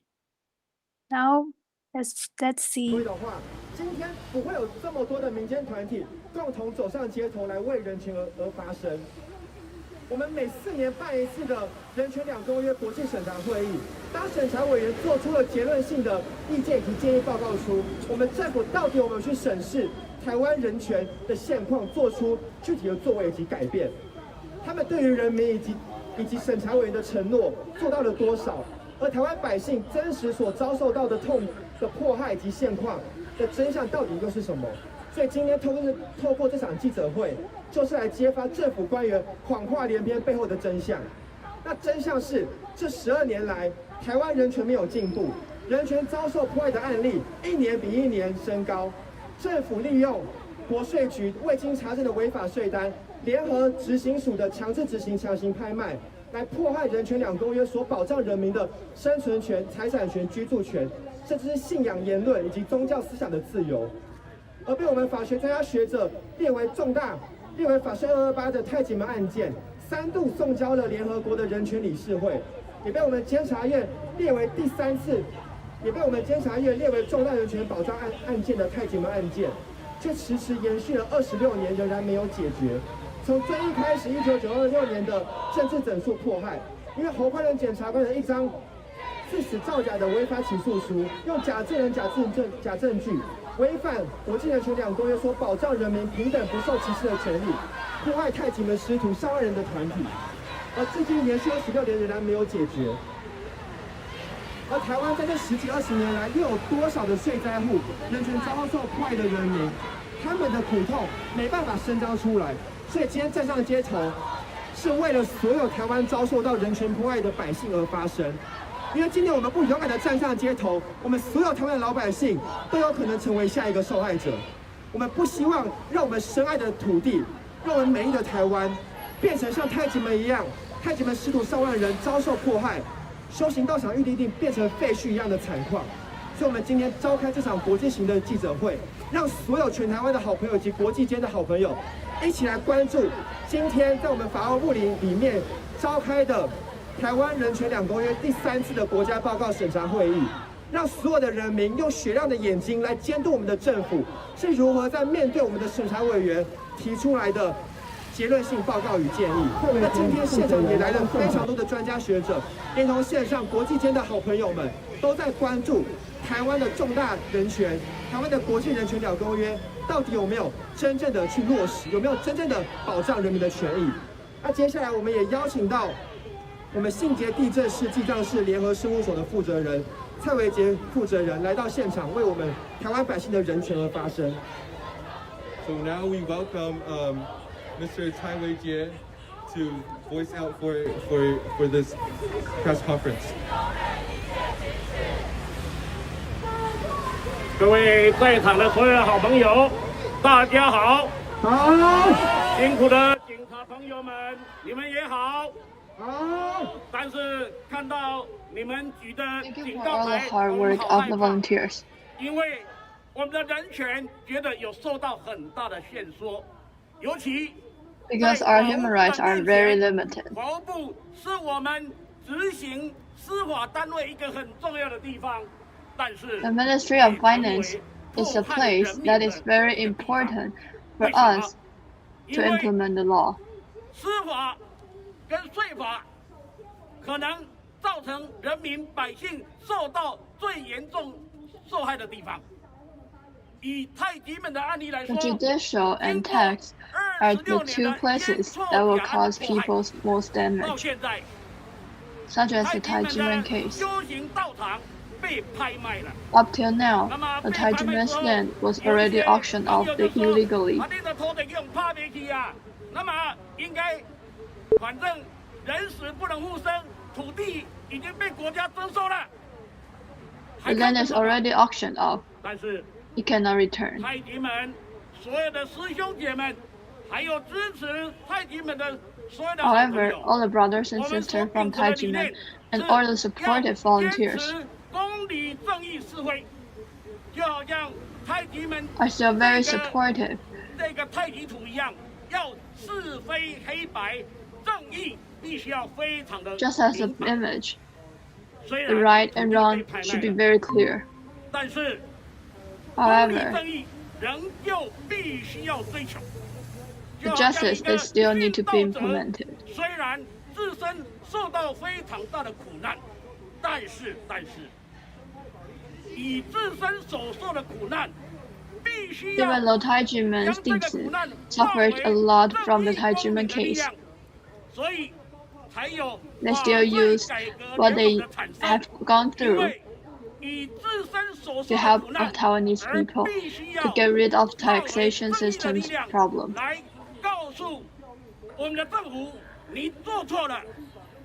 They speak out to tell the government that they did the wrong thing, especially when the international committee came to Taiwan. 请问这些国际专家，他们看到的是什么？是表象或者真相？ When the international committees are reviewing about Taiwanese to covenant situation, 看到的最多的是政府机关的一些报告。那么这些报告 what they saw most is the reports from the government. 不够进步，还有很大的改善空间，会这样子吗？ However, it is impossible for the government to write in their report that they are not democratic and they are not progressing. 受到很多的冤屈，但是我们在户外一样要表达真正的声音。 Even though many people suffer from a lot of fraud, they still stand in front of the building to speak for the human rights. They want to tell all the government and all the international committees to tell them the truth. This is the third time that the international committees came to Taiwan. 绝对不是。法税改革联盟一直要求的就是法税真改革。 What the fight for fair tax reform is asking for always is to ask for the government to really change the taxation system in Taiwan. 台湾一直有的被破坏的形象的时候，真相，这个真相没有被浮诸于台面的时候更进步，因为如果我们台湾都是在表象擦脂抹粉的情况之下。 If Taiwanese government is always disguising the truth and always showing not the true part of Taiwan, we will not progress. The government of Taiwanese, in front of the control yuan,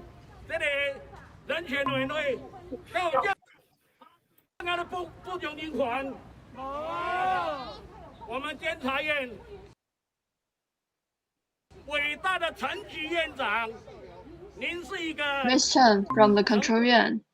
曾经受到政治迫害的一个。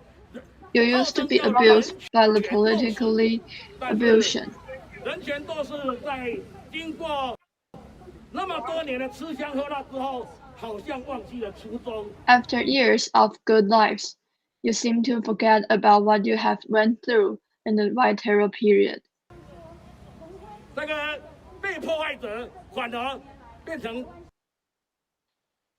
Miss Chen, you used to be abused, but now you are being abusing to others. 我们官员们跟这些国际人权专家卡这会时阵，好像我们台湾的国际人权就往上升了，跟我们一样。It is not true that if you just stand with the international committees, the Taiwanese is already the record. It is what's important is that what the content is in the human rights and in the law of Taiwan. 来背书共同来破坏中华民国的国民，这些善良的百姓。如果你有良心，你有勇气，拜托你。If you have conscience, if you have courage, 冷气房，除了在会议 please stand out from the air-conditioned building. 如果真的有道德勇气的话，必须要。If you really have courage. 不要只接受政府官员给你安排的表象行程。Please don't just obtain the report from the government. 来几天走马看花的话，您觉得叫做 Otherwise, these days you came will be just disguised by the government. 刚刚我们有听到这个。蔡维杰蔡先生啊讲的肺腑之言啊，我真的觉得真的是这样，很讽刺啊！在法务部前面举办的人权两公约的记者会，在里面举办记者会，也同时谈论到这个人民权利表达，包含意见自由表达，包含集会结社，好，包含陈情抗议。你看还要申请，还要经过警察准许哦。然后你看警察还在现场来举牌，那这警察在打脸人权2公约的专家学者嘛？我看我是觉得真的是非常的荒谬。那我们接下来看看场内的这个直播的现场。Inside the international committees that they are talking about the two Indonesia, because in my line of work, I work a lot with migrant workers. And speaking of migrant workers, there is a government-sponsored hotline 1955, meaning that if any migrant workers feel that their rights have been violated, they can call this hotline. And the government promises that within 24 hours, their issues will be addressed. 这是我们台湾人权移工人权的一个大跃进。我多么希望我们国家人权委员会也可以让我们台湾人民在受到公权力或者是任何人权侵害的时候，有一支1955可以打电话。但是到目前为止，我们人民都没有。然后我想要请问的是，公正公约的主席，就是说，我们第一个问题就是说，我们行政法院对待我们人民的败诉率是极高又极高，可是在这一次的结论性报告里面一点都没有提到，是让我们人民非常非常难过的。这是第一个部分。第二个部分就是说。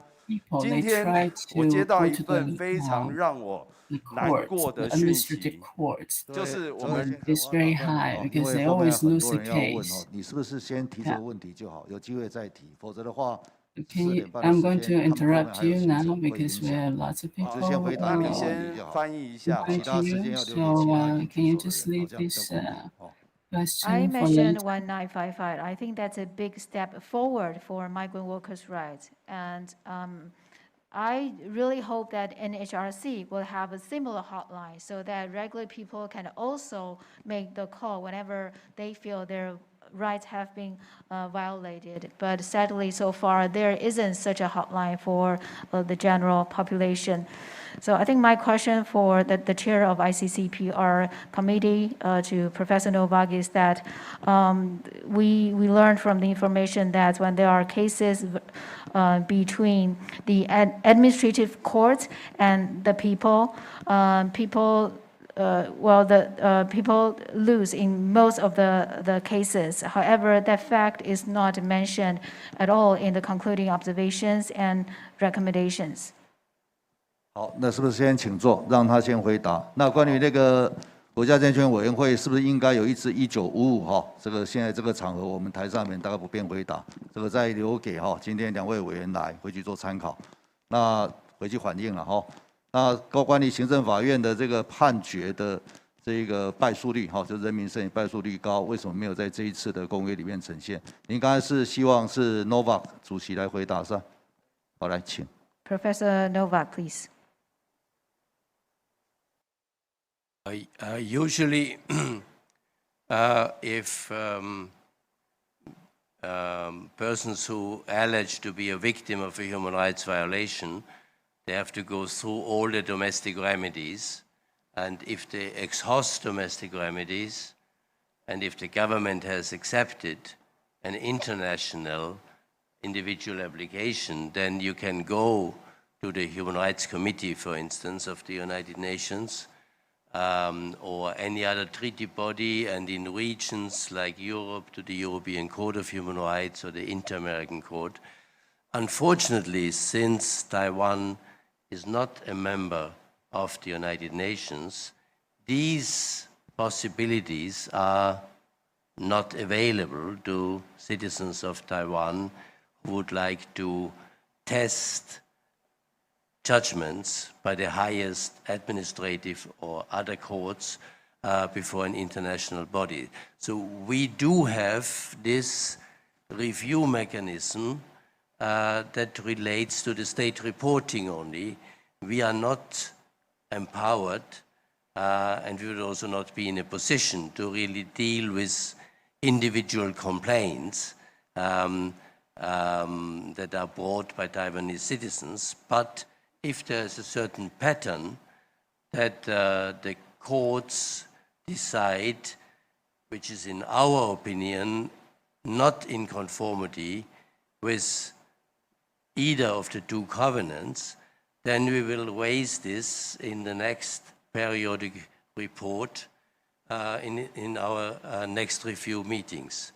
But as I said, there are no possibilities for international remedies for Taiwan, simply for the fact that they could not formally ratify these international treaties. But for instance, when the Supreme Administrative Court made a judgment saying that the rights under the Covenant on Economic, Social and Cultural Rights are not directly applicable, then we made a strong recommendation in saying that this is not in line with the equality of the two sets of human rights, and also economic, social and cultural rights are equally justiciable and need to be taken into account before the domestic courts up to the highest administrative court. I hope that that responded to your question.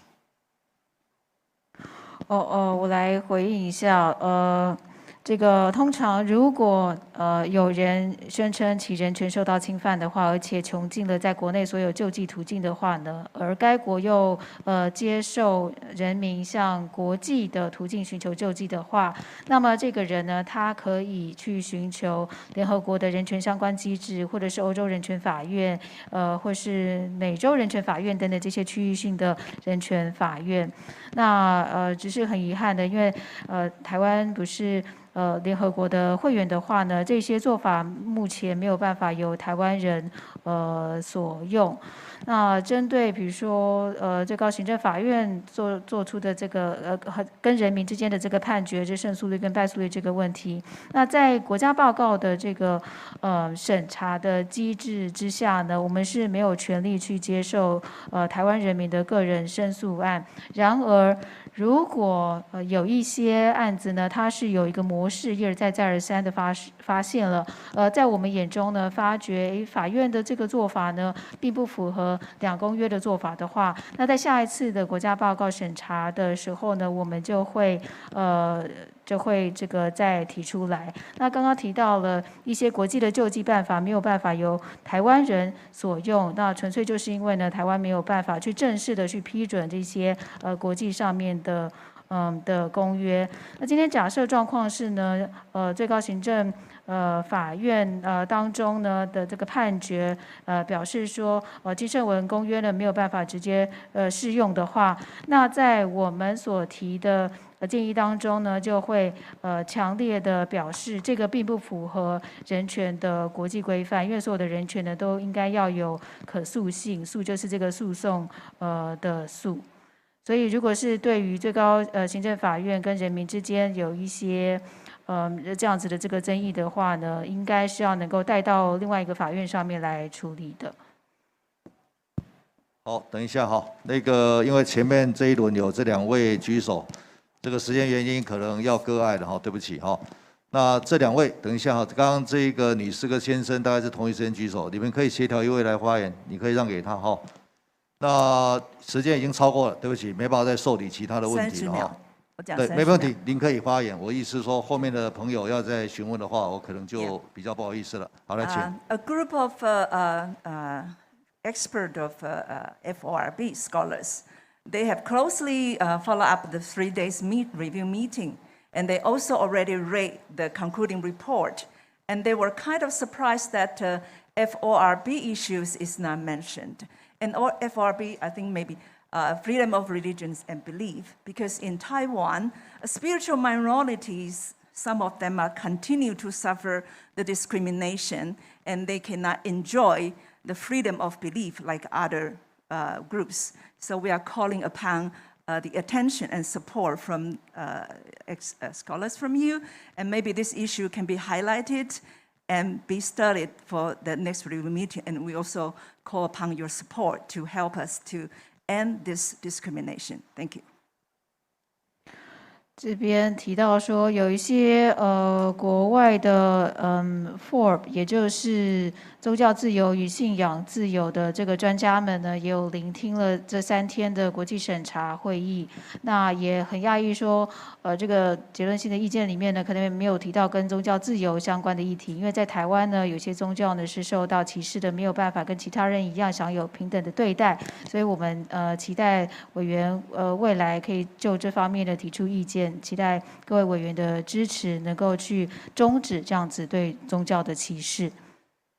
你还是要请 Novak 来回应吗？有没有指定？还是 Reader？ 我看到 Virginia 有举手 ，Virginia。OK， 好，那就请他来回应好了。Also, if Professor Novak 或者 Novak 先 ，Manfred Novak, yeah. Okay. If you want to talk also, thank you.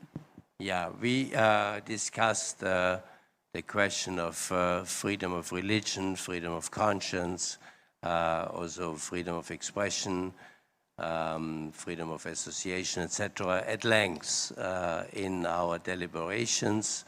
According to the information that we have, there's a quite well-functioning freedom of religion in Taiwan. There are 22 religions that are officially registered and that are allowed to practice their religion in full conformity with their own religious convictions. So we felt, but of course we are not addressing every individual human rights violation. We have to restrict ourselves to those issues where we feel that there are more systematic violations of human rights. And in that respect, the review committee felt that freedom of religion was not a priority issue to be addressed.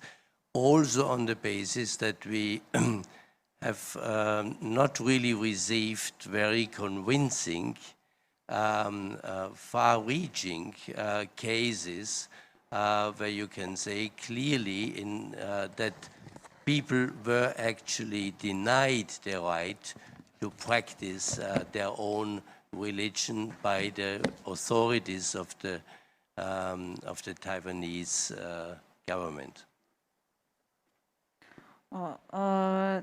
这个关乎于宗教信仰的自由、表达自由以及结社的自由呢，在会议审查的过程当中呢，也做了非常长的讨论。那根据我们所收到的资讯，我们觉得在台湾的宗教自由算是运作良好。目前有22个宗教呢都有正式的注册登记，他们是可以很自由的根据自己的信念来去实践宗教上面的一些做法。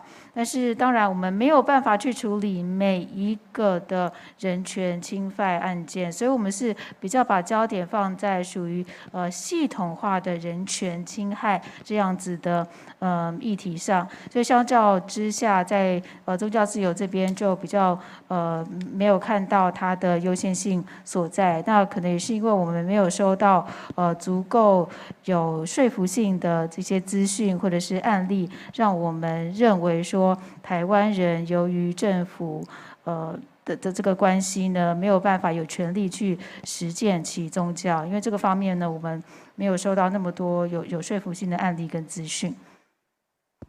好，Virginia李委员要发言。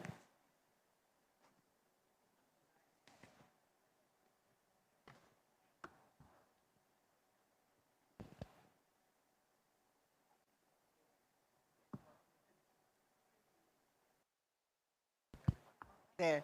Hello. Thank you, Chairperson, for handing me the mic. And I would like to thank everybody for your comments. I heard something a while ago. Somebody said, only a friend will tell you the truth. And we are here as your friends. After all, we are not here as members of a treaty body. We're here in our own personal capacities. I'm here as Virginia. Jesus is here as Jesus and not the vice chair of the Committee on Economic, Social, and Cultural Rights. What we bring with us is our knowledge and our experience of human rights and how human rights are practiced in many places in the world, especially in the United Nations, and we are familiar with the treaties of human rights. Go ahead. 好，那我是 Virginia， 今天谢谢主席给我发言的机会，我也谢谢刚刚每一位发言过的人。刚刚主席有提到了，就是真的朋友会告诉我们实话。那我们来到此地呢，确实是以各位朋友的身份，因为我们来到这里呢，也并不是代表联合国的一些条约机构，我们都是以个人身份前往来台湾。我就是以 Virginia 的身份，那黑素委员是以黑素的这个身份来到台湾呢，并不是以经社文委员会委员的身份而来的。那我们所带来台湾的，就是我们在人权上面的一些经验，以及我们所熟悉的在联合国的架构之下人权的实践方法。And it is not for any reason that we are here except to help you. Because you are our friends, we have been invited to assist you in trying to see how you can improve human rights in Taiwan in particular. So that is the context of why we are here. And we have been doing this for some time now. Go ahead. 我们来到此地是因为要希望这个协助大家。那因为各位也是我们眼中的朋友，所以我们希望来到此地，那也是接受了台湾的邀请，来到台湾协助大家去改善在台湾的人权。我想这个是我们之所以来到台湾参与审查的脉络。So when we come here, we're here for about 5 working days, but those 5 working days, the real work is only about 3 days, and the rest is discussing with each other and what we should release as part of our assessment of the situation. Go ahead. 我们来到这边的工作日可以说是有5天，但是实际上在工作开这个审查会议是3天的时间，其他的时间呢，我们都是在内部进行讨论，以及决定我们最后要发布哪一些评估结果。So, you know, we are just as human as you are. We make mistakes. We make misunderstandings about certain issues, especially since we do not live here and we do not work here. 那么我们跟各位一样都是人，我们也有可能犯错，我们也有可能会误解，特别是我们并不在此地生活或工作。So please do not get hurt if we misunderstand a certain issue that you have. We understand. All of you believe you have very urgent, life-threatening issues. That we all understand. But unfortunately, we cannot deal with all the things that we would like to help you with. 那么，所以如果有一些议题没有处理到的话呢，请不要太往心里去，请不要觉得太受伤，因为我们了解说，各位都相信你们遇到的状况呢是非常急迫的，会影响到生命等等这些重大的议题。只是很遗憾，我们没有办法处理每一个的问题。I am taking the floor not to make any excuses. Not to make any explanations, but just to tell you the reality of our situation. So please, I am not apologizing if we overlooked something, because we are also human like everybody else. So if there is something that you really mean is important, why don't you write to now you have a National Human Rights Commission. Write to them. Explain things to them. They have the right to be able to deal with your issues in a more thorough manner than we ever can, who are here for only, 5 days? And in those days, we can only pay real attention for about 3 days when we go into dialogue. 那我在这边发言，并不是说以这些话作为借口，或者是来做任何的这个辩护之词。我是告诉大家现实的状况是什么，所以我也并不是在致歉，我只是要说，因为我们也是人，跟每个人一样，我们也都是人。那么各位如果遇到一些非常急迫的状况的话，何不写信，或者是向国家人权委员会提出申诉呢？因为我们刚大家从场内的发言有听到国际专家学者我帮他翻译啦，叫做罄竹难书，我就不。消防队员现在看到遍地野火烧不尽所以他也是人，很抱歉，没有办法帮太多。我刚刚听完是这样所以我觉得这个政府官员听到这些专家学者这样讲，真的是要好好来检讨了，真的是要好好检讨。接下来呢，我们将这个画面来回到这个场外的这个记者会民间团体评估公约审查成效的记者会我们来画面来到现场呢，现场画面是我们陈教授，抱歉是魏教授来讲到我们这个强制执行案件的部分。mistakes. 你这反要做强制处分，这个东西是有大有问题的。这一份就这样It's showing us the reports 总共增加了3097万件。of all these victims from the attacks in Taiwan, and this population has been raising up tremendously during just few years. And all these government officials, they just take lots of bonuses and put it into their pockets at a good time. But from this abuse of the state power. So we are revealing all this this terrible story.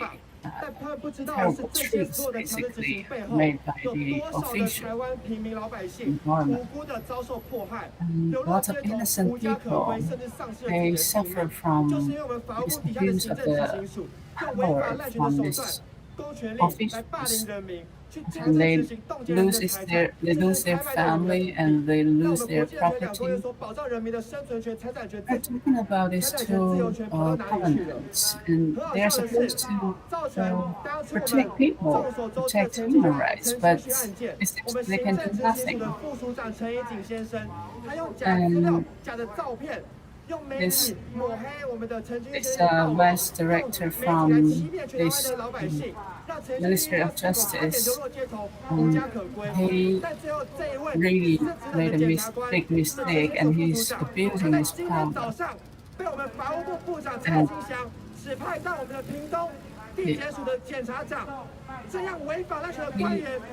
he actually made lots of tax victims cases in Taiwan. But his position is being raising to a higher position, and we are so furious about this.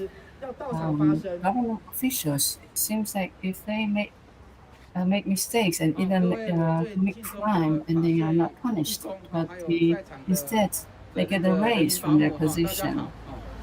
People can do nothing about it. 因为我跟这一群义工走了10-20年，他们虽然讲话很大声，但是就我的观察，他在这样的集会中，从来科技弹、一只鞋子、一个石头都没有丢过。所以请阿瑟里放心他们代表的就是台湾的良心、台湾的民主。And they've been so peaceful that you don't see any throwing eggs or tomatoes, and all this violence. So I want to say something about this. The member of the committees from reviewing two covenants, and she has been here for the third time. 什么叫人权宣言？ was asking the government officials, what is the Declaration of Human Rights? But the Taiwanese government officials, they don't know, they didn't know how to reply. She's very surprised. She said, do you know the definition of human rights? And if you don't know, the definition, you don't have the love for the civilians, then how can you perform human rights? 他在2018年写了一个文章，他的总结就是希望司法院的法官包括大法官要多引用2公约，而且他认为到2018年台湾普遍台湾政府的首长一点都没有国际人权2公约的概念。 The government officials, they don't have the understanding of human rights. And during these 3 days of these meetings, I've observed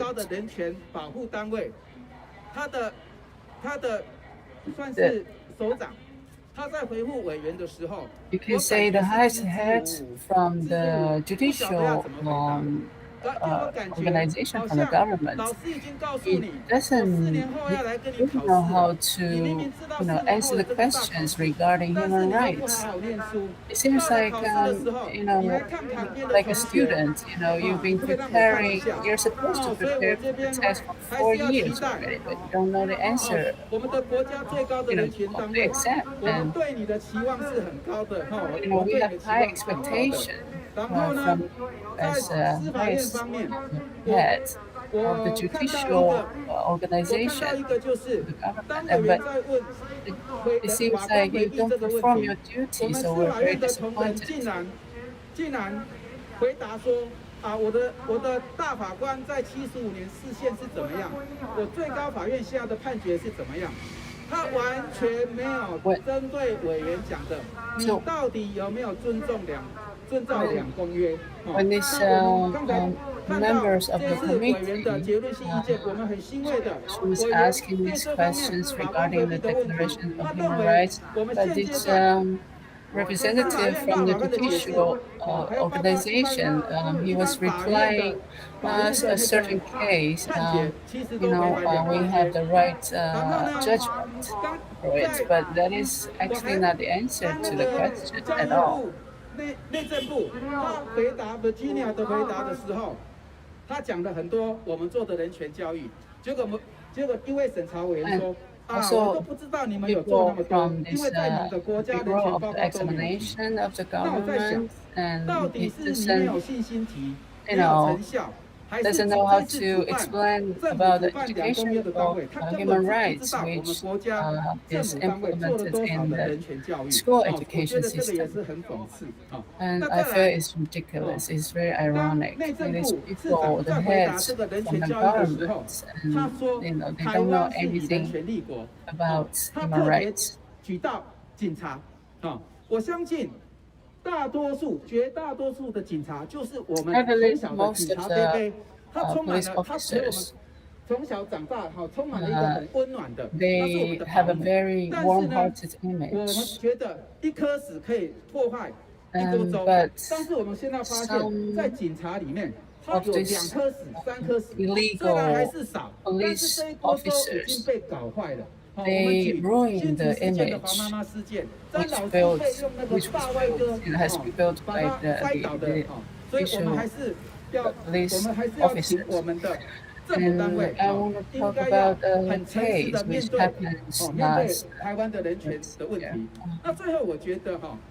Was Miss Huang, and she was taken away by the policeman just because she was holding a poster on the street. She was even detained in prison and then was sent to this court overnight. The whole country was so furious about this event. From this event, we see the abuse of the police power 我们希望这一次第三审查制委员会后，我们整个台湾人民跟政府，我们可以反省，我们不要再让违反人权的事情发生，而且我们要让像太极门这样的受到4/4世纪以上的冤案，都要什么平反。How, in reality, how the government can perform carry out these two laws instead of making civilians miserable, even suffer so much from this abuse. So let's work together. Thank you. 好，我们接下来请我们的蒋律师来到表发言。So next, we're going to invite lawyer 蒋。直播的朋友，大家好，我们很高兴那个2公约的审查委员有注意到我们很多 We're very happy that during the meeting, this committee they has put lots of attention what we've got. 将会成为国家的良心，弱势人民的依靠。那高永成委员也提到说，他会善尽人民跟政府机关友善沟通的责任，然后尽到监督跟建议的责任。我们也期待看到我们国家人权委员会能够越来越朝向巴黎公约的精神来做。这第二个是委员也有注意到说，2公约的法律定位是在台湾是不够明确的。他也建议说要把它提升到宪法位阶，因为现在如果没有在宪法位阶，到底它跟一般法律的适用到底哪一个谁先谁后会有疑义的。那这部分那个委员也提醒说，所有的法官在修法之前应该要尽量先适用国际人权2公约。那另外一个也是我们 AWC 有提出来的。So, Association of World Citizens, we also brought up. 就是在调查程序参加审判的法官也应该要活。Also brought up 那我们 this. 知道说，像太极门案件。So about the judges also, they're not supposed to show up on this, repeatedly on the same case, because they will bring a biased decision for these parties, and which is not fair for them. So that is a big mistake and blemish of this judicial procedure. 所以所有的法官都要对于2公约的适用非常熟悉。每一个法官都应该知道2公约怎么适用，这样我们才能够。One, we cannot join any international law system. So that's why judges from Taiwan, they are supposed to know very well about human rights and also about the two covenants. What is the spirit of the two covenants? Yeah. As an international volunteer, we see that what Susan Tong, president of the Executive Yuan, and Chen Ju, president of Control Yuan of Taiwan, has said in the committee to the committee members, stating that within the report, they believe that Taiwan has committed to the two covenants, but in reality, as we can see, it's all lies. Because if they have solved so many human rights and religious freedom problems in Taiwan, like what the international committee has come over to Taiwan last time has suggested, then there wouldn't be so many of the volunteers of NGOs around here standing in front of the Ministry of Justice to voice out, to tell the international community that there has not been any change. People are still dying every single day. It is a massacre that has not been shown on the news media. And we are here to voice it out so that people can know this. There are police standing around, as you can see. so many police standing around here. What are they doing? They're trying to protect us? Is that so? If they want to protect us, then they should see what is happening. What is the government doing that has caused so many to suicide, to be living in the hospital and dying from what? From mental disorders, mental challenges, mental problems caused by these illegal tax officers. These officers has illegally fined tax against people for what? For the bonus money. This bonus money system within Taiwan needs to be changed. I come from Canada, back to Taiwan, and as a volunteer standing here and following my fellow members of Act 1219 and Fight for Fair Tax League, I have realized that Taiwan has a horrible system within the country. It is the bonus system. And in Canada, in the US, there's no government system of a bonus system, because what it causes is that it makes the government officials greedy. Whenever they find a tax, the government officials, the civil servants, earn bonuses. It's just like a company. When you do well, your boss gives you and rewards you bonus. So what does it cause? It makes these government officials want to find tax, want to overtax the citizens in Taiwan and even corporations, companies, for what? For more bonus money.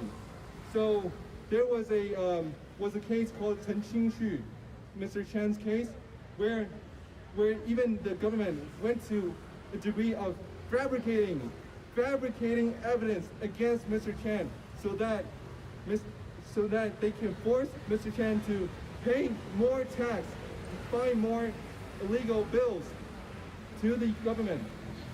And it has caused Mr. Chen and his family a great amount of mental stress, which cannot be saved, you know.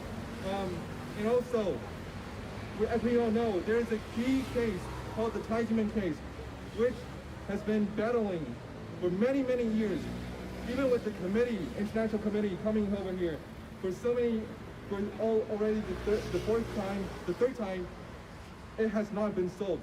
So we really wish the international committee can help and watch over this case and give our government a real response that can help solve people's lives, save people's lives, and help solve Taiwan as a democratic country. Thank you.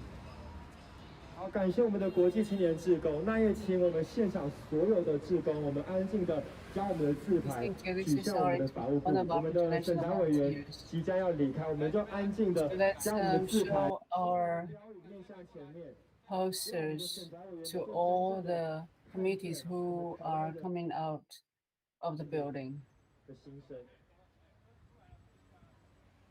So we hope they can see the true voice of the people in Taiwan.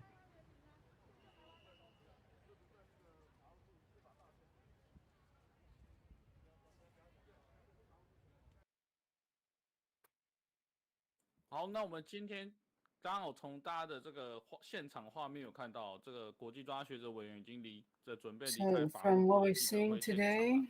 那我相信 on this 虽然 live 这2公 stream, 约审查是短短的4-5天呐，短短4-5天，但是人权 I 要进步 understand, 绝 you 对 know, we 没有 have 那么 very 短的 short, 没有临时抱佛 you 脚， know, 考试怎么可能 periods 考得 to 好呢？ review all 那我们 this 接下来呢， to 我们特别邀 comment. 请到了也有代表 You NGO 的 know, 团体来到 of 这个2 course, 公约审 the 查的现 government 场。那我们的林教 officials 授 they 也是 don't, 这 they 个 didn't 中国科技大 prepare very 学 well 财务 for 金 this 融系 review, 的教授来到现场， so 也 they 跟我们 don't 聊关于 get 2公约 good 它的观点 grades, you 与 know, 看法。 as you 林教授 see. 跟大家打个招呼，请。好，主持 So 人，各位 Professor Lee, 现场的观众 would 朋友，大 like 家 to 好。 hear your voice. Hello, everyone. 好，那这一次呢，在这个2公约的审查里面呢，那我也有机会呢，So during this 4 or 5 days of meeting, 这个交谈。 we see the international 谈论的重点呢， meeting. 就是 Now 针对这 they're 个 talking 机会 to 有刑法 NGO 机会有 and 刑法 I was talking about this the law regarding we had demonstration on the street for human for these civilians. And the committee member was asking the head of the government, saying why have you been postponing changing or making it better, about the rules of giving people the right to demonstrate, this demonstrating on the street. On this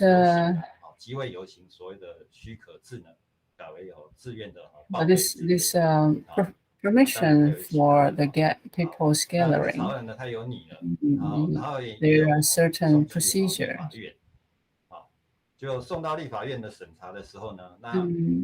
Actually, this law has been sent to the legislators,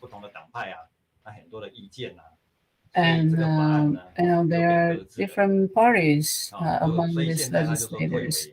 So they have different voice about this.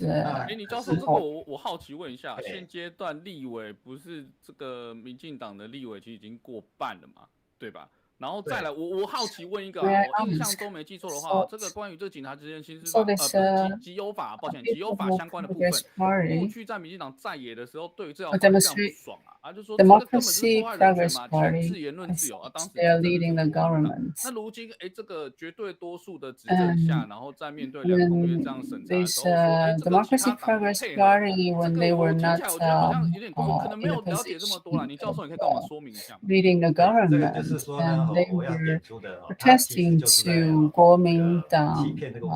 They were, they were leading the government and saying, they said why they gave hard time to Kuomintang during that time and protesting about this law of people gathering and also demonstrating on the street. But right now, the Democracy Progress Party, they are leading the government now, and so they changed their attitude. 2010, in 2010, this law was actually reviewed among the legislators. 那其实呢，我要讲的是说，他在109年其实有送进去。They make an excuse, say, well, it was, this law was basically the proposal of the law was sent into the bureau, but they didn't receive it. 根本就没有修，根本就没有修。他修的呢，只是配合所谓的那个所谓成年人啊，有20岁到18岁这个。 所以其实它法案是有进去可以修的。然后呢，这个法案呢，它这个各位可以去看一下，集会游行法呢，在110年 become like applying for the law, applying for the right to do the demonstration on the streets. 执政党啊，它在国会占多数，可是法案为什么没办法让通过？那其实呢，法案是有机会送进去，已经有在审了，可是呢，你看看。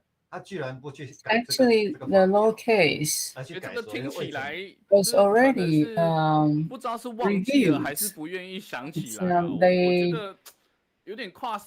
didn't want to make a decision or make any change to this law, which actually belongs to human rights. 执政党以多数来讲，你很快就可以过了嘛，对不对？我们可以看到相关的一些 Actually, if you're a leading party in the politics, then you can just make the decision just like that.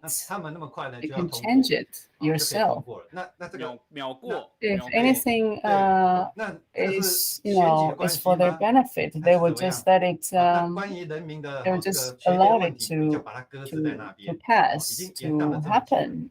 To make the law, their own personal, private benefits. They can just, make the law right away, make it legal right away. But if there's a law which is against their benefits, they will just delay it for years.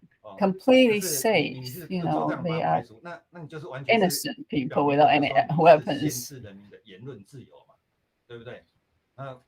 So actually, it's very obvious. The government tried to keep people silent in any ways as much as they can.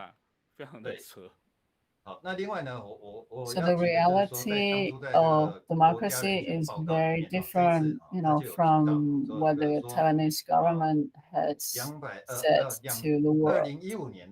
2015年呢到2019年这中间呢，全国集会游行的案件不许可的案件有35件，这是在报告里面叙述的all these refuse cases from applying for demonstration on the streets is, you know, are lots of them, is countless.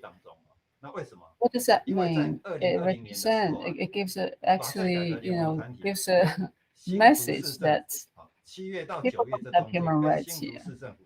They cannot speak out. They don't have the freedom of speech. They're not allowed to speak. And if I want to talk about this event happened to Miss Huang in Hsinchu, these volunteers, they try to, you know, do demonstration on the street and applying for the rights and applying for the permission from Hsinchu government, the city council, but they're refused for 15 times. 919发生在新竹县呢，这个黄妈妈这样被警察So this event was this event happened on the September 19th. 看得到当时呢，警察呢动用大批的 So we called it 919 event. 去盘查。And for these volunteers, 他动用的警力 from the for fair tax, and they did peaceful demonstration on the street. That the police officer, they sent the police force, almost about more than hundreds of police officers to stop the peaceful demonstration. I feel ridiculous. And police officers, they've been questioning these volunteers and asking their IDs to prove and to also write down the records and, you know, make the volunteers very scared. 人民的言论自由真的是受到严重的侵害。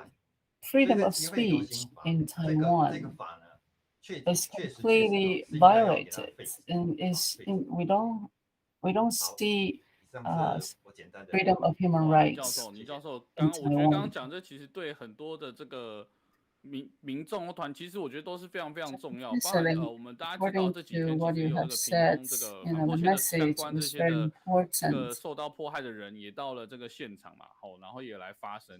那我会觉得啦，台湾 we've seen lots of these victims. 这个政府真的这么有人权，没事谁要上街抗议啊？ That their voice heard. If people they have nice lives, they have nice welfare, you know, social welfare, and they why would they have the need to go on the street and do demonstration to protest? Why do people have to stay off and receive no salary and go on the street and do demonstration for their rights? 来看看哈，这个到底 So we want to 这个我 invite 们的立法委员们是 everyone 忘 in 记了还是 Taiwan 不想 or 想起来 in 哈？ the 这 whole 个集 world 邮法人民的权 to 利，他 put 们基本 attention 的言论 to 自由 give 应该 attention 要来好好来说。那 on 倪 this 教授，那个 issue 我们再问一下，关于 regarding 这样两 freedom 公 of 约哈，因为 speech. 当然公约内容非常多啊，然后。刚 I 刚 have 也 a 有这个 question 专家学者提 regarding 到说， two 他也是人 covenants. 所以他也很无奈，没有办法每个都提到啊。然后他 So 的时间 the 也很 you 有 know 限啊。 like this 那我觉得他所 Virginia 说的 said 说 she 一 said 个， oh 我自己 she 感觉到他心中有一 one 种 of 苦闷 them 想讲，就是你法 legislators 务部报邀请 members 来，结果你国家里面一堆人在那 she 边 was 都被 just 人权 you 迫 know 害，一堆议题我 almost 根本 like 就 was 听不完啊！你还要 apologizing 我来 to 写报 people 告，我还不能 that 写你不 she's 好。 also just 教授 a 关于这 human 一点， being 你有没 and 有 she 什么 may make 观点？你想要 mistakes. 讲一下？如果你是你想要 It 来 sounds 这个 like 给 she 我们的 has 人权两公约上的人 something 权 she would 落实， like to 你觉 do, 得应该 but 要打 actually 几 she 分啊？ feels powerless. 李教授是教授嘛，打个分数应该是不 So 为过啦。打个几 would 分，您觉得呢？ if you give a 这 grade 是不及格了哈。 to 那其实这 the 关于这一点我们要讲 government 就是以 in 议 this 程的安排上，我们来看哈，这一次的议 perspective 程安 of 排来讲的 performing 话 two 呢，就是 covenants in 审查委员 Taiwan, 呢跟这个政 what 府 kind of 单位 grade would 呢， you give? 他们 Well, of course, I think they will feel it 比起来相 definitely. 当多。假设是一个下午整场来讲的话，那就有3个小时3个小时多呢是给政府单位，可是呢给一般的所谓 NGO 呢只有所谓的1小时。那发言时间呢？ We have this meeting in the afternoon for 3 hours, but actually only 1 hour for the NGO and 2 hours are, all for the government to speak. So, what do you think if you're a victim? How would you feel? It's not fair how they arrange for it. It's time length and time slots was not arranged fairly. It's ironic. 这个我觉得就是一个 Yeah, and also during a meeting, these days, every time when NGO they try to speak and they only give the 2 minutes for them, and they're not allowed to see their scripts and lots of this limitation to NGO when they finally got a chance to speak. Yeah, so it's ridiculous. Like even our rights, to speak about the issues that we concern about, it's limited. We don't even have the right for it. Seems like the government is playing, all the rules. 然后所以呢，他的时间比较长，说服比较久嘛。那个负面的你缓缓嘛，1人2分钟，怕你讲不清楚，反正他不注册，你听不懂，反正到时候搭飞机搭回去了哈。下次来4个月，执政党也不知道现在换谁。Well, right. Next time, during this meeting, it's just few days for these committee members to, to talk about the 2 covenants and performance in Taiwan. Of course, after the meeting, these committee members they will just leave for their own countries. And so Taiwanese government can still just keep doing whatever they want to do. This is just kind of like a show for the government to let's see its fake democracy to the world. 针对这个看到这样的2公约这样一个审查呢，我个人是有一个感想啊，就是说。其实呢，其实我们After seeing this review, 公约真的要落实的话呢，就可以看meeting 政府他自己 on 2 covenants in Taiwan. 我们可以看一下，我们可以看一下很多的违反。We can see if the government has the 其实会层出不穷 conscience, they can just perform it, and you will see it. It's the performance in the daily base of people's life in Taiwan. But if we see Tai Ji Men case, 就是所谓假讯息。那我们再看一下as an example, then you can see how the government abuse its state power to this innocent people, like Tai Ji Men, and also Miss Huang, who was holding, just a poster on the street, and even Chen Qingxu's case. And Chen Qingxu, he is a father of 2 kids, and also with his mother, and he got a fine from traffic fine, and he didn't have time to pay for it, and didn't have money to pay for it. So the government just took over his house, which the value was 2.5 million Taiwanese dollars. So this it makes a family completely miserable, because the government agencies, they abuse the state power and make people homeless. So if the government, wants to 谢谢黎教授的呼吁啊，我觉得真的是非常 happiness to 重要。那我们 people's 也欢 life, 迎线 and 上直播好朋友把我们 really 今天 need 直播 to 链接 have 给 this 更多人看到， systematic 让黎教授刚好的发言哦，正义之声，让 plans 更多人一起来 to 听见。 carry 那我们 out 谢 the 谢林教 two 授今天的 commandments in 线上的 live 访谈，谢谢林教 people's 授。daily life.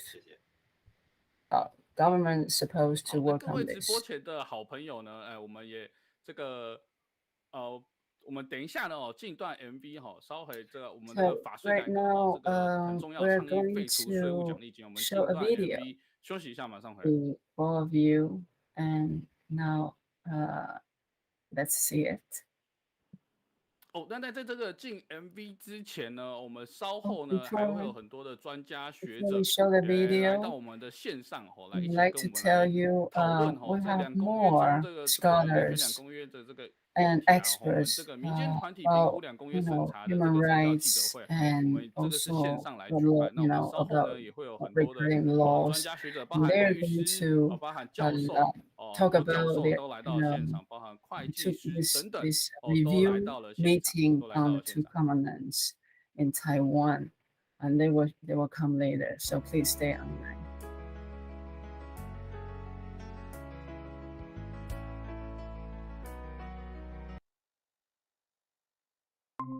In the 18th century, there was a brilliant man in France named Jean-Baptiste Colbert, who was promoted by King Louis XIV as his assistant in 1661. Colbert exposed corruption in the finance minister shortly after taking office. He not only did made people happy, but his fair taxation system, which focused on punishing corruption and maintaining a balanced budget, enabled France to have sufficient tax revenue without abusing taxation. Colbert was later appointed Minister of the Navy. He built a strong navy with vast financial resources. It enabled France to amass vast wealth from transoceanic trade and establish itself as the mightiest power during the age of naval power. Unfortunately, in order to consolidate the throne, Louis XIV expended all of his national power on foreign invasions and spent half of the national budget on the extravagant Palace of Versailles.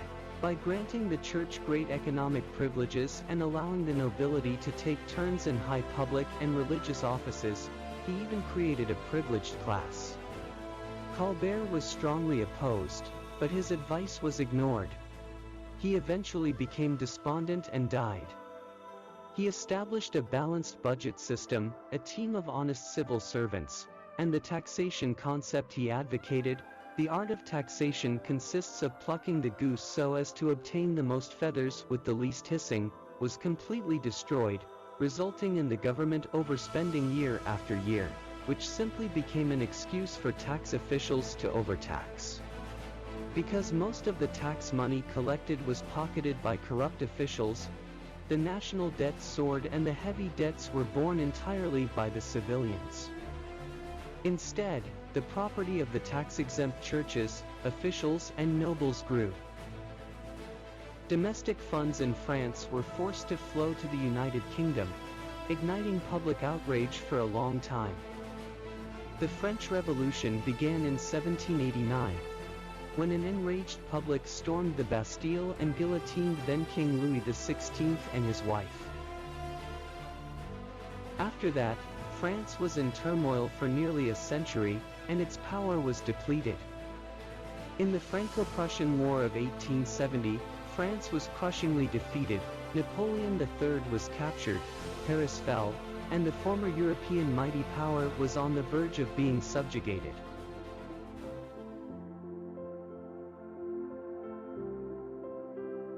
Taxation can either strengthen or destroy a country.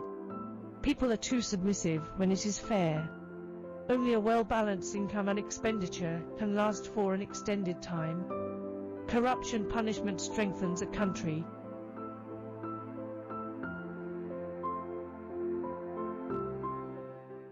France is strong because of Tax Bureau or Taliban or the Administrative Enforcement Agency. 55-year-long persecution of a peaceful spiritual movement in a democratic country such as Taiwan.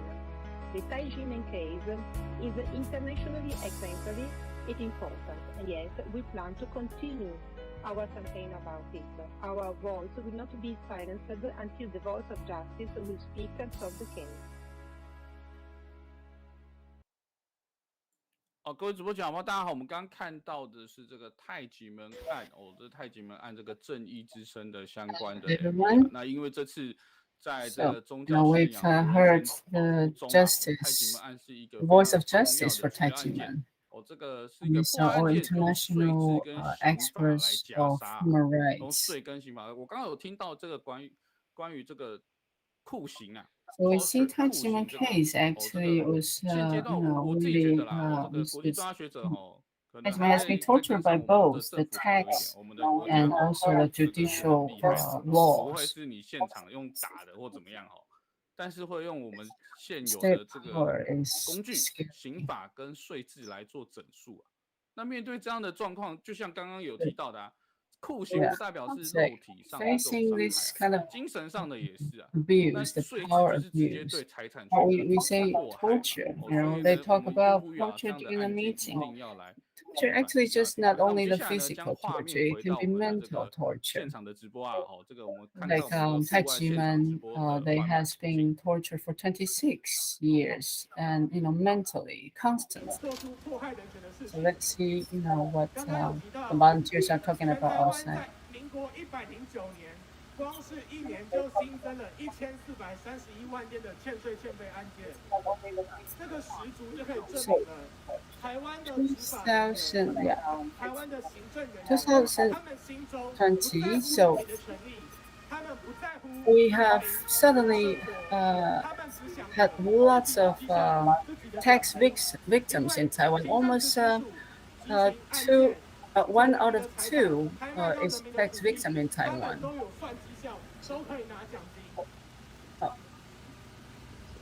When this National Taxation Bureau, when they issue an illegal tax bill to people, they will get bonus. The whole bureau, everyone who works for the bureau, they receive bonus.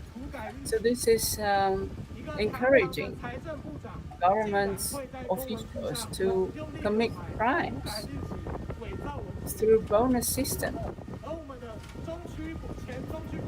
And for achieving this bonus and receiving bonus, government officials, they can, you know, just use the whiteout and change the date of the paper of this judgment, and in order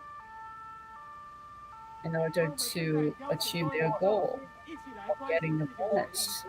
But innocent people are victims.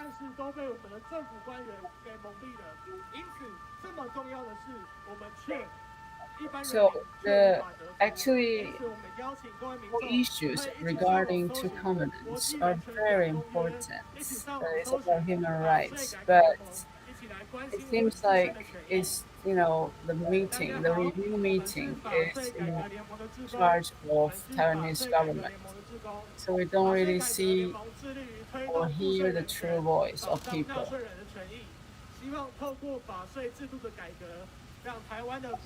We are fight for fair tax league.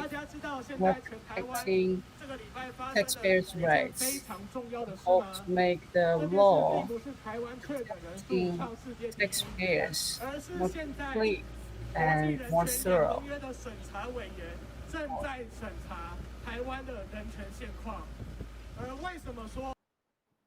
好，接下来呢，我们这个两公约的直播的现场我们这个审查两公约民间团体的记者会呢，我们接下来很荣幸邀请到了黄律师好，他是联合国 NGO 世界公民总会台湾总会人权委员会的主任委员。接下来我们来邀请到黄律师来跟我们聊聊关于两公约你的观点与看法，请。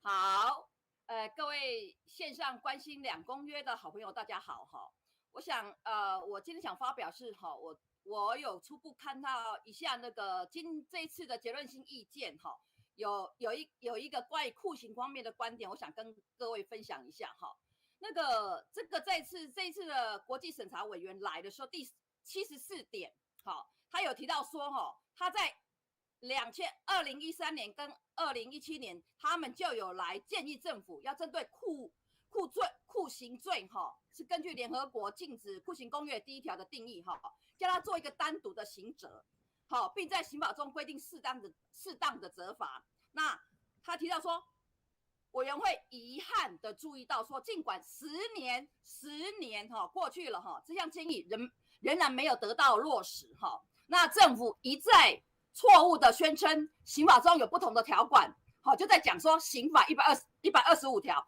，125条是什么？是滥权追诉处罚罪，是对于有追诉或处罚犯罪职务的公务员为一定的行为者，处1年以上7年以下。我这一段的时候，当时在直播的现场，我还有听到那个法务部的官员们还一直在讲这个法条，他们里面的第1点、第2点什么是规定怎么样，然后还有强调说，他们根据刑法134条呢，对于这个公务员犯这个罪有加重处罚1/2的规定，然后还一直说这个东西构成一个类似的一个累计上构成一个特殊的酷刑罪啊。那这一次呢，2公约的审查委员就明白跟他讲，按照国际，这个是他的结论意见了，按照国际法的定义呢，即出于特定的目的，故意将无能为力的个人施加严重的痛苦或折磨，无论是身体还是精神上的，是最严重的国际罪行之一。最严重的国际罪行之一哦。好，然后他有提到说，只有当酷刑被确定为一项单独的罪行，并受到严厉的惩罚时，这种可憎的做法才能够被根除。无论这种做法是否导致受害者的身体受伤，甚至死亡，就是不管你有没有受伤或身体死亡都是哦，而且精神上也算哦。好，那他有讲哦。由于打击有罪不罚的现象是消除酷刑和他的其他形式的虐待最有效的方法之一啊，最有效的手段之一啊，所以委员会有讲，委员会以最强烈的措辞重申其先前的建议，即不再拖延，单独且具体将酷刑纳入刑法，并给予适当的惩罚。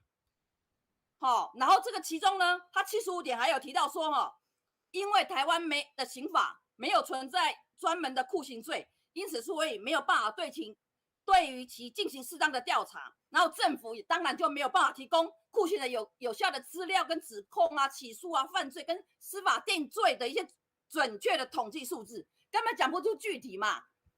然后他说，政府提供的资料清楚地表明，在台湾有许多针对执法官员的酷刑指控，不幸的是，这些指控没有得到适当的记录，只导致了纪律处分，而不是刑事的起诉。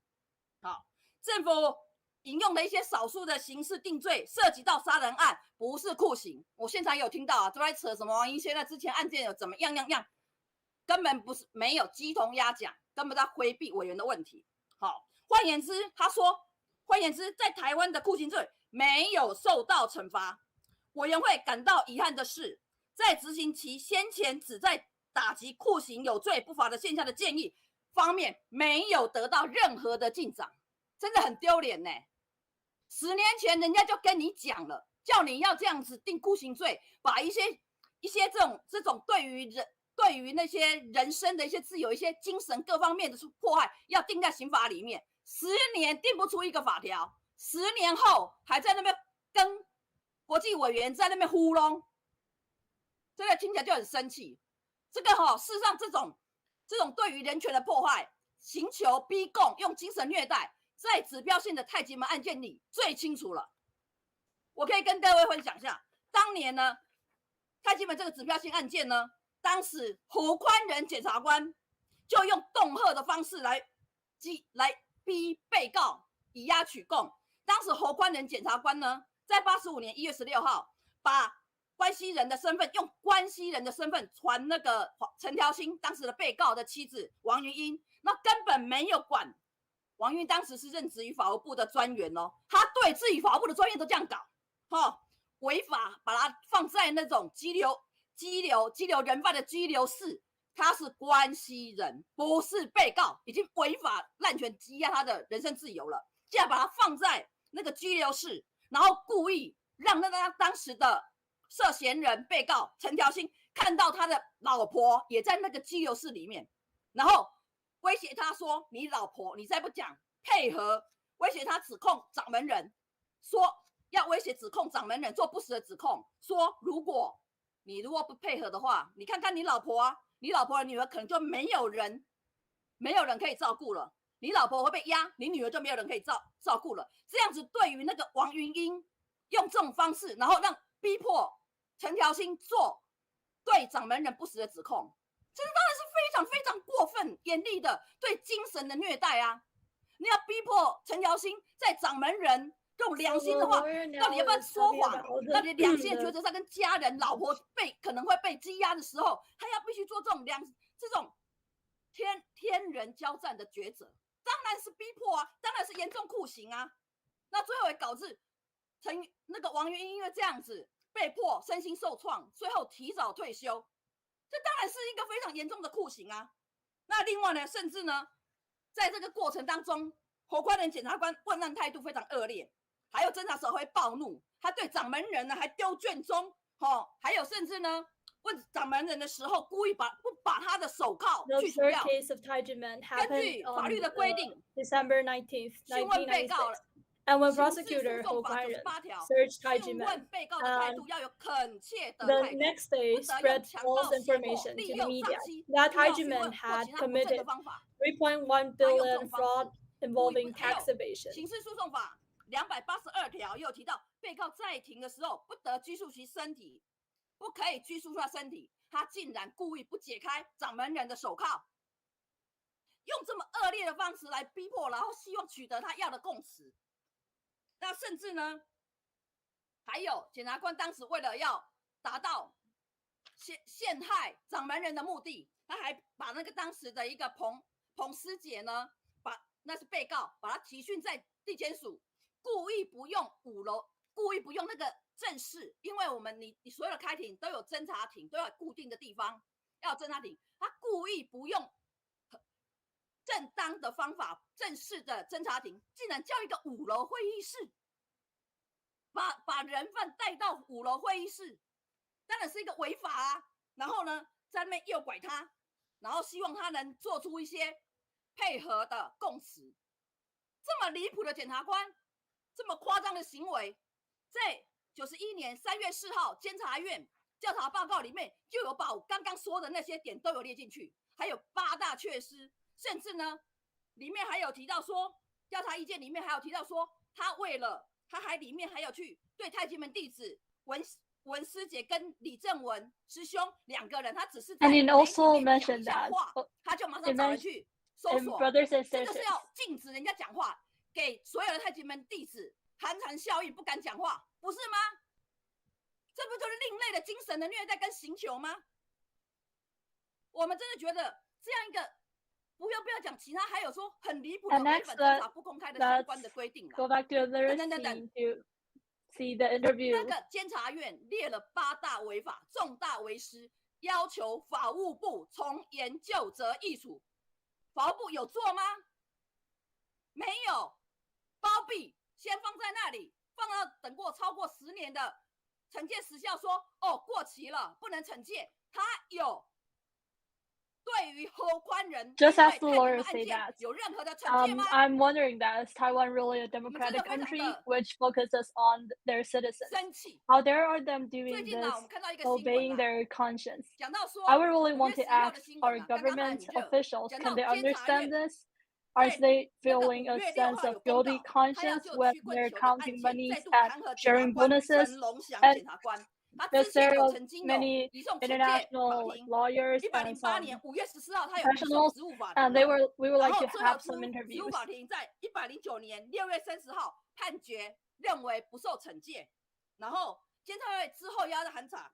那监察会现在他就在提一个弹劾案，他说这个检察官呢再送哦，仅凭自白结案，未待彰化县政府回复及缓起诉，严重违反办案程序规定，违失情节明确，情节重大，他提案弹劾，好吧？相较于这个陈龙祥检察官，他只是仅凭自白结案，没有等彰化县政府回函，这样子就违失情节明确，情节重大，要弹劾当年的8大违法缺失的检察官侯宽仁，他们有做任何事吗？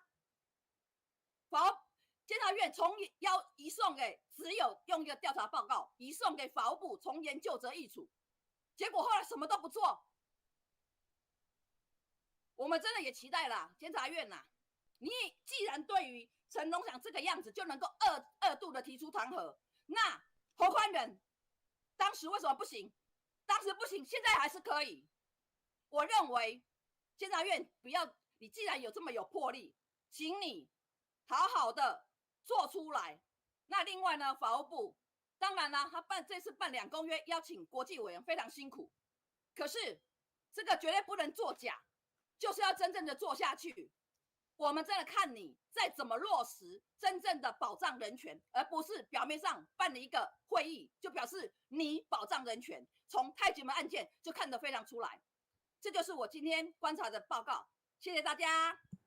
谢谢黄律师的仗义直言啊，谢谢黄律师的仗义直言，真的是讲得非常的慷慨激昂啊，然后也凸显出这个荒谬啊，这个滥权的检察官竟然还可以继续做，然后你看这个，我觉得好比228加害人现在在做高官啊，这个能接受吗？然后民主进步党现在是执政党。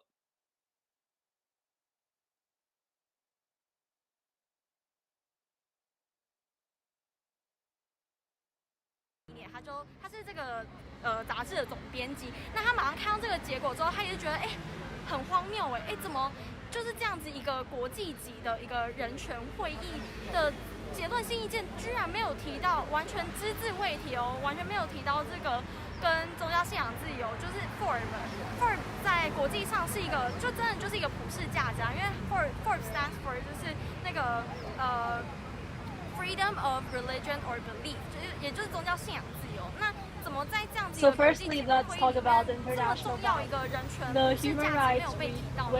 那我们在台湾观察到一个的状况是说，其实台湾仍然有许多公权力用这种威权专制时期的手段，以法跟税为武器。来迫害人民的实力。那我们就讲这个指标性案例，太极门129事件。那这一个案件真的是已经震惊了国际，尤其是欧洲这边的这个 European Times， 他们其实也把这个放在头版上。所以其实这一个议题，这样子一个严重的宗教信仰自由迫害的这个案件，其实也在国际上引起了非常多的专家学的讨论。那甚至是在这个寒冬这本书里面，也光是1年多的时间，就总共收录了上百位的国际人权专家学者，他们也都共同就为了这样子一个案件提出了非常多的评论。那所以我们由此可知，就知道说这个案件真的是一个非常严重，需要立即去被平反、去声援的一个案件。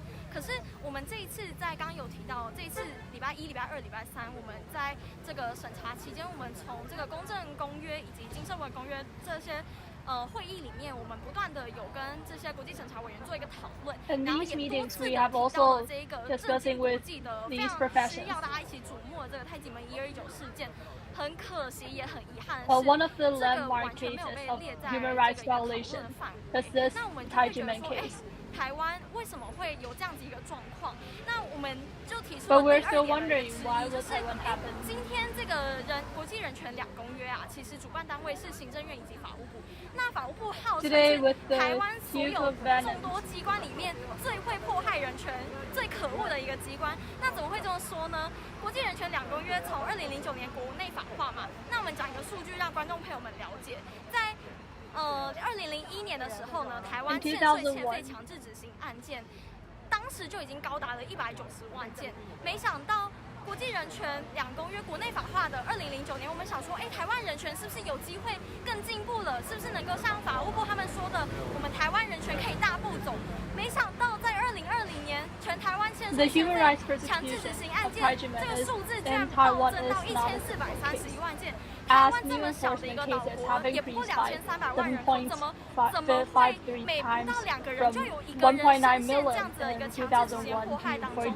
那这个行政执行署就是强制执行的这个元凶嘛？那他的直属单位就是我身后这个法务部，所以我们就说啊，这个法务部真的是台湾最会迫害人权的一个单位。可是没想到他们这么坏的一个单位，居然主办了这个国际人权2公约，我觉得这件事情也是蛮荒谬的。所以我们从这样子一个观点，也可以供观众朋友来思考一下，是不是我们的政府又把一些错误的观念，或者是他们掩盖了一些事实，让这些国际审查委员没有看到真相？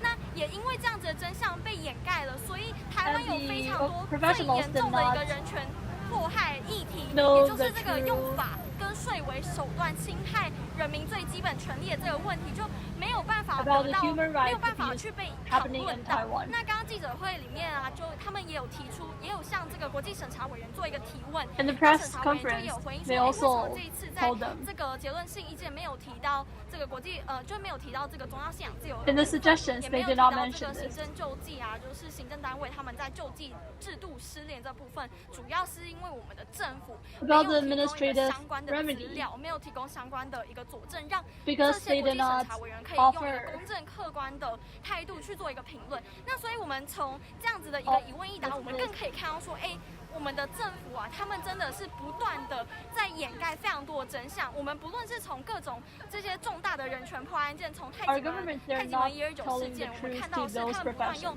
抹黑、用栽赃、用买通媒体，用这种渲染这个整个社会，用舆论压力来迫害人民。那到了这个2020年，这个太极门师徒他们的土地在被强制执行之前，他们也不断的在行政执行署前面抗议，但是他们对于人民的抗议是完全没有做任何回应之外，更可恶的是，当时的这个行政执行署的这个副署长陈颖景，他居然也是买通了媒体，而且不好意思，而且当时在2007年的时候，对，在2007年，其实太极门已经就是宣告判决他们是无罪无欠税，这是法院3审认定他们是非常清白、非常棒的一个团体。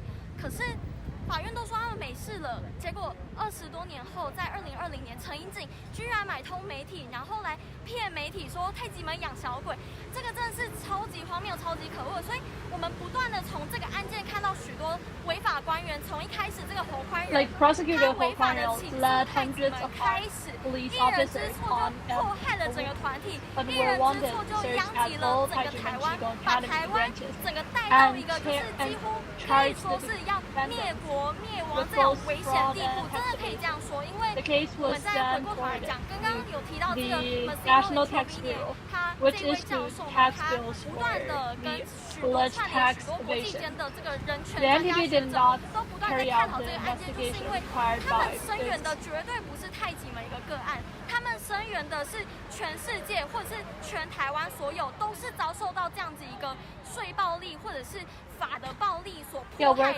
的一个个体。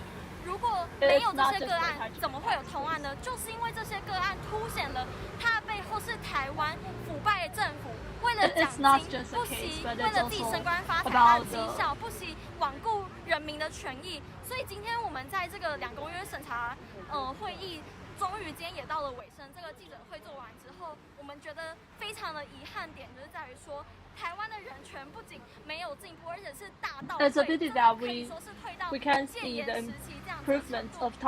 我们的媒体都晋升了，这样子重要议题在社会上也都没有得到一个足够保护。那所以我们真的也是很诚恳呼吁，希望在这个前面收看我们的观众朋友，真的我们应该要一起来关心，因为我们关心的真的不是只是这些个案，而是所有台湾人的未来，也是我们下一代的未来。我们希望我们的关心能够带给大家一个真正能够很好、很安全、很幸福生活在台湾的一个未来。谢谢。Thank you so much for our Tax and Reform League representative, Lenny. And as like what she has said about, is that our government, the Ministry of Justice, which is one of the department in Taiwan from the government, one of the most that committed corruption and also violating human rights department. They hosted this international committee for our international committee members to talk about the two covenants for the human rights. And we can question why. Why did they host this? Because by providing from these few days and from the international committee, we realized that our government haven't been providing actual data that has been going on in Taiwan. They have been fabricating numbers and words to kind of sway the committee members to believe in something else, believe that Taiwan is all good. And like what our representative from Taxation Reform League just said just now, is that at the result, the assessment from the committee members, our international professional committee members, they have talked about that they haven't said anything about freedom, religious freedoms, because in the reports that the government have provided for them, there weren't anything enough information to talk about religious freedom, which is very sad, because one of the biggest cases that relates and correlates to everything, all the corruption that's been happening in Taiwan, is the tax. And with the tax case, one of the most famous one is the Tai Ji Men case, and it relates to religious freedom. And from our international committee friends from this conference this time, they said that they haven't had enough information from the government's report. So we can really question why is our government hiding these things and showing all the good stuff, good things that our country has been doing, all the window dressings that our country wants to pretend to show how good our outside is. But in reality, there's so many problems within the country. That is why so many professionals, NGOs, are standing out to voice out for change, because we are really running out of time, and we really hope that we can be a better country, be a global country that follows UN standards, not just by words. We can see that it's called the Ministry of Justice over there, and it is pretty ironic, because the Ministry of Justice should be for justice, right? But they are the department that has committed the most violations. And we can also question, like, isn't there any department in our government that monitors these departments to make sure that they don't do anything corrupted? Well, guess what? We have a department, the administrative ministry against corruption, which is supposed to watch over all the departments to make sure that no government officials do any corruptions, commit any corruptions against the people in Taiwan. Well, guess what? All of these departments are actually working together in order to earn more tax money. Why? Because we have this bonus system in our country, and it is ruining not just the people in Taiwan, but also these corrupted government officials' mind and their greed. They want more money, and whenever they find a tax, they can fabricate evidence and talk to the government, all the departments, to work together to punish the citizens of Taiwan in order to earn more tax money, tax bonus money for themselves. That is why many of these government officials, they rank up so fast, even with so many citizens, so many people standing out to voice out for them to step down because they can't do their jobs right. they have been violating human rights. But we can still see like Ho Kwai Ren recently ranked up. There's a few other government officials, corrupted government officials that ranked up recently without anything being punished. Well, them killing so many people, so many citizens, I believe that they should really be punished and go to jail, not just roaming around in this Taiwan area. It is just like a prisoner roaming free in this country. And we really need to catch them. We really need the police to understand what is happening. And I really hope that everyone can think why is this happening, and really think deeper to understand what is going on. And also by you guys watching us talk about and share about what is going on from these broadcasts, we can really share the knowledge and what is happening at the front line with you guys. And thank you guys so much for standing with us here. We are doing what we can to make Taiwan better. We are not declining, but we are making a change.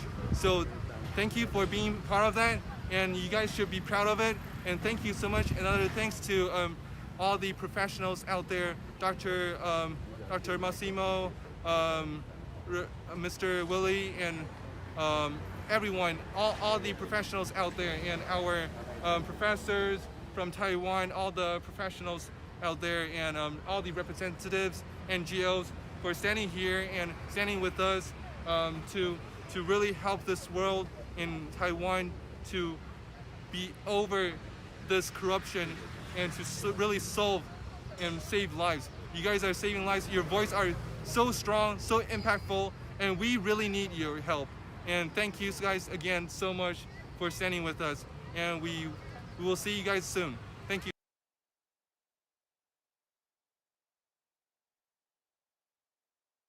法官是不用回避的，你们知道吗？所以我刚才提出了这么多的问题跟问号，我真的要问这些国际人权委员会的所谓的外国专家、外来的和尚，你们知道这些事吗？你们都不知道的情况之下，你到底能够写出什么意见？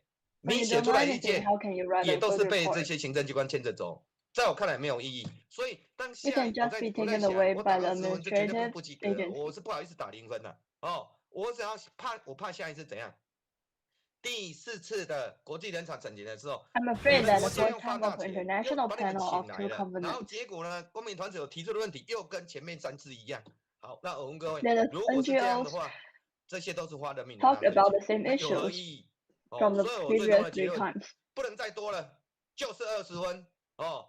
如果呢这些国际人权审查你们写的意见，在我看来没有什么实质意义的话，那我只能讲说，我以法治改革联合发起人的身份来呼吁大家，我们就继续努力，还好去监督这个政府，不用靠人民自己，也不用期待这个政府自动去改革，也不用期待那个外来的上就不要念经了，不念经的在这里，在我现在讲话这个才是最会念经的啦。哦，如果呢国家敢的话，就请我去当人权审查委员，好不好？我还我也可以算比较便宜，好不好？所以我再强调一次， I would like to be the representative of the international members of one of the members of the conference, and I will be cheaper. 吴景清老师的仗义直言啊，这个 Thank you for the professor.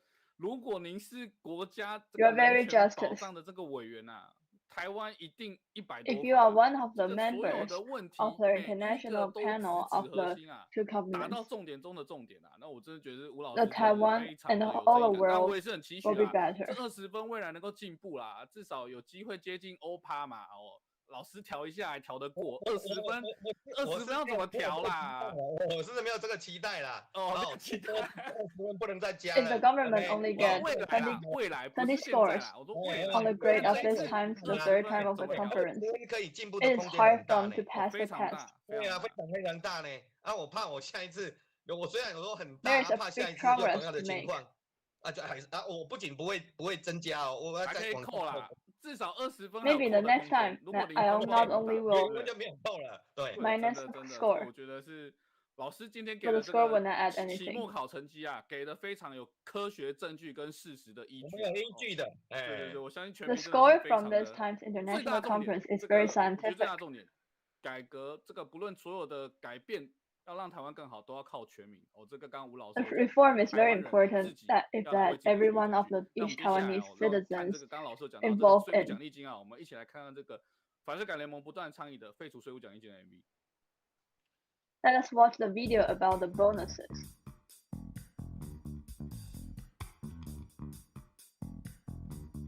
你的血汗钱被官员拿去自肥，税务奖励金，财税官员双双领，执行署也有奖金，执行案件额外领一笔，没有法院依据，欺骗立委坑人民，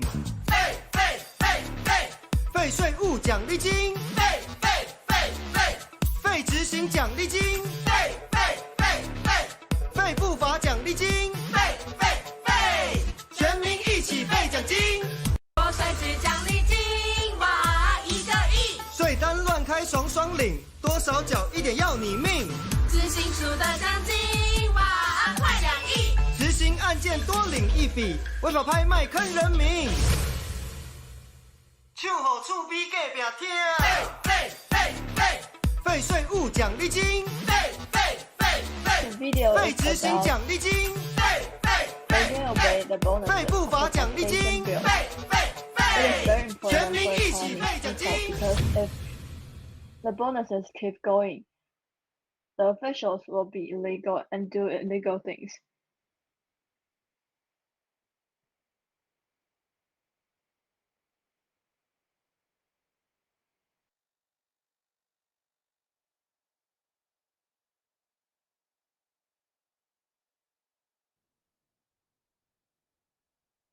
好，欢迎回到我们的直播的现场。我们今天这个国际两公约审查民间团体记者会，刚刚这个吴景清老师非常的仗义直言，直指核心，然后给了我们这个我们这次的两公约打了大概20分，然后也把这个说20分依据列举的非常的仔细啊，非常仔细。那我们接下来呢，下一位我们来到了这个我们陈怡静陈教授啊，也来到我们的直播的现场，来跟我们来聊聊我们国际两公约的部分到底这个花了这么多的钱找这个外国专家学者来，那对我们实际成效有哪一些？然后以及这个两公约中的这个相关研讨的内容。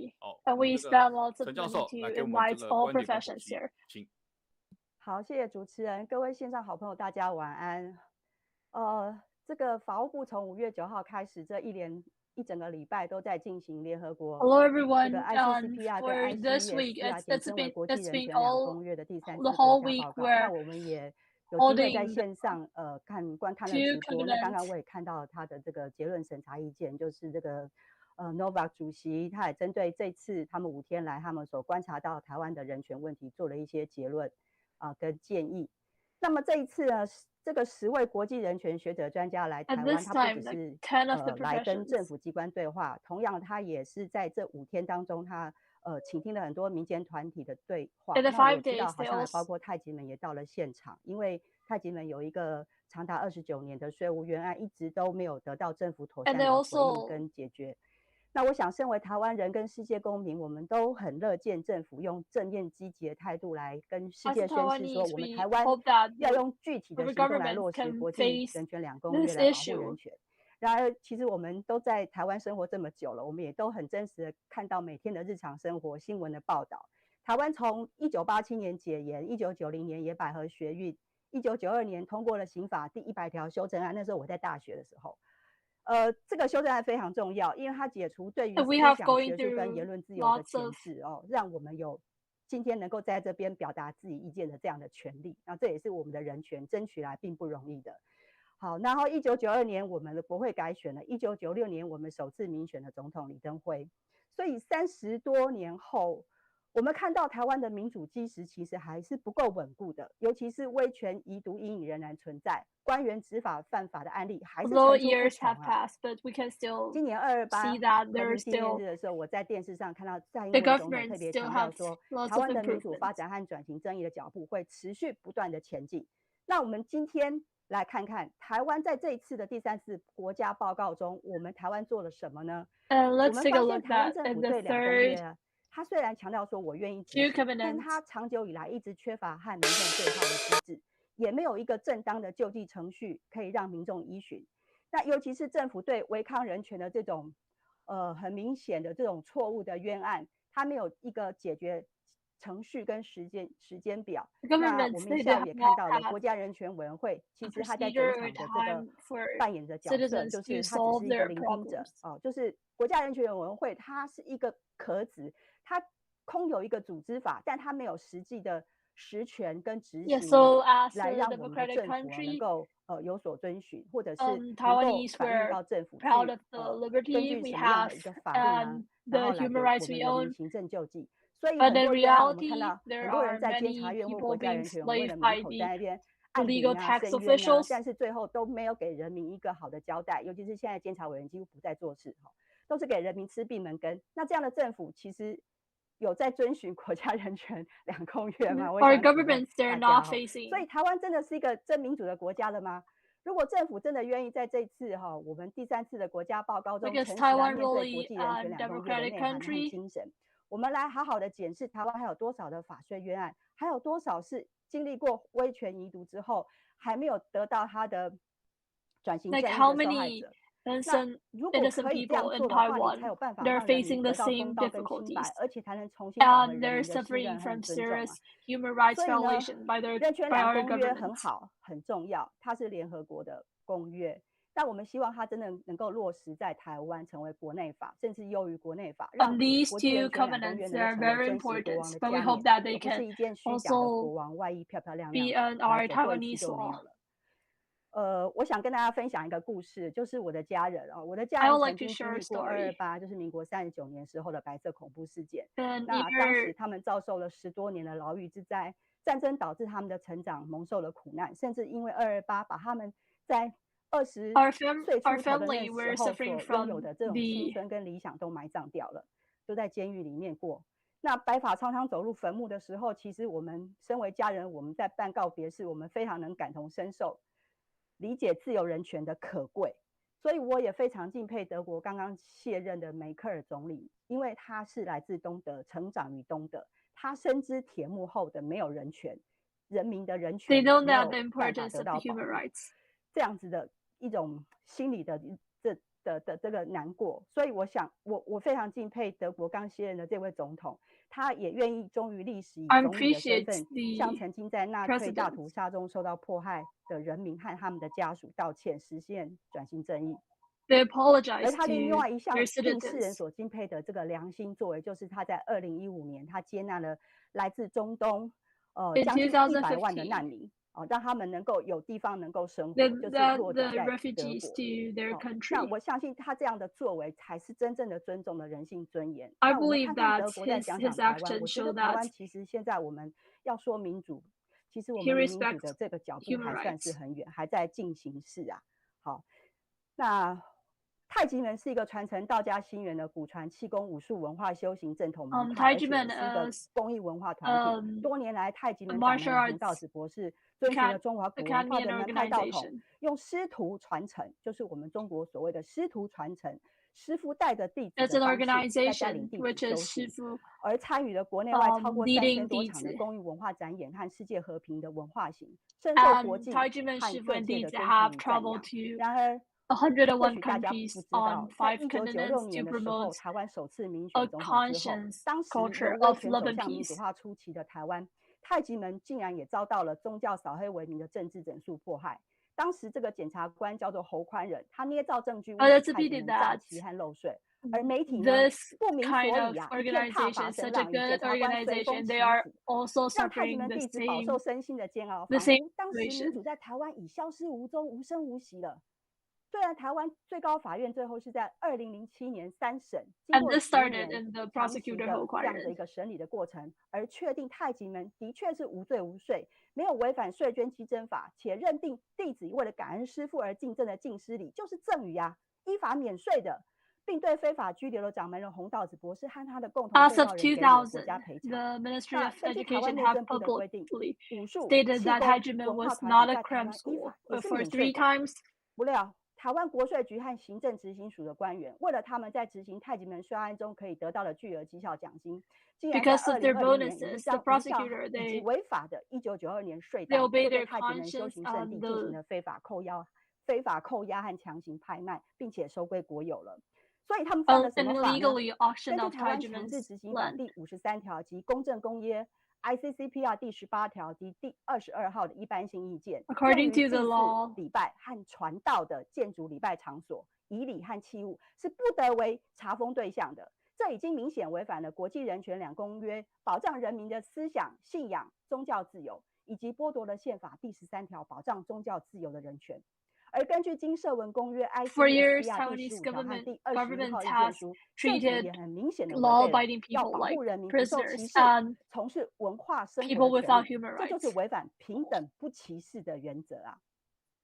这26年来，太极门弟子依法向台湾政府不 Over 断的 the 进行行政 26救济和 years, 陈情，光是刑事法庭 both 就有 Tai Ji Men 师傅和14名的弟子法官、8名公诉检察官莅庭进行交互诘问，在1、2审一共开了58次庭哦，传讯将近200位的证人，总时数约9570分钟。我光讲这个都很累， more than 100人力物 people 力的心力的耗费 and 岂能估 and 计 many 得出来 hours. 呢？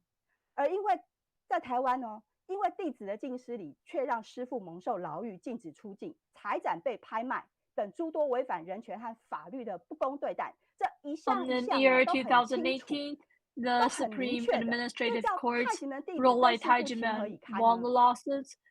Tai Ji 而 Men is an 我 empire 想 of 可能 Qigong 大家 and 也 martial 看到很 arts, 多新闻 and 报 the 道， red 现在太 envelopes 极 were 门案已经 gifts. 被许多专家学者称为法税228事件，因为在这个案子中有超过上万名的太极门弟子和他的家人，因为这个案子蒙受了宗教自由和法税暴力的迫害，让他们的心灵无法安定，也不平安。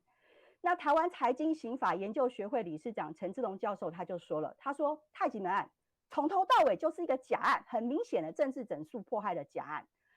那这个事情呢闹到了国际上，英国伦敦政经学院的荣誉退休教授、世界知名的新宗教运动权威 Alan Barker 教授他就说了，在太极门案中有300多名的立法委员，300多名哦，每一位都签下他们的名字，向台湾的政府请愿。但是呢，我们台湾政府完全不重视， They 公然 also 把民主的 call 殿 for 堂踩在脚 Taiwanese 下，真 government 是 to 令人 make 难以置 some 信。 differences. 这就是官僚主义嘛，这就是 bureaucracy 啊。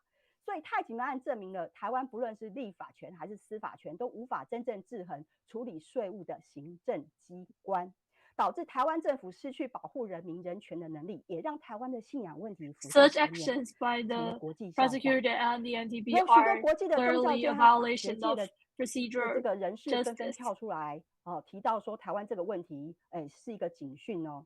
像比利时人权无国界组织的创始人 Wiley Faucher， 他就曾经在早先有一个发表对台湾人权现况的看法论坛说，他说他用法国和加拿大的案子跟台湾的这个 One of 侵犯宗 the 教信仰自由 professions 的 he 案例做比 mentioned 较 that，他发现啊，台湾的宗教信仰自由没有跟上国际人权的脚步。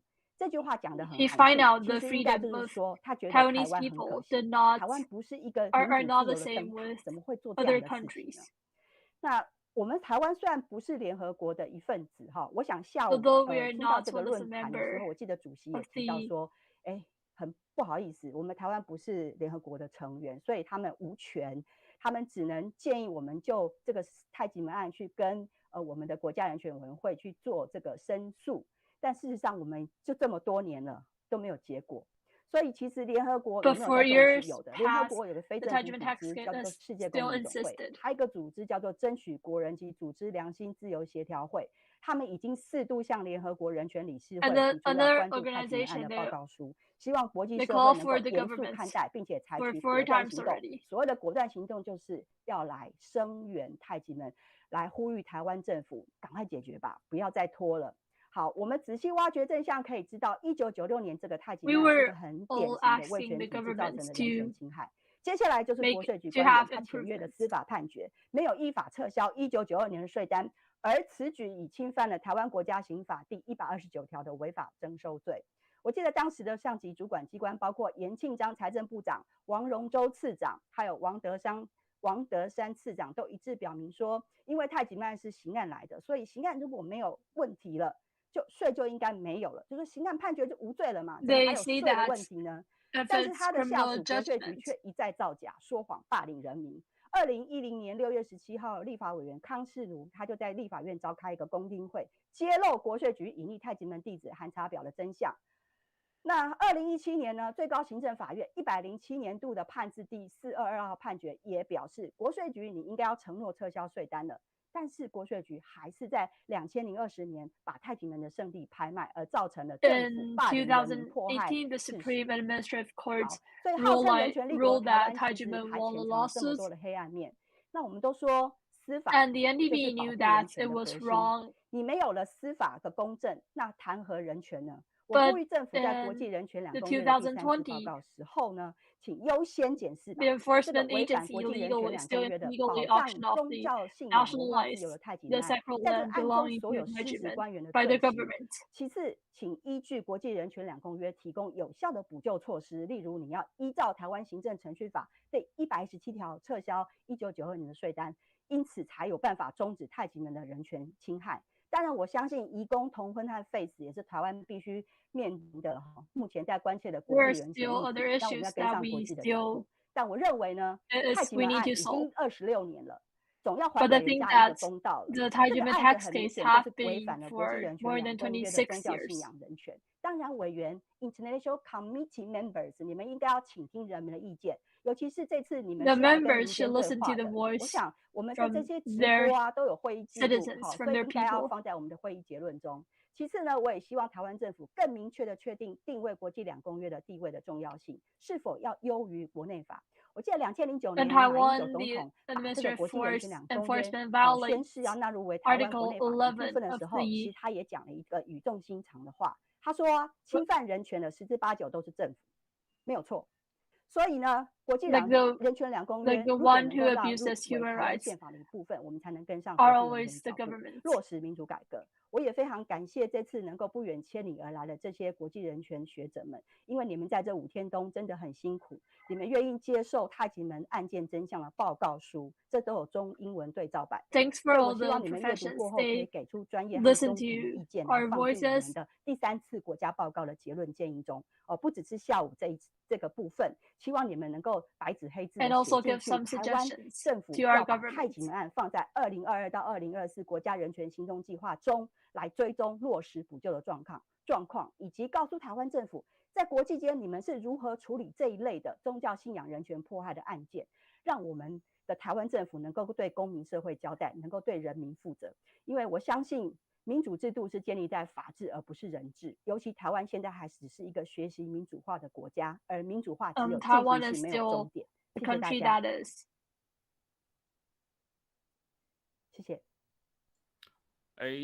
谢谢。谢谢陈教授。那个陈教授刚刚其实讲了非常大，这个有很大重点提到这个太极门案的平反是非常非常重要的这个案件不平反，台湾谈什么人权，对不对这我觉得是这个陈教授一直有提到。那陈教授问一下，关于两公约的评分，你觉得应该是几分？人权两公约这一场，刚刚吴老师给了一个分数20啊。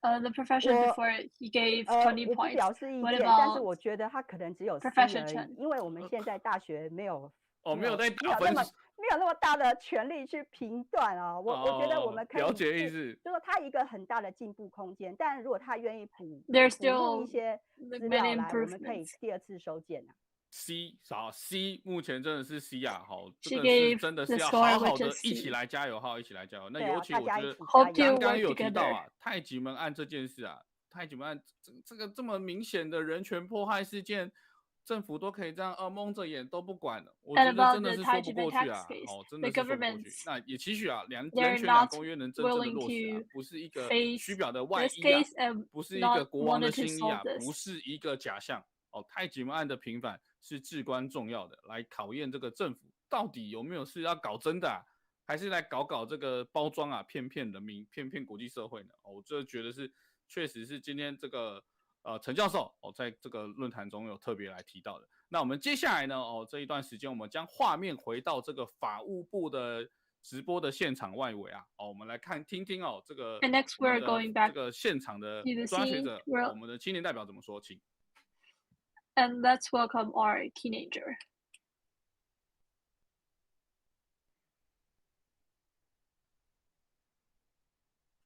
好，我可以下线了吗？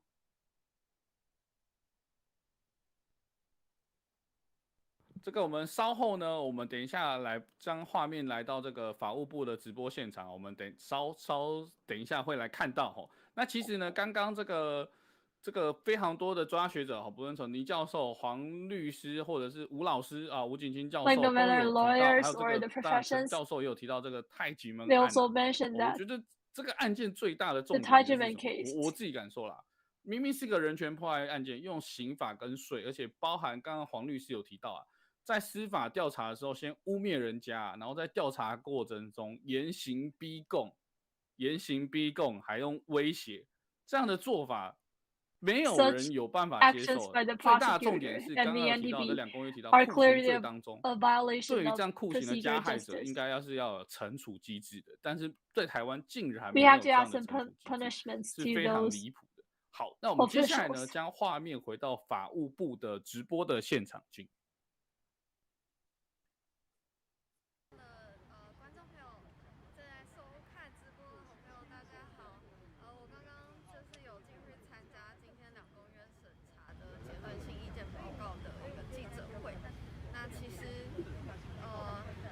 I've been attending the two covenants press conference. 结论性意见报告书的时候，都难免会有一些的失落。但是，其实我们也要真的非常感谢，就是那些国际审查委员，他们自力自费、千里迢迢的 appreciate and thanks for those professions.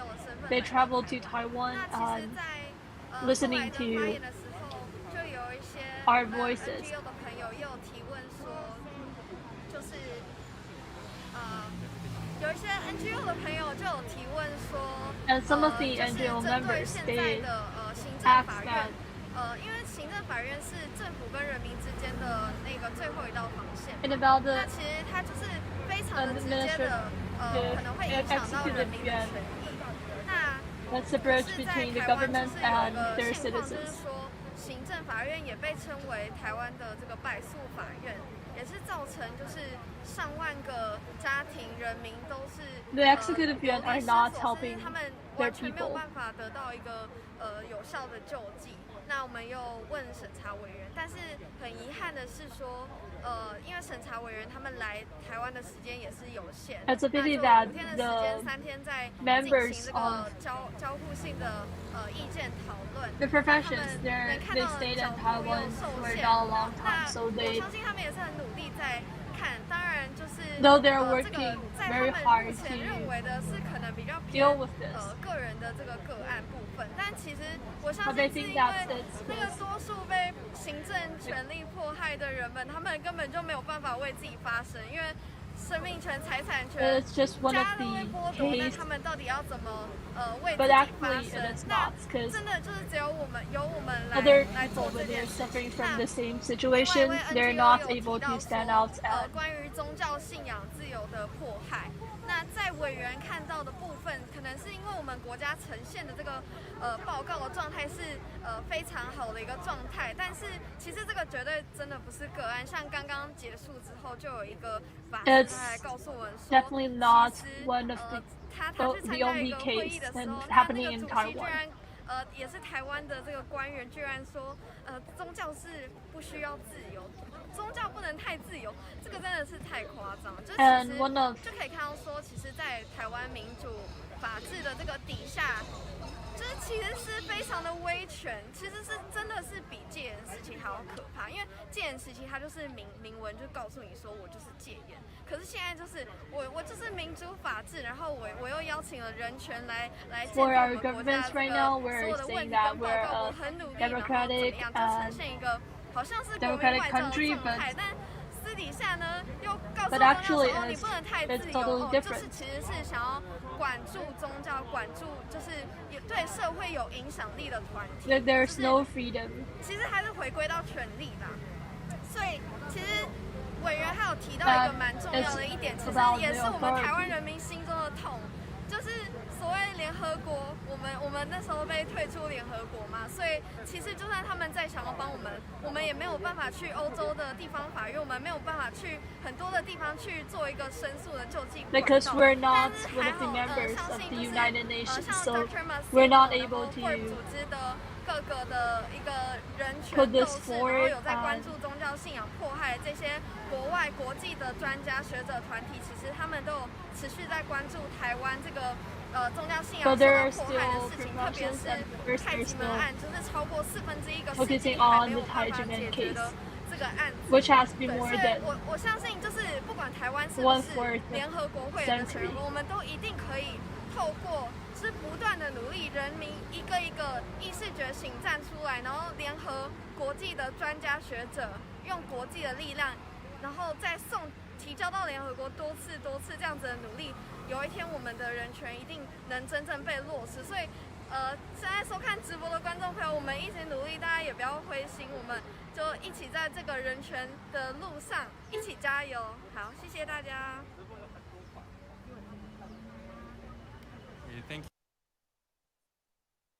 好，接下来我们回到这个2个月审查民间团体的记者会。刚刚我们有听到啊，这个现场的这个青年的这个代表有提到在2公约审查会议中的一些情况与期许期许我们2公约真的能够落实。那我们接下来呢，我们的直播现场来到不得了，好不好？我们今天这个非常多的专家学者，各界的这些都有来参与我们的这个2公约审查记者会。我们接下来邀请到 Sherry 会计师来到我们的现场，所以跟大家打个招呼。Hello， 那个主持人好，还有所有关注这个2公约的朋友，大家好。其实我刚刚其实有看了一下，在那个2公约审查会的这个现场直播，那其中刚刚有位委员有提到，就是说，人都会犯错，那这个其实我也同意啦。不过如果就一错再错的话，我们真的是应该要去做检讨。那为什么要这样讲？其实台湾虽然在2009年将2公约国内法化，可其实在审查委员会的讨论过程当中，委员有提到一件事情，就是说，其实台湾应该更加明确公约的地位的重要性。那如果是以前或者是之后的立法跟这个2公约有冲突的话，那就必须要进一步去澄清2公约的地位。所以这句话是什么意思呢？意思就是说，2公约虽然已经国内法化，但是它的地位还没有这么的，它的重要性。对啦，就是它其实重要性并没有就是达到就是它所谓的就是委员们他们所预期的这个阶段这样子。那为什么会说一错再错就真的是很不可取哦？这件事情其实今年不是第一次被提出来。But why would we？ 当然，在今年的当中，委员也有强调，就是说，其实作为联合国的2个最重要的人权条约，台湾其实应该要优先考虑这2项公约，而且也重申并且建议说，台湾应该把2公约视为是宪法的一部分。那所以其实我觉得这就讲得很明确了。那为什么说这不是第一次被人家点这个问题哦？因为其实早在2013年2公约初次审查的时候，那在这个委员审查的结论性意见跟建议当中，审查委员他们还有这些专家，其实他就已经要求台湾要进行全面的法令与行政措施去做检讨，以强化这个2公约的落实。可是，在2017年因应这个国际审查小组的这个国家报告回应当中呢，税务机关呢，他们说，我们税务机关相关的法律以及规定并没有需要检讨以及修正的地方，那就很有趣啊。其实因为在同年的2月，大法官的解释第745号当中就有讲那个在这个案件当中啊，大法官所认定的所得税法不准薪资所得者列举扣除的相关规定是违宪的。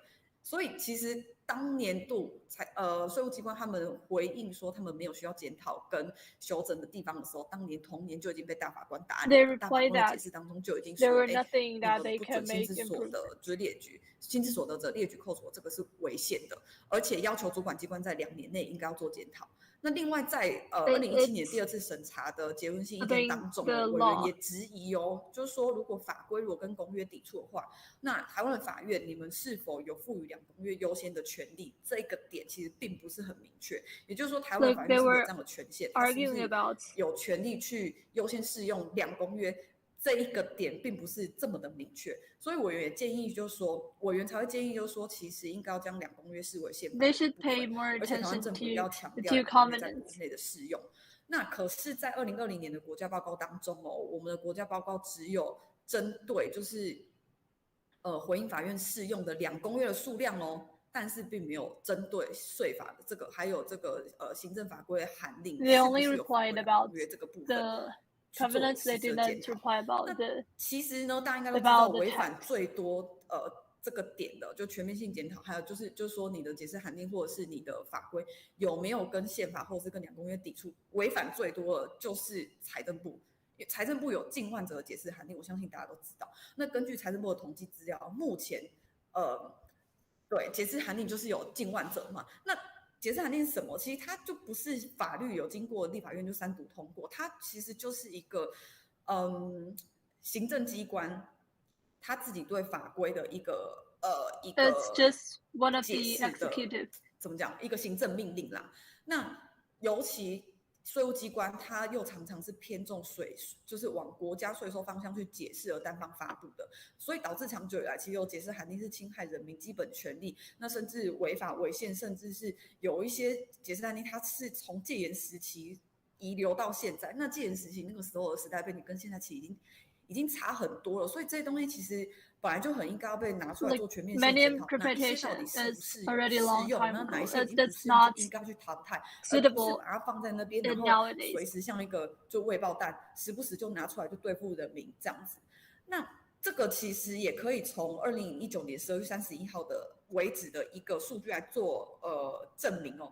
那截至2019年12月31号为止哦，大法官的解释当中，一共有56则是宣告税务法规有违宪的这个状况。那人民在面对这样大量繁琐的解释函令的时候，其实不要说人民啊，好了，我自己从事就这方面专业的，其实我都没有把握，就是说在这样子的一个法规之下，还有解释函令，你可能你不知道他什么时候拿哪一条出来对付你，其实你没有办法预测你的税务风险的。那法令的这个明确性，其实稳定度也不是很高。那这个其实对台湾的企业环境来说是一个相当大的伤害，尤其比如说国外的企业来投资，其实任何一个企业它要去任何一个国家投资，一定有一个很大的一个专责是针对专门的 section 是专对当地的法令税法去做评估，因为它能够评估说它在税务上的风险大概是到哪里。但是以台湾现行这样子，the laws in Taiwan 这么的 it's not 多，然后你也不确定什么时候会被 people 拿出来就是对抗人民，你其实没有办法去衡量你的税务风险，你没有办法去评估的。那这个其实也不是我自己说，因为其实在2015年到2018年的美国商会发布的台湾白皮书里面当中哦，就有明确的呼吁台湾政府应该要检讨过时跟不合理的税务法律，那透过有效的税制改革，使台湾的税制更与国际接轨。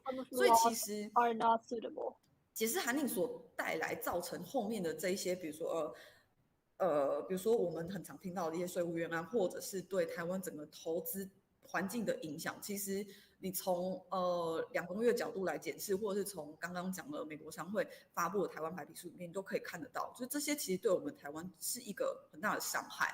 那财政部的解释，财政部其实也用解释函令在架空税捐计征法5年的核课期间的时效，其实这个也是违反宪法19条租税法定义。那怎么说？因为解释函令它里面它对行政法院撤销原处分判决的解读是说，当行政法院撤销原处分判决，它撤销的是复查决定，而不是撤销原始税单。所以这什么意思呢？意思就是说，如果行政法院撤销了你这个撤销这个复查决定的话，他就把它解读成说，OK， 你只是觉得我这个决定就是不合理，好，那我就再重新开一张税单好了。那这个就是我们很常听到就万年税单。那大家都知道，其实在复查决定的这段期间，它的时效中断的也就是说你的the government think that if you revocate 只要一旦进入就是这个复查阶段，它就是你的时效，你的5年时效就被停止计算的。所以你看，它就是如果一直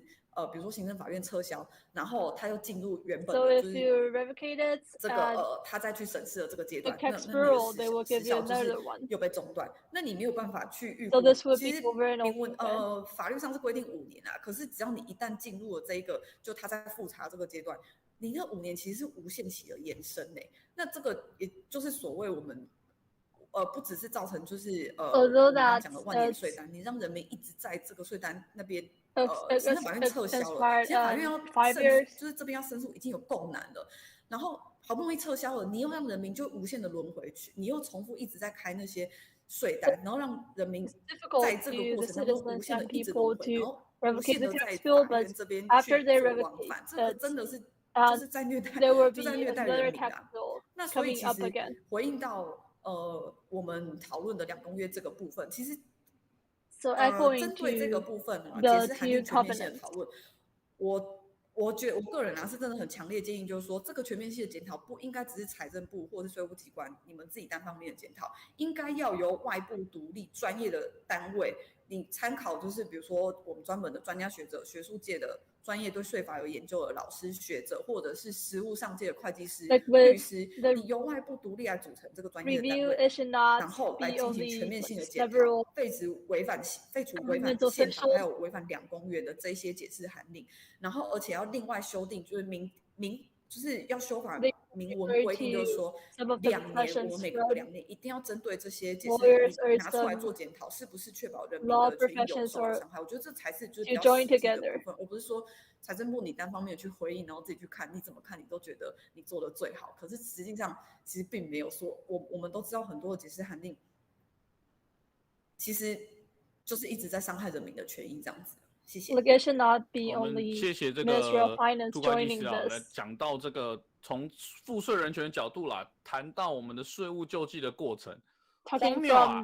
这个我觉得这个真的是，你看叫财政部自己来看看自己的法律中有没有违反2公约处，他说没有，我们欧趴对人民都是依法课税。It's ridiculous to ask the Ministry of Finance for them to review their 怎么说呢 actions by their own. 什么不要脸天下无敌，就是不要脸天下无敌。我是说我们要有自我反省的能力啦。我不是说这个机关不要脸，不是，我是说我们人如果没有要脸的话，就天下无敌。但是我们应该要有反省的这样的制度。我们不可以来骂这个公署，我们财政部当然是最棒的，最优秀的，但是他的所作所为，我们应该要好好的监督跟改进。抱歉，我这个最近讲话是不是比较酸一些？好，当然今天真的很谢谢杜会计师啊，不论从国外的角度，从这个新加坡的国际商会的角度也好，还有从这个会计师来看这样的我们税务制度的角度也好。真的是很多地方需要一起改进。那我们法税改革联盟真的也是这个会不遗余力啊，永远跟人民站在一起坚持到最后。那我们今天真的很谢谢杜会计师来刚刚提到关于2公约的发言。那我们接下来呢，画面我们来到这个由中华道统协会主席啊林君玲。And next we'll like to invite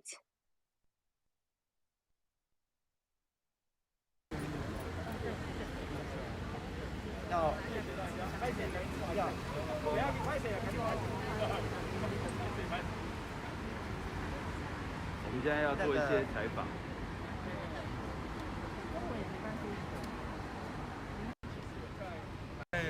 我们要邀请我们 AWC 秘书长李斐荣 ，Mr. Li Feirong, and this is Mr. Li Feirong, the Secretary General of AWC, the NGO group, and we wish to ask him to speak about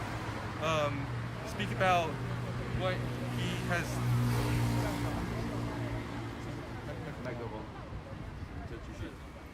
We wish to ask him over to give some thoughts and what some of the things that he would like to share with us.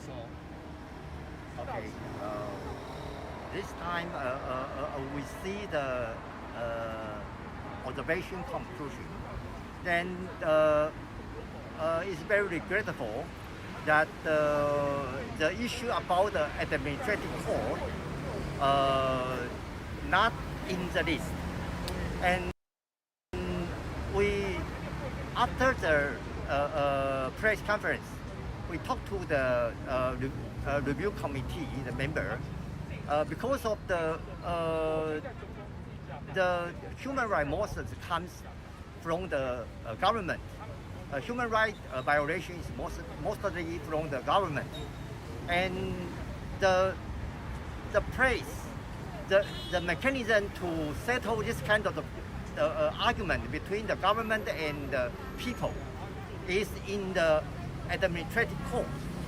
But in Taiwan, the people's winning rate in administrative court is below 10%, especially in the tax case. It's even below 1%. So if the administrative court overruling that the people fail, how this kind of the administrative court can protect the human rights? And also the member committee, they also mentioned if next, because this time they have not many information about the issue of the administrative court, but they say if they can get more information, they will raise up in the next review. But I think that for another 4 years. So we will provide more information in the near future. So I believe they may still send in some message to the government if they know this kind of the administrative court will cause thousands of people the human rights being violated. So they will find this a very important issue in Taiwan. This is what we are talking, we mentioned. And also, since so many scholars in the world, they also watch out this kind of review.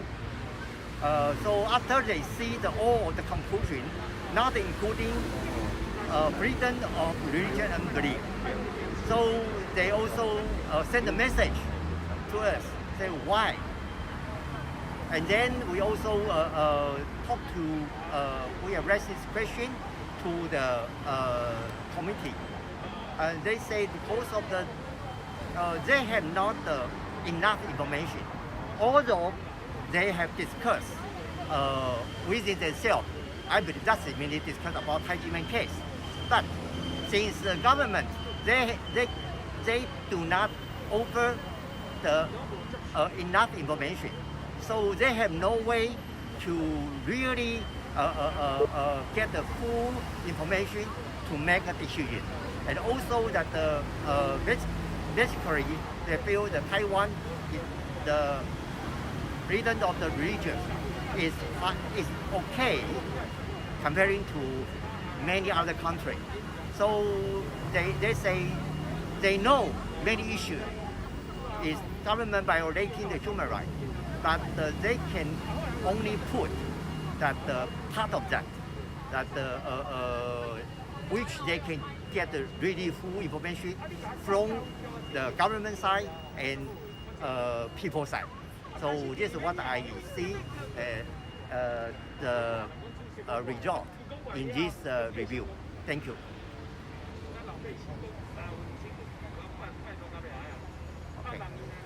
Okay. Thank you. Okay, thank you so much, our Secretary General Li Jirong from AWC. And yes, I believe that from what Mr. Lee has said, that the committee members believe that they need even more information, but they will keep in contact with us if we have anything more to send over to them. And we don't have that much time to wait another 4 years. So that is why we will be gathering even more information and sending it over and keeping in touch with these international professional committee members. And thank you so much. Thank you. 主席有提到，刚刚有提到这个声援太极门案啊，也有把这个太极门案中间的过程，这些不公不义应该要来这个平反。那这个中华道统协会应该是一个这个有宗教信仰的这样的团体，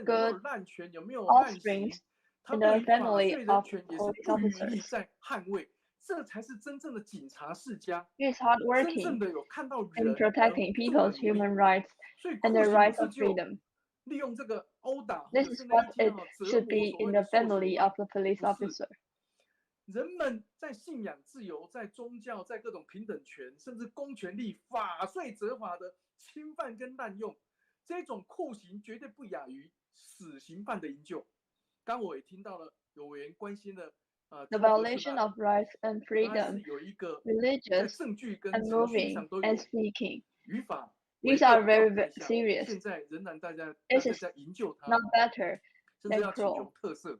那所以，就委员提到了邱和顺死囚的这个案件啊，那 What the committee has mentioned, the case of Mr. Cho. 死刑，我想这个都是一个人权的最基本尊重，就是当一个人 It is a 的 basic 审判过程中没有 respect to 遭 the 受 human 严谨 rights. 的程序跟证据来讲，那就可能会导致错杀。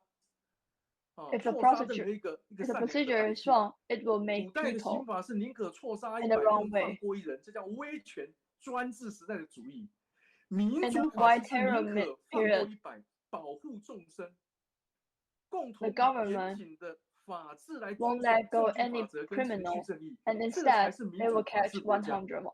台湾 However, it is not 努 a 力 good 的办了 situation. 这一场这么盛大的一个审查 The 委员会，已 government 经第3次，这个动机跟用意 should 绝 only 对 catch 值得 one 肯定。 person 但是呢， if 我 they 们不 are 了解 really 为什么 sure 委 that 员 they 最 are 后所 guilty. 回馈出来的答案，竟然会讲出这个个案没办法太多这个营救或者是呢法税议题呢不知从何说起。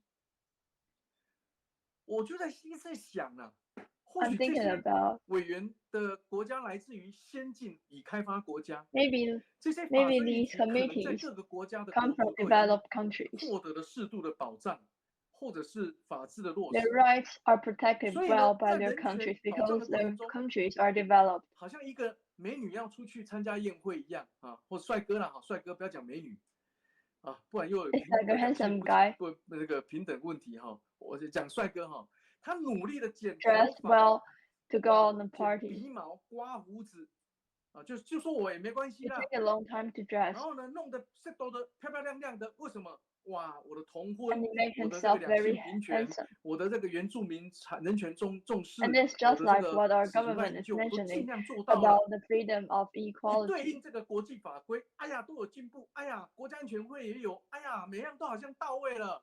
It seems 口 like 环也 all 戴了 the freedom and all 香 the 水也 rights 喷了， protections 一出门 on 发 the 现他 right 根本没 way. 有穿裤子啊！ However, when they just walk out of the home, 我必须 they 呼 didn't 吁 wear 说， their 我观察 underpants. 到的人权，今天的审查就是这种惨状哎。 This example is just what I saw from the 擦脂 conference 抹粉， these 努 days. 力的装饰解释，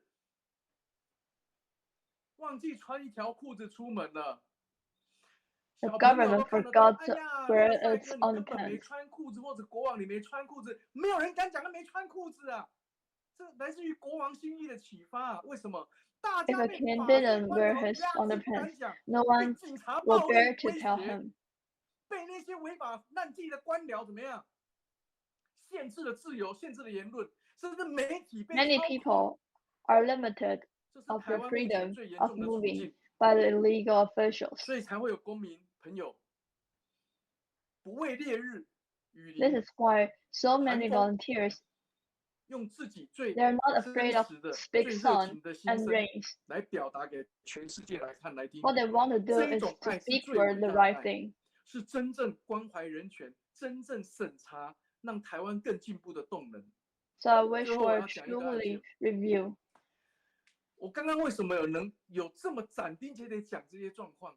Why can I be so sure about what I 转型 taught? 正义在台湾，我们看到正义有没有期限？就像食品有保存期限没有错，真理没有保存期限，怎么可能1992 The 年 truth 之后 have 就 no 台湾 limited 没 time. 有任何不正义的事情，没有任何威权 It is 整肃的问题， impossible 根 that 本 before 不可能。这样 1992 的 there 法 are 就 no 充满了问 injustice 题。 things. 宣监法28条越修倒退30年、50年，竟 The 然被 taxation 限 law 缩 of 政府的 28错误。 articles 人民 is 推荐 moving 请求权， backwards. 明明是政府错了，人民不能够请求，只有15年的正义保证期。 It 这 is 些 that 都是 the 对人 government 权 is 很 wrong. 严重的伤害 However, 跟迫害。 there is a 有 time 很 limit 多专学者也提 that 出， is 从 for 个案 15审查 years. 中最能了解实际状况，所以国内外专家学者不断在研究一个案件。 Therefore, both 太 nationally 极 and 门人 internationally 权遭受 experts 迫害案， are always 这个案 researching 件就 about 是 the Tai Ji Men 前 case. 警委员他当过立委，当过监委，他在立法院都质询法务部政务部部长，说一个检察官用 The legislator said that the prosecutor cannot just prosecute one organization just because of his eyes. 结果呢，最近有一个往生者，他在离开人世间之前讲出了真心话。当时这个税务什么 A previous taxation official 这个案件起诉的 said about the truth 全部是假造构成的。 before he was going to die. 从头到尾这个案件没有养小鬼，没有诈欺，没有逃漏税，为什么？ He said that all of the case, the Tai Ji Men case, is fraud. The evidence 他在往 is 生 not 前 real. 录下了一个证据的资料指控， It is misassured, and it can be, and the video can be watched on the internet. 而这样被监察院纠正8大违法的非常恐怖的 Prosecutor 官僚 Hall 竟然一路高升，不仅没有受到惩处， was be punished by the control, was not be punished even though the control yuan mentioned about 8 criminals. 也有期限。那人民的正义怎么去伸张？而且这些违法乱纪的官僚 How 竟然 can 一路高 people's 升，这在彰显 justice 我们 be 的纠 rejected? 错机制完全失灵，这是很恐怖的行为。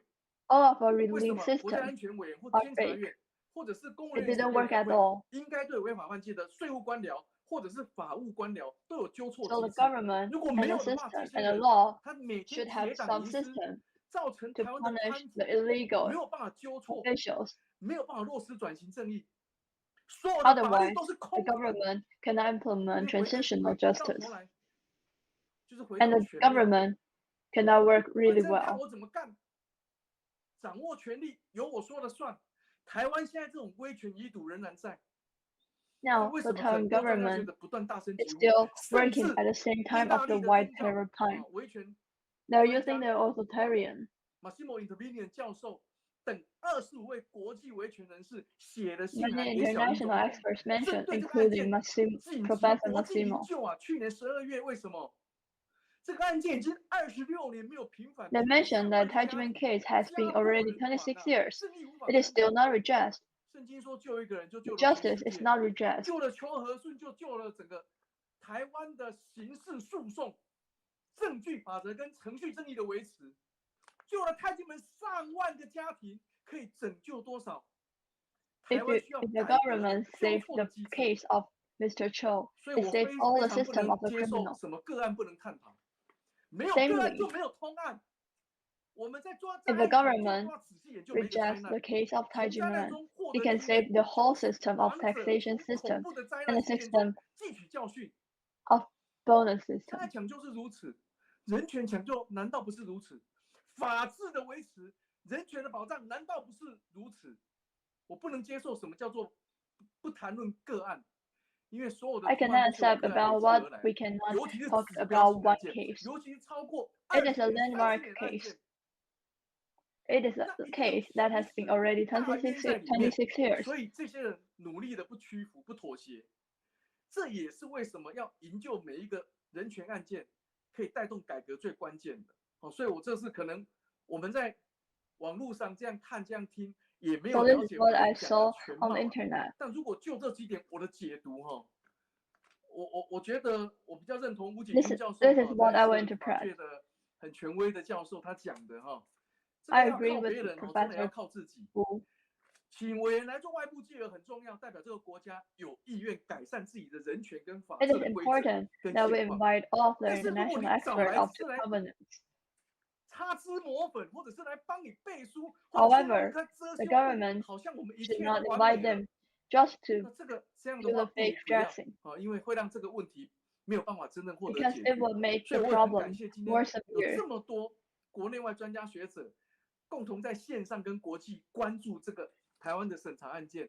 我相信这个事 So this 件 is why 本身就 so 是一个 many 推动改 experts 革 and so 一 many 个重要的契 Taiwanese 机。 people 我最后还 are 要再 watching 讲， about this video online to focus on 先不用 what the 讲复杂 government 的事情。 faced with the 侯 two 宽仁检察 covenants. 官如果他没有 The 办 prosecutor 法 Hall 撤职查办，陈英锦他可以公然的说谎，然后还可以升官。 and Mr. 黄妈妈 Chen 这 is 些 always 对 promoting. 对一个爱心妈妈使用警察暴力，违反了